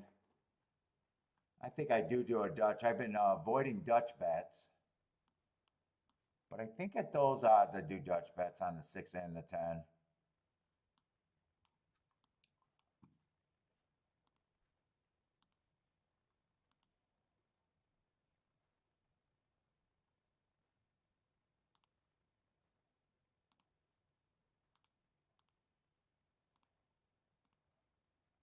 Give me an exacta box. One more exacta box. 6, 10, 11.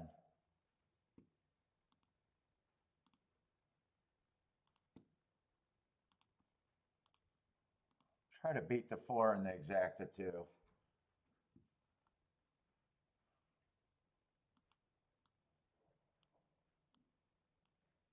I played this one decent, I think. The doubles are, I think, are more important, I think.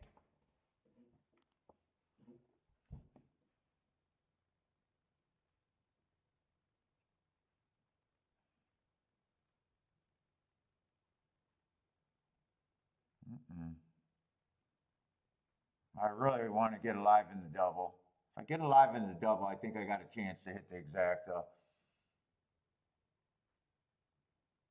I want 6 to get first run over the 4. Come on, 9 and 12. Make this fast and both of you fall apart. Shit, my 10's a mile back and so is the 11. Wow, are they too far back? I need the 6. 6 or 4, I guess.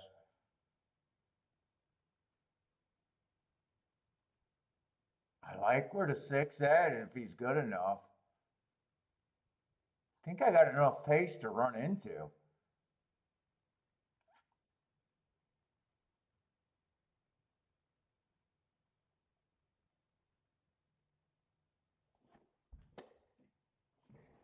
Come on, 6. Give me some horse.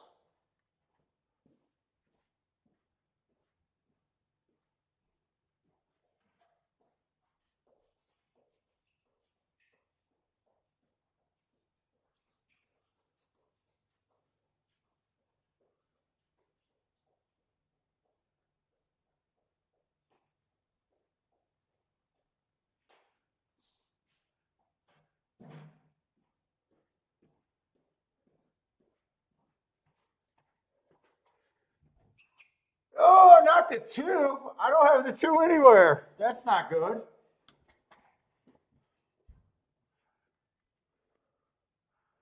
Who was the 2?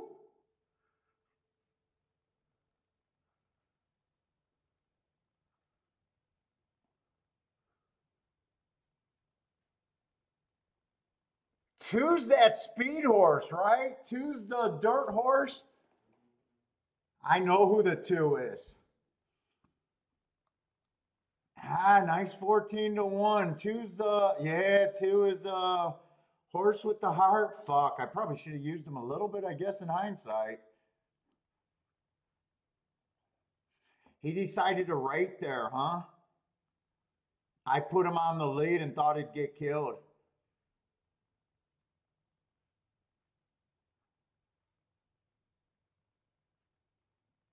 Well, it's probably better because if the 4 wins, I'm only alive to 1 double. 4, I'd be alive to, oh no, I'd be alive to 2 outer. 8, some chalk there. 6 was in position, just wasn't good enough.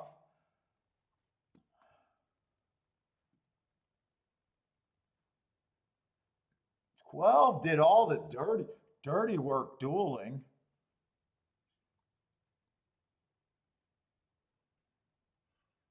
I got to see where this 2 came from. I thought he was going to be on the lead, and that's where I thought he got beat. I kept saying he was fast and in good form, but I kept putting him on the lead. 14-1, he ended up being a little bit of an overlay.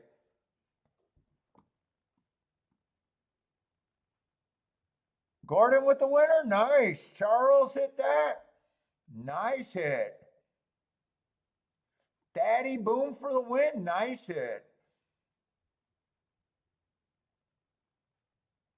Yeah, 6 got where 6, I was happy with where the 6 was at.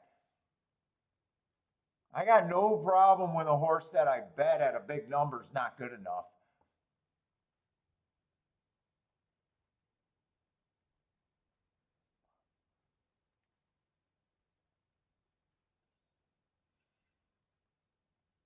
Daddy liked the 2.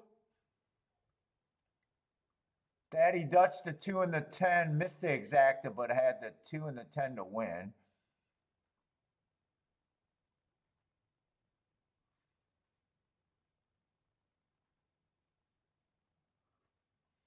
Oh, Roland, follow the host on the wrong time. don't, I'm not a tout. Don't follow me. Don't follow me. I put in bets that I like, though. I put in bets that I like. I like the, after the race, I'm like thinking, maybe you should have used the 2, but I kind of thought that there was enough speed for the 2 to get, but he's a horse that decided to pull off, and I think he rated there. I'm curious to see the trip he got. And we said that the inside's been good there. So should I have really bet the 11 horse and the 10?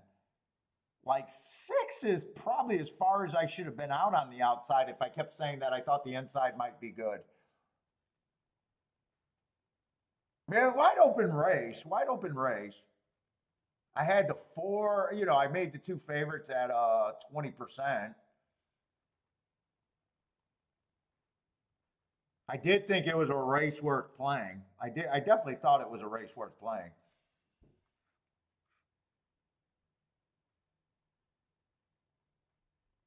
I mostly pressed what I wanted to. Let's see, how much does a 2-4? Do I feel like I mean, in hindsight, yeah, 44-1 sounds good, but in hindsight, really, I don't know. Roland's joking. Yeah, don't follow the host, dude. We got handicappers here. You guys don't have to follow the host. I know that.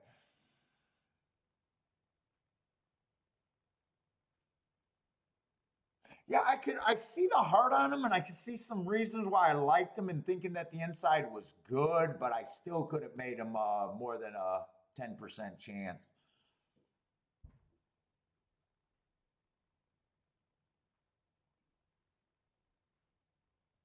He ended up being an overlay, so he was an overlay that could have been considered, especially in the exactas.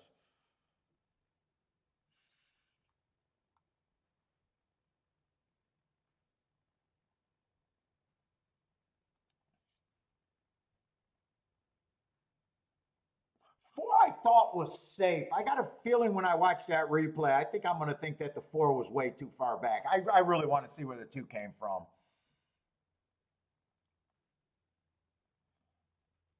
Lloyd says, not that far outside. And I kept thinking that the inside was good, so maybe I should have kept thinking about that on the betting line.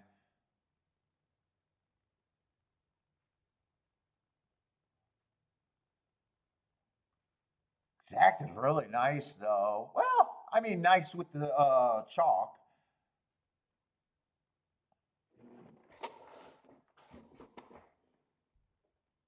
Nice price on him to win.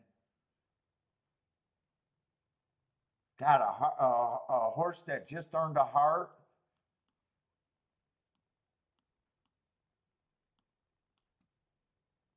I wish I could have looked up that Indiana race on the turf. That's actually the only mile and turf race. I wonder what that would have came back as.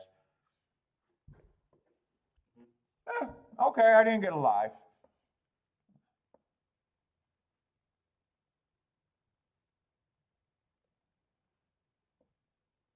Nice payouts on it. Well, yeah, two. What did he go off? 14-1, 15-1?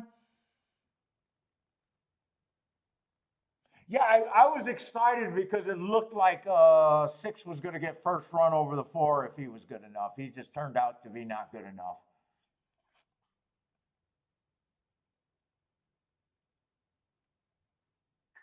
I don't mind that. Like me defending the bet on the 6 is easier for me defending the bets on the 4. Really, really. Although I don't mind the bets on the 4.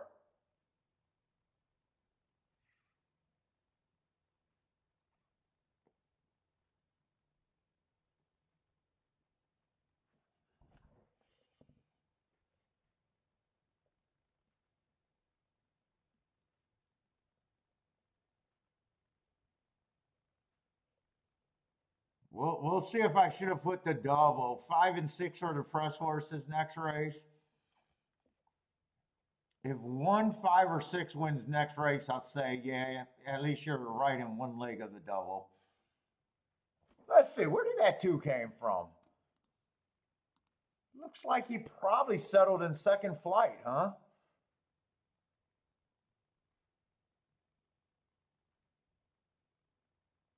It must be him right there. Kind of 2 lengths off the lead, first run over the 4 and the 6, so he did get off the pace a little bit. And it looks like he settled to be about 3 lengths off the lead.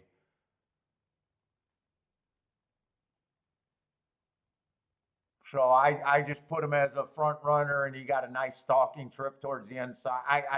He beats me. He beats me. At the same time, there was enough to consider him.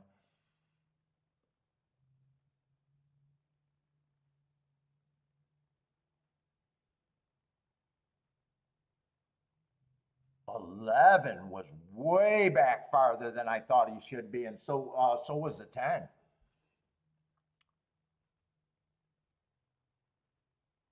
I said I'm trying to stop betting horses that are that far back. I did not think that the 10 or the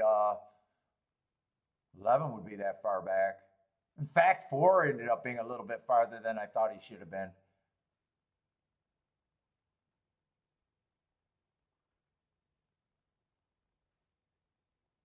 Two got a nice stalking trip. I can live with that result well, I got no choice.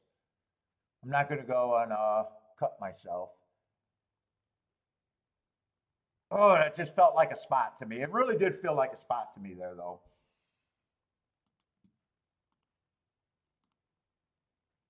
Yeah, 2 sat in the pocket. Very nice trip on him. They always get me. Horses trying something kind of new. And see, hearts are always a thing in my thing of showing great fitness. But I'm still kind of hard-headed about taking a hard stance that he had to get the lead. Apparently now after the race, he did not have to get the lead. If you told me he was stalking, I'd probably adjust the line on him. And he did try to stalk last race, but in a way, just off of one route race, you don't know if he was actually trying to get the lead and couldn't get it.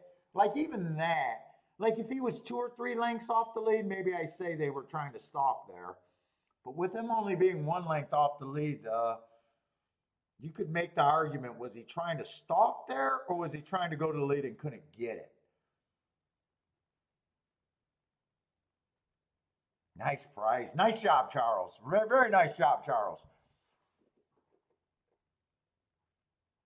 And yeah, two got to jump over to 4 because 4 had horse. 4 ran his race. He just 2 got a better position earlier in the race and was able to maintain it.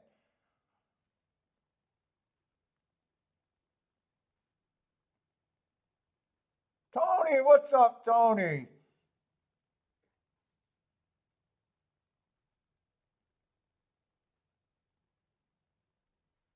Who was the 9 there? Tony had the 9.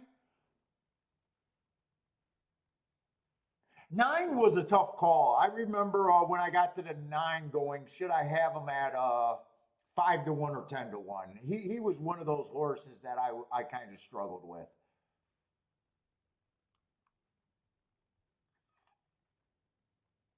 And I was questioning, was he a front runner or coming off the pace? I could see. I wouldn't argue one way or another backing the 9 there. Did 9 was 9 the horse that was actually dueling with the 12?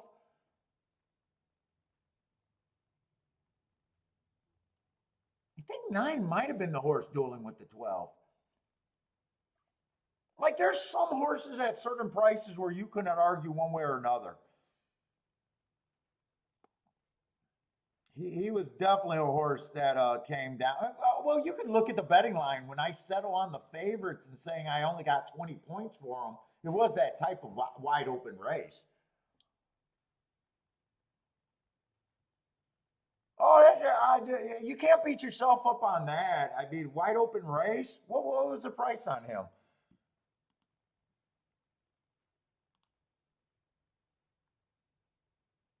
What was the price on what was that, 8th race? No, he ended up being 10 to 1.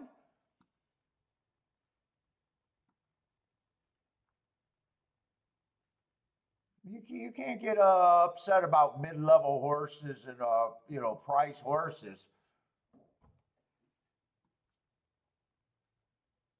Just remember, Tony, we all suck at picking winners. Yeah, you can't. It's what I tell Joshua on the phone all the time. You can't be result oriented either. If you think it was a good play, if you think he had a better chance than a 10% chance to win, right or wrong, according to your opinion, you made a good bet. Now, if you think he was only worth 10 to 1, and you pushed the bet anyways, maybe then you can say, I shouldn't have done it. But if you thought he had a better chance than that, and you pull the trigger, to me, that's the hard part,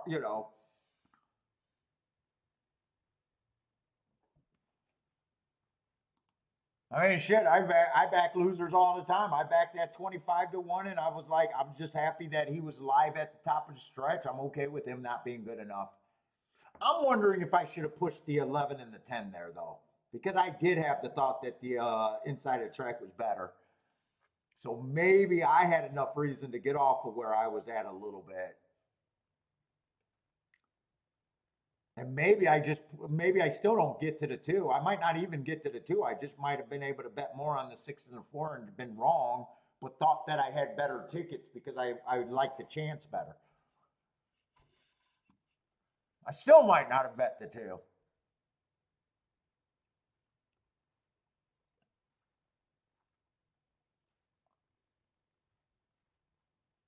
Oh, you're new to the game, only a few months. Yeah, the learning curve on the game is brutal.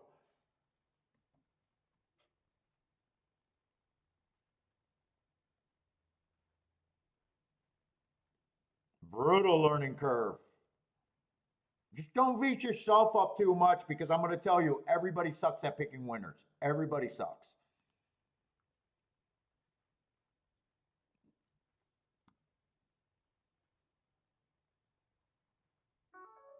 When you get to plays, you want to be outside of the box that you can reasonably get there.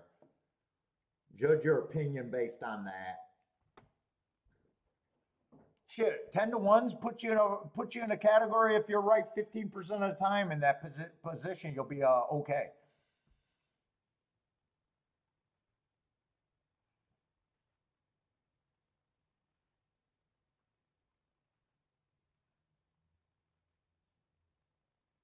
All right, but this betting board is probably not as good.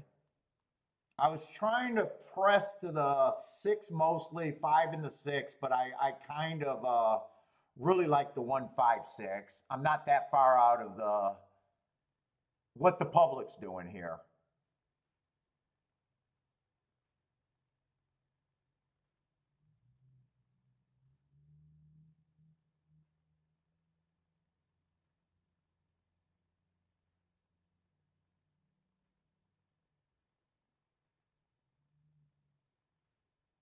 Hey, Tony, someone spent more money on the 9 than you probably did. 9 got claimed for 40,000.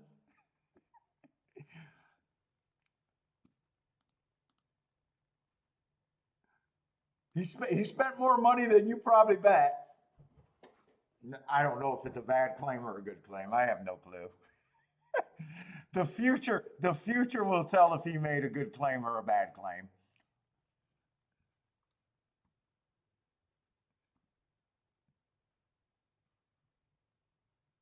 Lloyd posted his shutout in ample time. Let's say Blair likes the 5-6-8. Let's see if I missed anything on I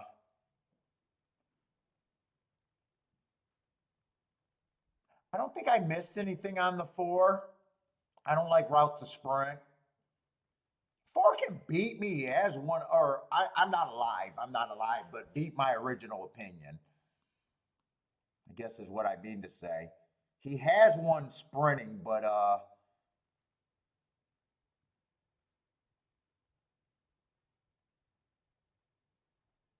I'm still gonna try to fade him if I play here.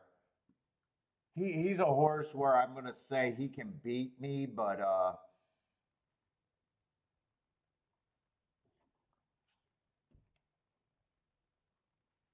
and I wouldn't be shocked if he wins the race. I'm just trying to get around him.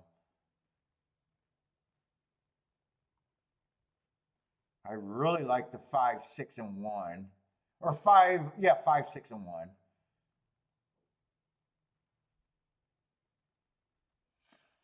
5 ran in that Gotham. Okay, so 4 races ago. Very nice race. Average. Matt Strides with the fastest. Winner of the day. Big speed figure. But this horse was on the Derby Trail. Tried the Gotham. The Gotham, if you guys remember the Gotham, it was nothing but a ton of sprinters. The pace was insane. He comes back off of that race, so he earned hearts, went too fast. He comes back, wins right off of that. Got a nice slow pace. And then last race ran on an inside speed day. He had the good inside, but not a speed horse. The winner probably went wire to wire if I'm trusting my notes. So I do not mind him at all. I probably do think he should be the favorite.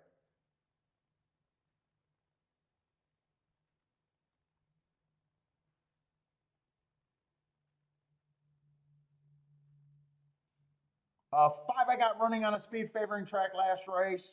I think that's a good excuse. The race before that, he was just average in a stakes race. Race before that, he was average while winning.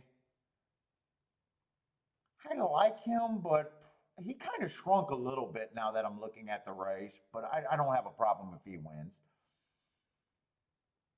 4, like I said, can beat me. Don't have a problem if he wins. I'm trying to get around him. I don't like route to sprint, and I do have a theory about once you run too many sprints in a row, sometimes I think you get used to the slower pace. And I'm trying to poke a horse in a short price. That's just my opinion there. I also think that he ran on inside bias last race and wasn't the quickest thing early. Would have chased the slowest pace of the day. But it's if the inside was good and he chased the slowest pace of the day, it just seems to me like he should have hung around better. Remember, I'm trying to nitpick on a horse that's taking action. You gotta find reasons to get around short price horses, especially when you like a couple other short price horses.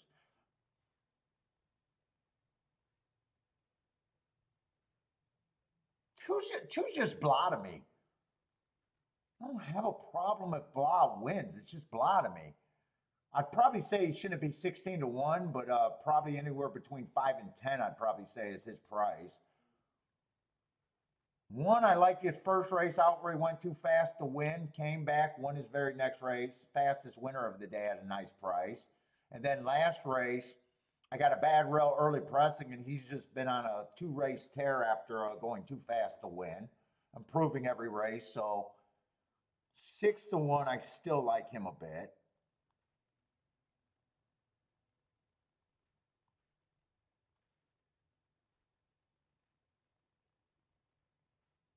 Eight, I just thought 8 had a lot of races. Been kind of stuck at a $45,000 level. I seen 4 races ago, he was just going too slow to really do anything. He did manage to get third. Comes back, wins that race, allowance 1X, but that's at a mile. You guys know that I don't like route to sprint. Next race, he was kind of chased. Fast at the first call, max strides with the slowest winner at the second call. To me, that's just not the fastest route race. He's kind of blah, and blah usually means 5 to 1 or 10 to 1 to me. I don't think he's impossible. I'm just not there.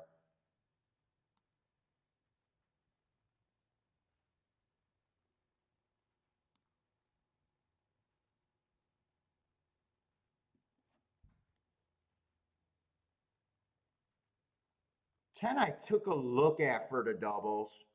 I like the hearts, but I realized those were at a route. He used to be fast sprinting. Then he went to a whole bunch of routes in a row, and I said it earlier on another horse to 4 horse. I just don't like when sprinters run too many route races in a row.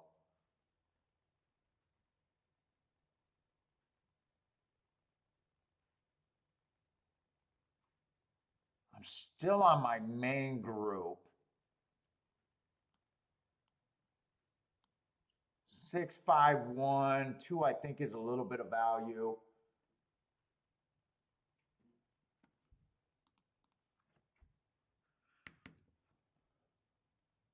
Let me see where I think this is actually at.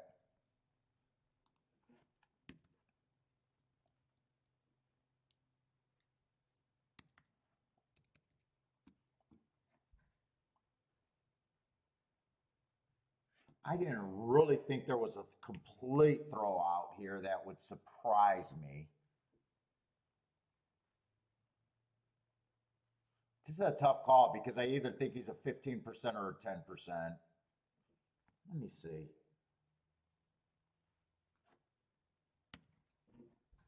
$18%. What if I just split the difference on him?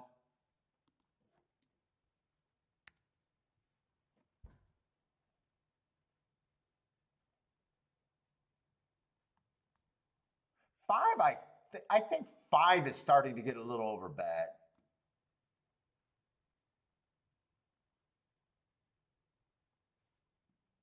If I went this and this,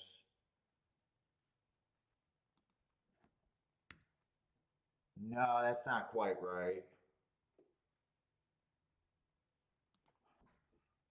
I want more points. I'm not going to split the difference. I'm just going to bring him down.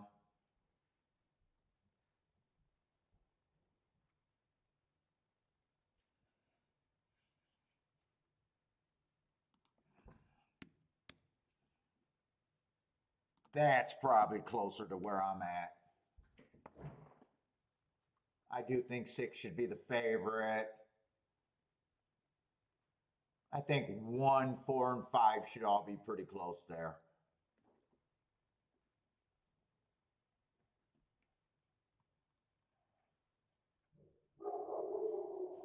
Two, I'd be interested a little bit in doubles. 6 off of that betting line, or 1 off of that betting line, I could do a win ticket. 6 and 6 is my press. Can these exactas even be played? Let's see, I got to get to the 9th race. 6, 5, 6, 4. I'm not even interested. Those would be the only exactas I'm interested with the 6 on top.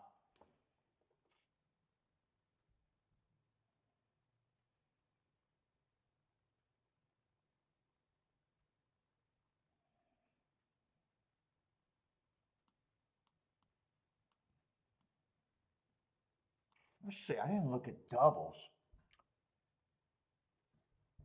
In doubles, we got a full field.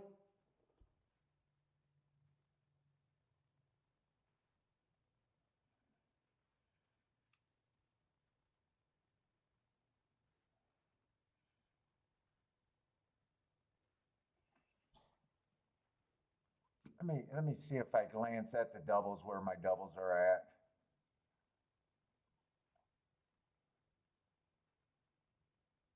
Let's see, if 6 is a favorite, who are they playing with the doubles? They're playing the 5, the 8, 5 and 8 are who they're playing. 5, 8, and 11. Let's cut to the chase. 5, 8, 11. 5 definitely fits.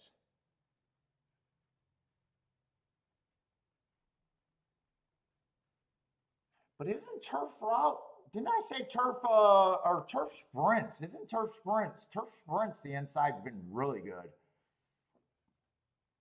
Maybe I want to. Got beat by that 2 last race.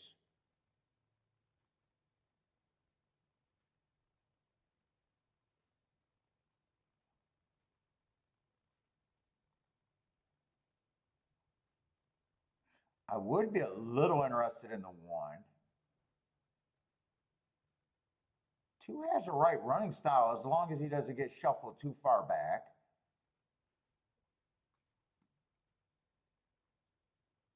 Oh, those are nice doubles. Wait a minute. 1's going to be a huge price, and so is 2.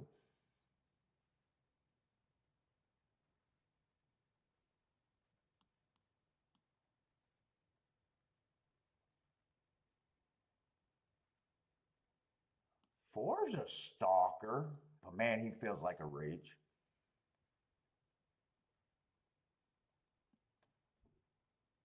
I'm going to cut it off at 1, 2, 4, 5.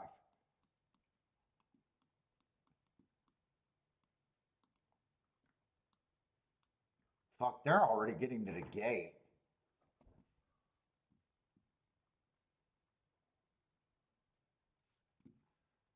Five would be the press.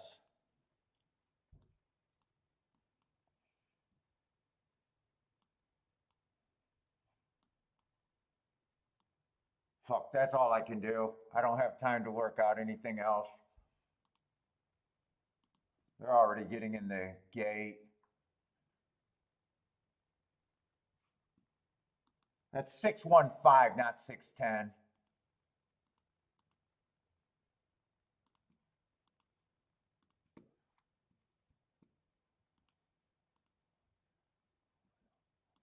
I'm putting the doubles in first. I don't know why I'm putting doubles in first. Let's say I'm going to have to play those exactas the same both ways.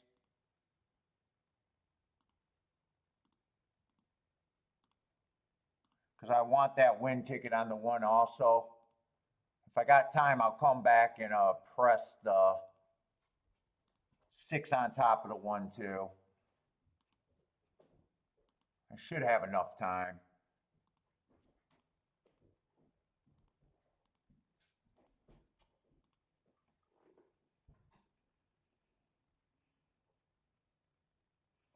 I didn't go crazy here, but I got very few combinations that I think, let's see, this is not 10.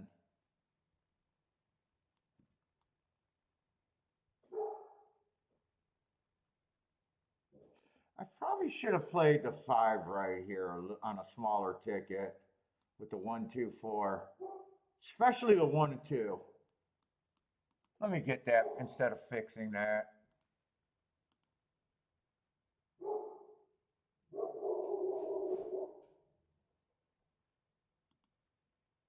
Five with the 1, 2, 4.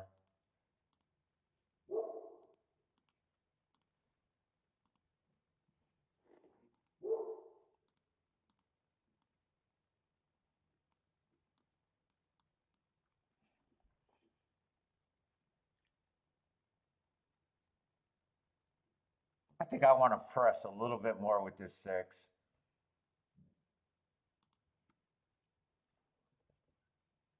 I want a 6-5 double for more.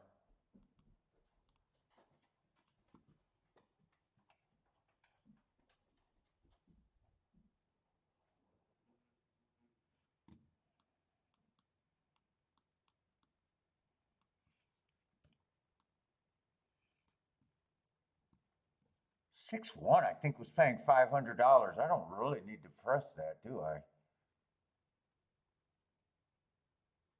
Yeah, only the 6-5 double I had to press. Uh-oh. Well, 5's getting the lead over to 6. I thought 6 should be the fastest horse by far there.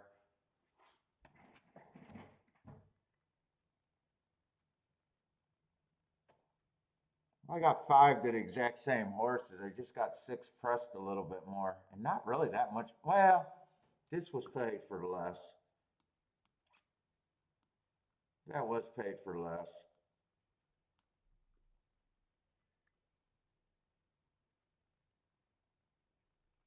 One's not going to be there, I don't think. 6 or 5, just go ahead and win.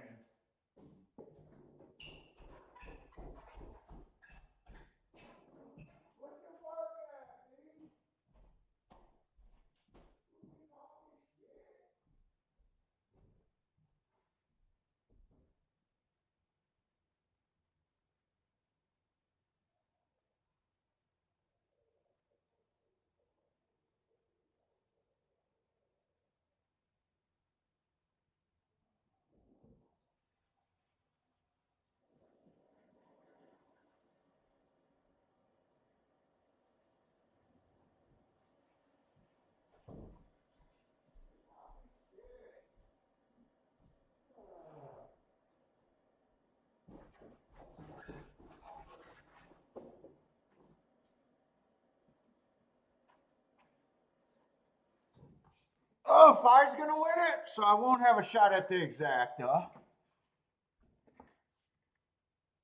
I'll be alive to the. Oh, maybe I should have hit the exacta. Maybe I should have keyed the 1 first and second. I probably should have keyed the 1 first and second there instead of just saying I love the 6 more than the 5 that much.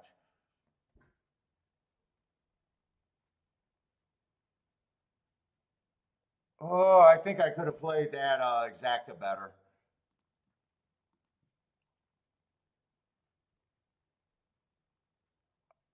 And 2 was there for the super. I think I could have played the exacta better. I got in my mind that 6 was a better horse than the 5. Where in the first leg I played this, well, I still rated the 6 more than the 5, so I liked them in both sides. All right, I'll be alive to some doubles, the exact same doubles.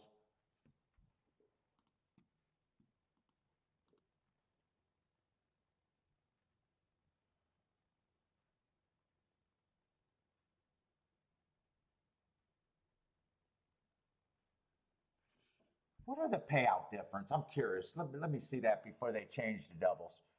Am I in the same spot, better spot, or worse spot?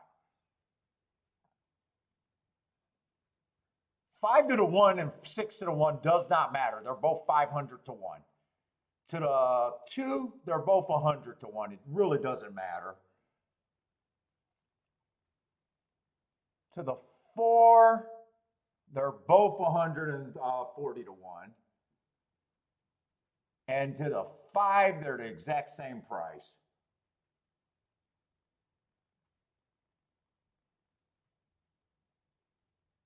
So I would have been better off with the 6 because 6 was just pressed more. I would have been better off with the 6 in the double, but if I hit one of these, I'll be fine. And I pressed the 5, so I'll be fine. I guess I don't mind. I got to be right about the second leg, and we'll see how it works out. Oh, no, don't tell me that 5-1 is paying 40 to 1. I messed up on the exactas. I got in my head about playing doubles at the wrong time. I should have been, I didn't get to check the exacta payoffs. Oh my God, that's too good of an exacta not to hit.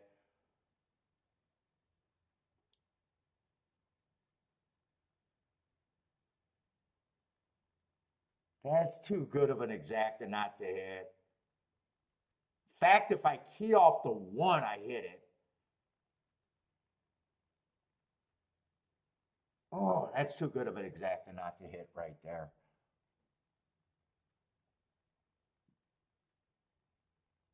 See, when you get to 2 short price horses, sometimes I get to the point where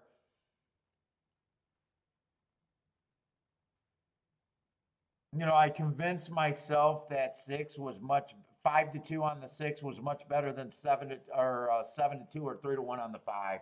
Normally, when I get to short prices, it's just I'm either using them or I'm not. And there I picked a better one. I'm thinking in the exactas, I should have keyed off of the 1. And then I wouldn't have to be splitting hairs about the 5 and the 6. And doubles, I'm fine. Doubles, I'm fine. 1, 2, 4 wins, even on a smaller ticket, those would be decent. And even if the 5 wins, because I pressed the 5, I would have been better off with the 6, obviously. But if the 5, 1, or 4 wins, I'll be profitable overall there. That's gonna happen when I decide to press certain things, I guess. That's just the nature of the game. I think I could have played the exactas better, though, and got it paid off right now.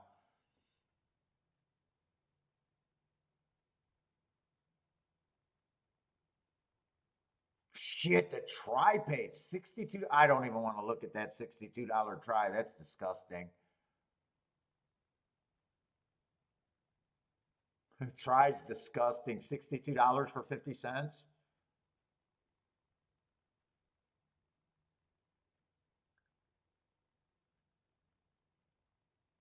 Yeah, 2 ran good for an outside choice horse. I wish I had that race over to do again. Especially if I missed a double. If I missed a double, I'm really going to think it. Because this could have easily been.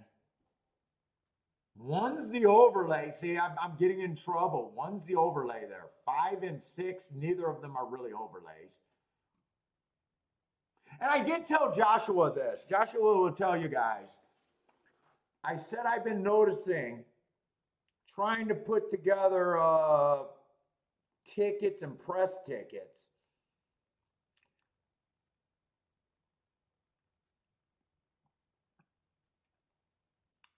I've been getting tricked a little bit more than I ever normally would on my ineffective, or not ineffective, but my wider tickets, because you'll feel like, hey, it's okay with the chalk because I'm going to hit it for a lot more times.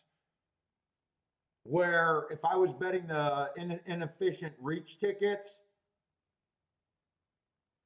I knew that was never the right thing to do, and I had to be keying off of the overlays. I've been noticing that in the last 2 weeks, and this is a case of it where I kind of bet what I liked more than the overlay.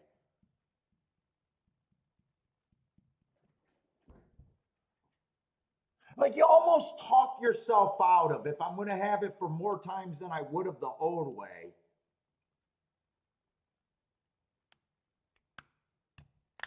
I've been noticing. I did that last week 2 or 3 times, and if I would have done it my old ways, it would have been better.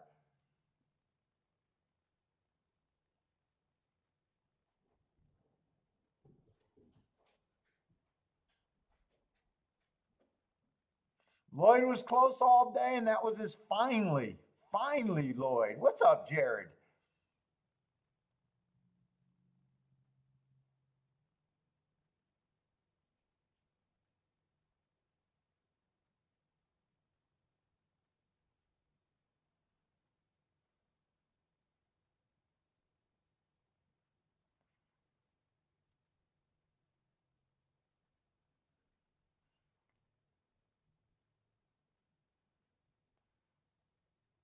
Roland didn't want to box. He legit. I talked myself into thinking that 6 was the horse too. I seen that Gotham race, and I was all, I was like really trying to press him. Although I will say, if that was the opinion, I did a nice job pressing him.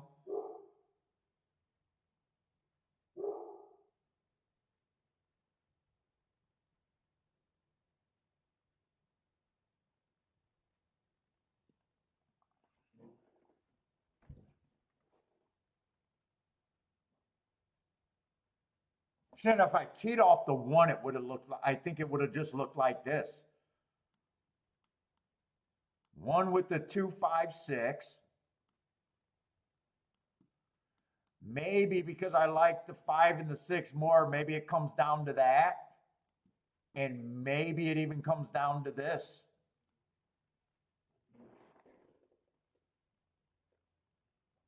Or maybe, I don't even do this one, but I come down. But, it could have been better. This is a $6 base bet to get 40 back. If I do this, this gets you 10 to 1 backdooring. So those would have been winning tickets with the same opinion. Just keying off the overlay.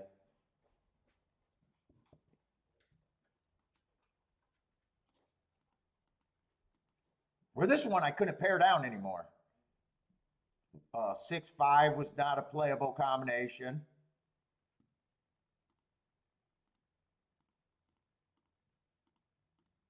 But this one, if I decided 1 was the key, I could definitely pare that down a step or 2 more.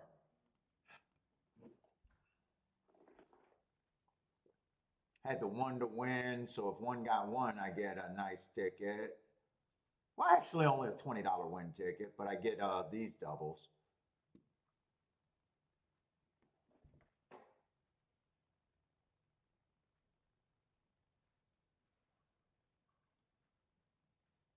I'm probably not doing anything else because I like my position and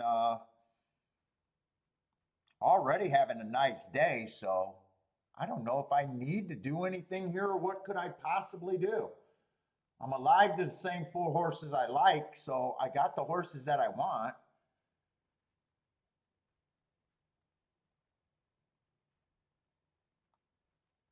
It's kind of just playing towards the inside on the turf.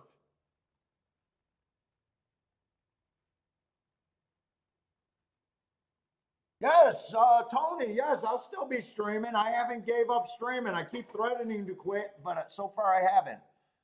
Tony, I've been doing this for 5 or 6 years. So Saratoga is the only thing that I'm doing 5 days a week right now. I'm trying to decide because I think Kentucky Downs come up next. And Kentucky Downs, you can beat that meet with only 1 or 2 opinions. So it's a really easy meet to claim, to say that you won a meet. It's really fun just to win meets. But I'm a little pissed off because I think they race takeout. It's good racing. And I would do every day at Kentucky Downs, but fucking, we're already paying crazy takeouts.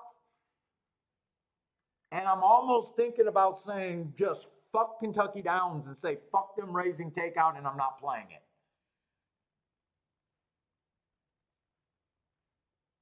But it's good racing. It's good racing and it's an easy meet to beat. But how can you play takeout if you're pissed about pricing in horse racing? So I got to decide if I really want to do Kentucky Downs. It's only 8 or 9 days, so it's not the, it's an easy meet to ignore.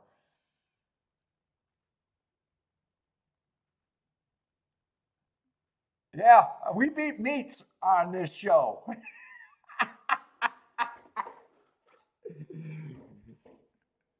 Roland gets why I keep saying I beat meets because this is the internet and those words get a lot of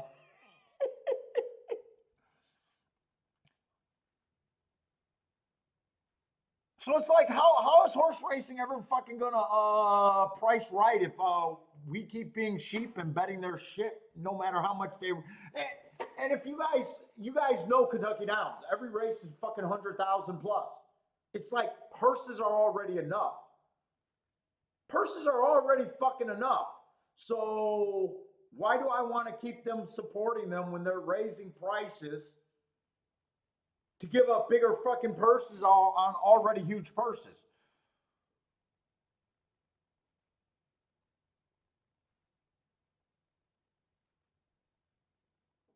You know? So I'm almost leaning towards saying fuck Kentucky Downs this year. It might be a unpopular opinion on the show. What's up? Win without a knife. What's up, man? But I mean, every race is $100,000 plus. They don't need to raise fucking prices. Fuck off.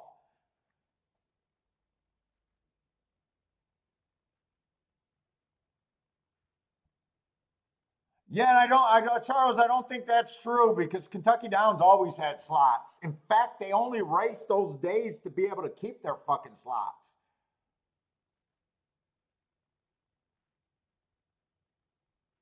I think Kentucky Downs is fucking always got slot welfare from day one.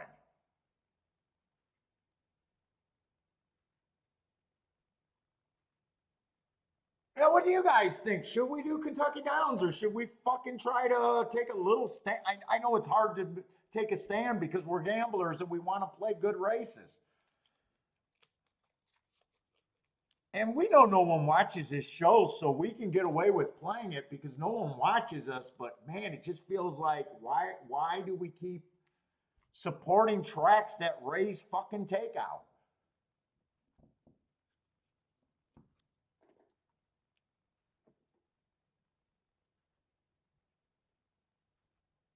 Yeah, Parsons is saying, yeah, that's what I thought they were. I thought in the old days they didn't even have racing. It just used to be a simulcast outlet. Yeah, prices are really good, Parsons. It's great races. I get it, but it's disrespectful. I know they're only raising it a couple percent, but every percent. But no, Tony, we'll be here. We'll be doing Gulfstream. It might not be 5 days a week. It won't be 5 days a week. It'll be whatever major tracks that I'm doing. We've been. I used to, for you new people, I used to only do Thursday and Friday shows. So we grew from Thursday and Fridays.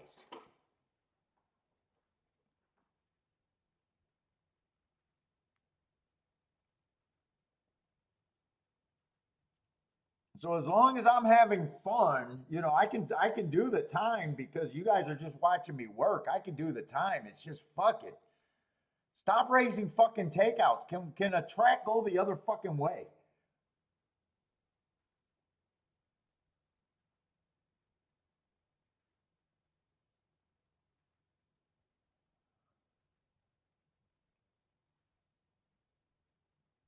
The more the better. Yeah, so I don't know where we're gonna go, man. I don't know where we're gonna go. We were definitely gonna have Gulfstream in another track. Might be Woodbine, but Woodbine got some night races that are just too late for me to do during the week.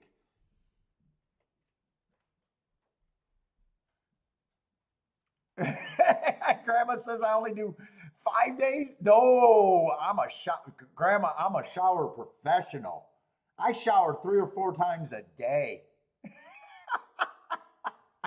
I'm a professional. I'm a military shower guy. My mother-in-law laughs that I take such quick showers, and I said that's because nothing's droop. I know where everything's at. I'm a professional at showering.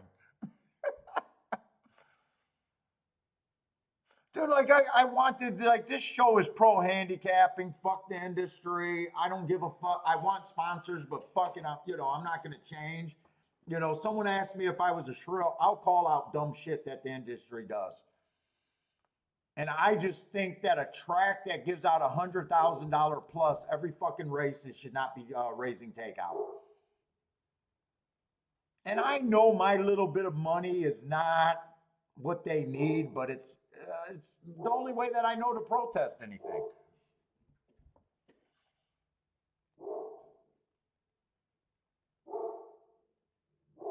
I mean, I want to see what this game could be if we got to 10 to 12% takeout. I just want to see if the takeout guys are right that would have a big boom of new players. We'll never know because fucking tracks like Kentucky Downs just go the other way. The only tracks that lower takeout are tracks that are already dead in the wall, like Hawthorne. Hawthorne did a great job taking lowering takeout, but their product's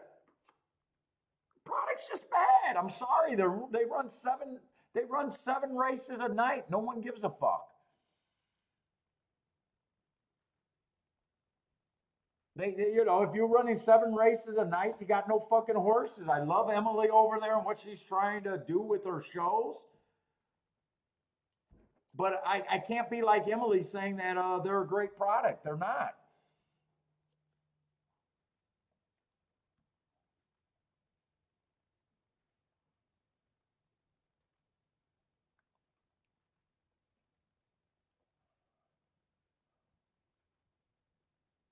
It smells like Irish Springs over here. Dude, I think that is one of my brands.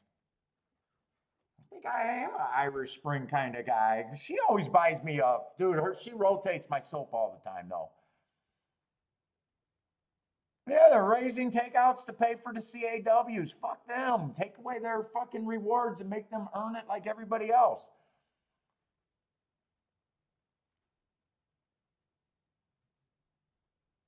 Dude, if I was to give a reward plan, honestly, I'd give a reward plan. I'd give the biggest rewards for people that went to my track. If you're in there coming to my track, eating my food, supporting my track, making an atmosphere, those are the people that should be getting rewards. Maybe it enticed people to come to the track instead of playing at home right now. It's just crazy.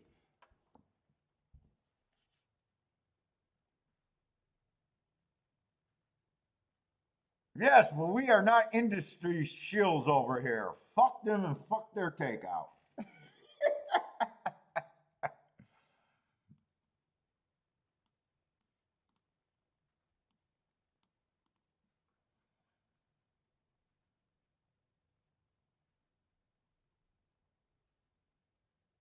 I don't even know what happened to Louisiana Downs because Louisiana Downs never been on my.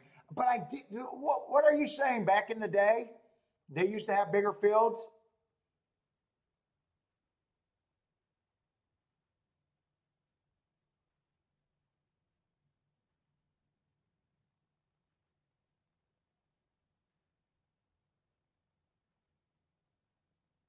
Because I think Louisiana Downs used to have big fields back in the day. A lot of tracks did. There's a horse shortage.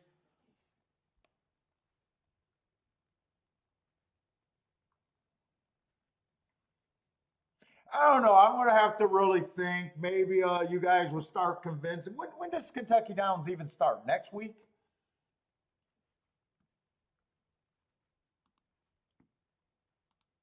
But and it's the state, it's the tracks, it's the fucking horsemen. I get it. I get it. Vet bills are more. They already, the biggest trainers got to get kickbacks from their freaking people that are sleeping in their stalls. It's unbelievable.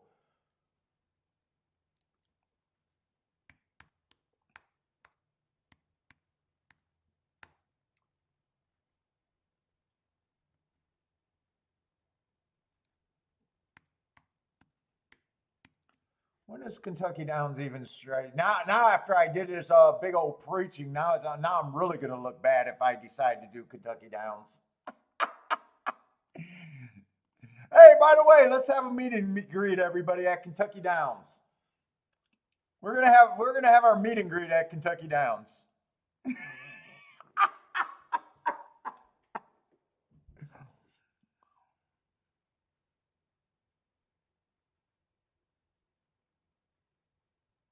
Yes, they always forget. I love that people think that horsemen are the people that are the lifeblood.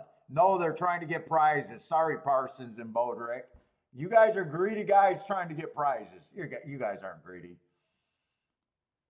But the prizes are put up by us. Everybody else got representation but us.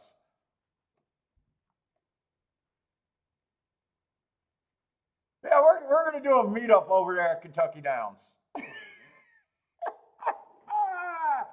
Talk out of both sides of my mouth.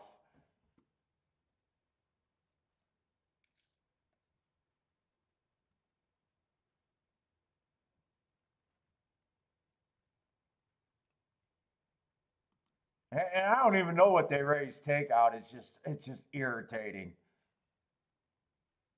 Yeah, they start last day of August. So what is that? Next week?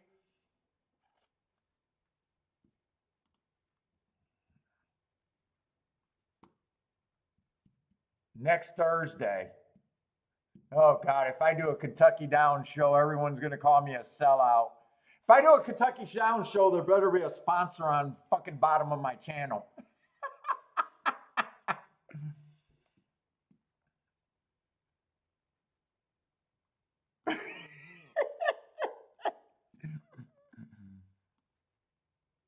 I'm gonna come in here on Thursday. Hey everybody, we got Kentucky Downs. I'll have my Kentucky Downs hat on. My what is it called when you get the swag package? Dude, I think Charles, I think isn't Ellis Park running on Monday? Dude, like I don't know what to do because I know you guys. There's probably a lot of guys that would love for us to do Kentucky Downs. I've had monster last two hits or last 2 years. I've had monster years over there at Kentucky Downs. I want to play. Yeah, I shouldn't have. I shouldn't have preached. I should have been like most of the people that rail against high takeout and then ignore it because they just want to play.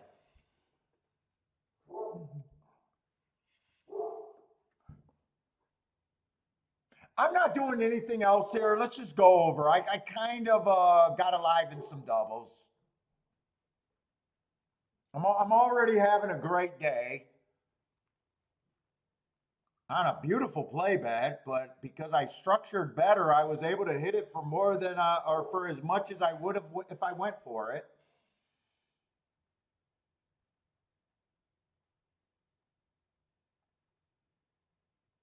I still like the horses I'm alive to a little bit, even though I'm reaching. I'm reaching for the one. The inside's going to have to be good. I think two's got the right running style, but he's a bit of a reach. But those are really nice hits.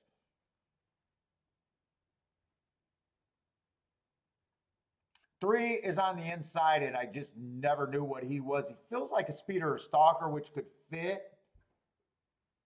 Did run at the Dangerous Colonial. 4 is a stalker. I'm mostly just alive to the inside horses. And 5 is going to be the one that I got the most, but he would represent the smallest hit here.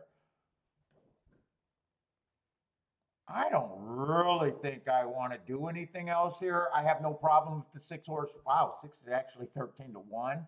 But then if I do any other bets here, I'm probably going away from what I originally got. I think I'm just in a spot to ride this out. 8 coming from Laurel, I at least want to look that up.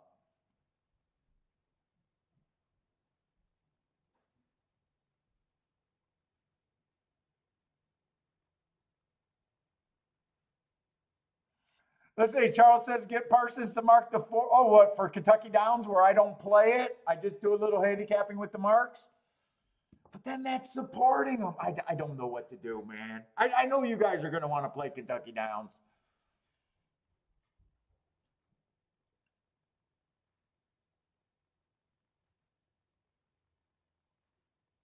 I shouldn't have said nothing, and I let my mouth get in front of me. That's why no one would ever sponsor me, because I got an uncontrollable fucking mouth. Dude, it's just so dumb. It's just so dumb.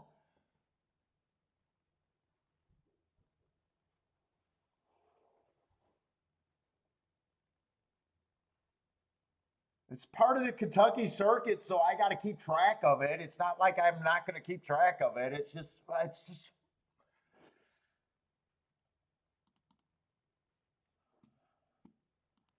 Meanwhile, I got to watch executives they're probably getting raises because they're raising the takeout over there at Kentucky Downs, killing the sport while lining their pockets. They don't think they're lining their pockets because they got the welfare from the slot machines. And they do got a great product. You know what? Why don't I just pray that we get massive rains in September and I don't even have to think about it? How about Kentucky just gives me massive fucking monsoons? Do they get hurricanes over there in Kentucky, Parsons? I need a hurricane right there. Just cancel the fucking meet. Let God do the work.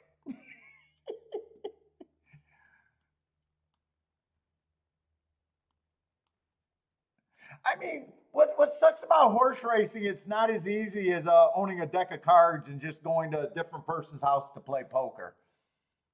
You know, we're kind of prisoners for the game that we love.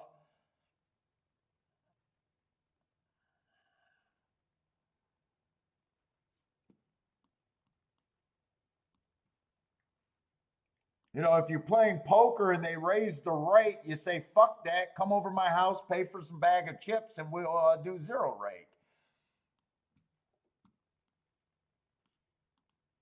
All right, I'm just going to ride this out. I didn't have enough time. I barely looked up the 8 horse, but I'm done.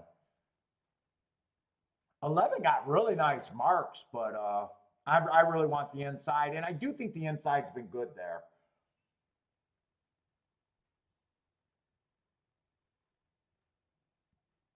Tornado more likely?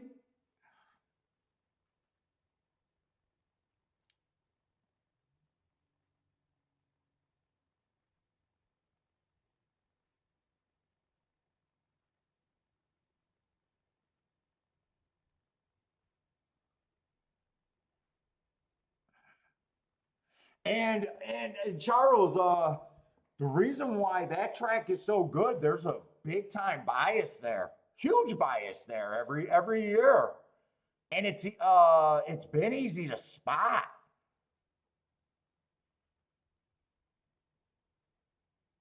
Come on, can this 1 horse win from the inside? 5's in good position. 1's going to try for me. 12's out there. I think 12 was the horse. Was 12 the horse on the outside that had great marks? No, that was the 11. Come on, 5. Who is this coming through? 3. 3 or 5 right now. Oh, this is going to get tight. 5 can't survive. 9 is loaded. I need a wire, and I need a wire 3 seconds ago. 5 ran second best. An outside horse got it. Who was the outside horse? I think that was the Laurel horse. No, that wasn't the Laurel horse.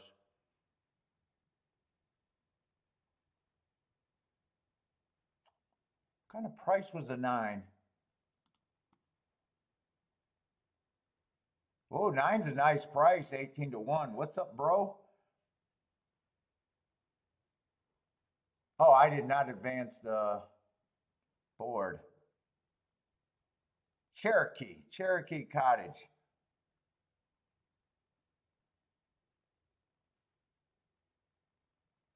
Got loose in post parade, still ran. I don't know if that's a handicapping angle, but all I got is he ran against the early pressing day, was only ran 1 race. I couldn't make a case one way or another. He probably would have been a horse that I would have said had to be long.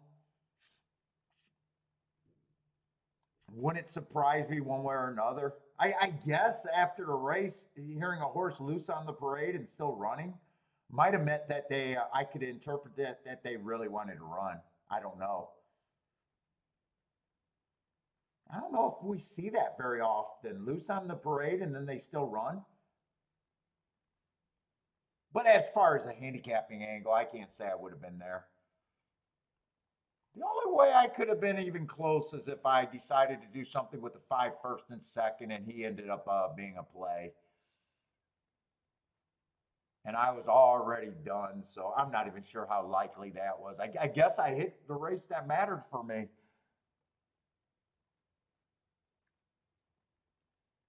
Nine is also from Kentucky Downs. Is that where he came from? Really? Oh, William Mott horse. Yeah, he would have been likely for me. Oh, I thought the 5 got second. The 5 didn't even get second. It came in 9-10, 5-12, 9-10. I was thinking the 5 horse got second.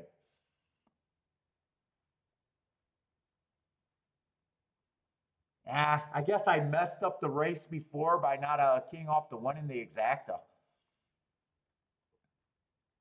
Dude, it's just easier to have a good opinion for one race than it is for multiple, even in the doubles, and it just get more diluted. Even though I love doubles.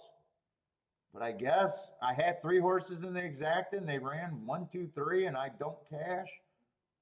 Huh. All right, tomorrow, what is tomorrow? Thursday. So tomorrow we're probably just going to have Saratoga at this time.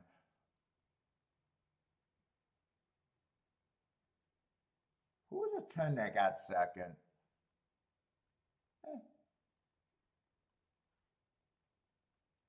Race completely broke down, though. I think they even came from farther back than stalking. Looks like there's an objection, but I have no idea what that is on. 9 looked like he came from the clouds. He might have crossed over on the 11, but I don't think that matters.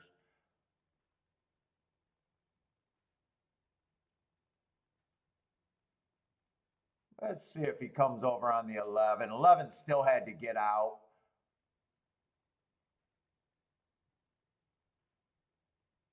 Let's see. No, I don't think that's on the 9. I think that's on the guy in the yellow hat coming out more than the 9 came in. I don't think this changes one bit. Yeah, that was definitely a tough race.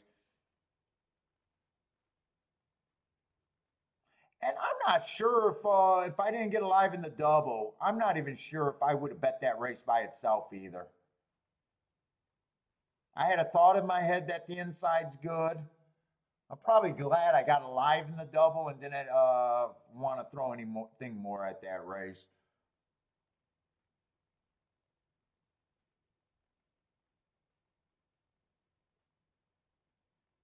5 I thought was worth a press, but other than that, all the other horses I was trying to get alive, make win were all big double-digit shots.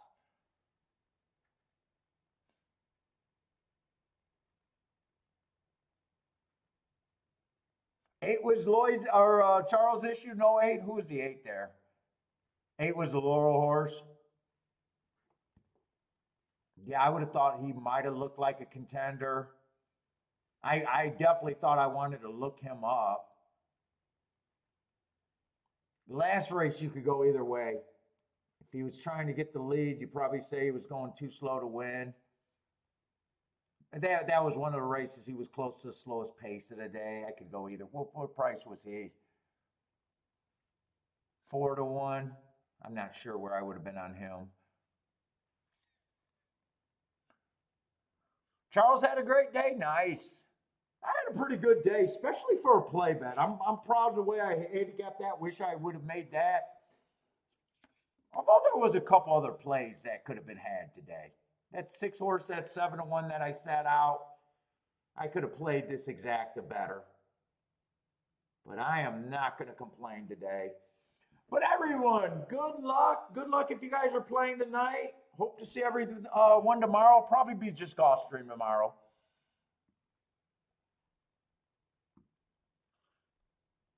Maybe we'll get news on Horse Racing Nation that Kentucky Downs decided to lower takeout because they watched the shakeup. But we know that's not going to happen. But everybody, good luck if you guys are playing tonight. Hope to see everyone tomorrow. And we're going to have a whole weekend of shows coming up. So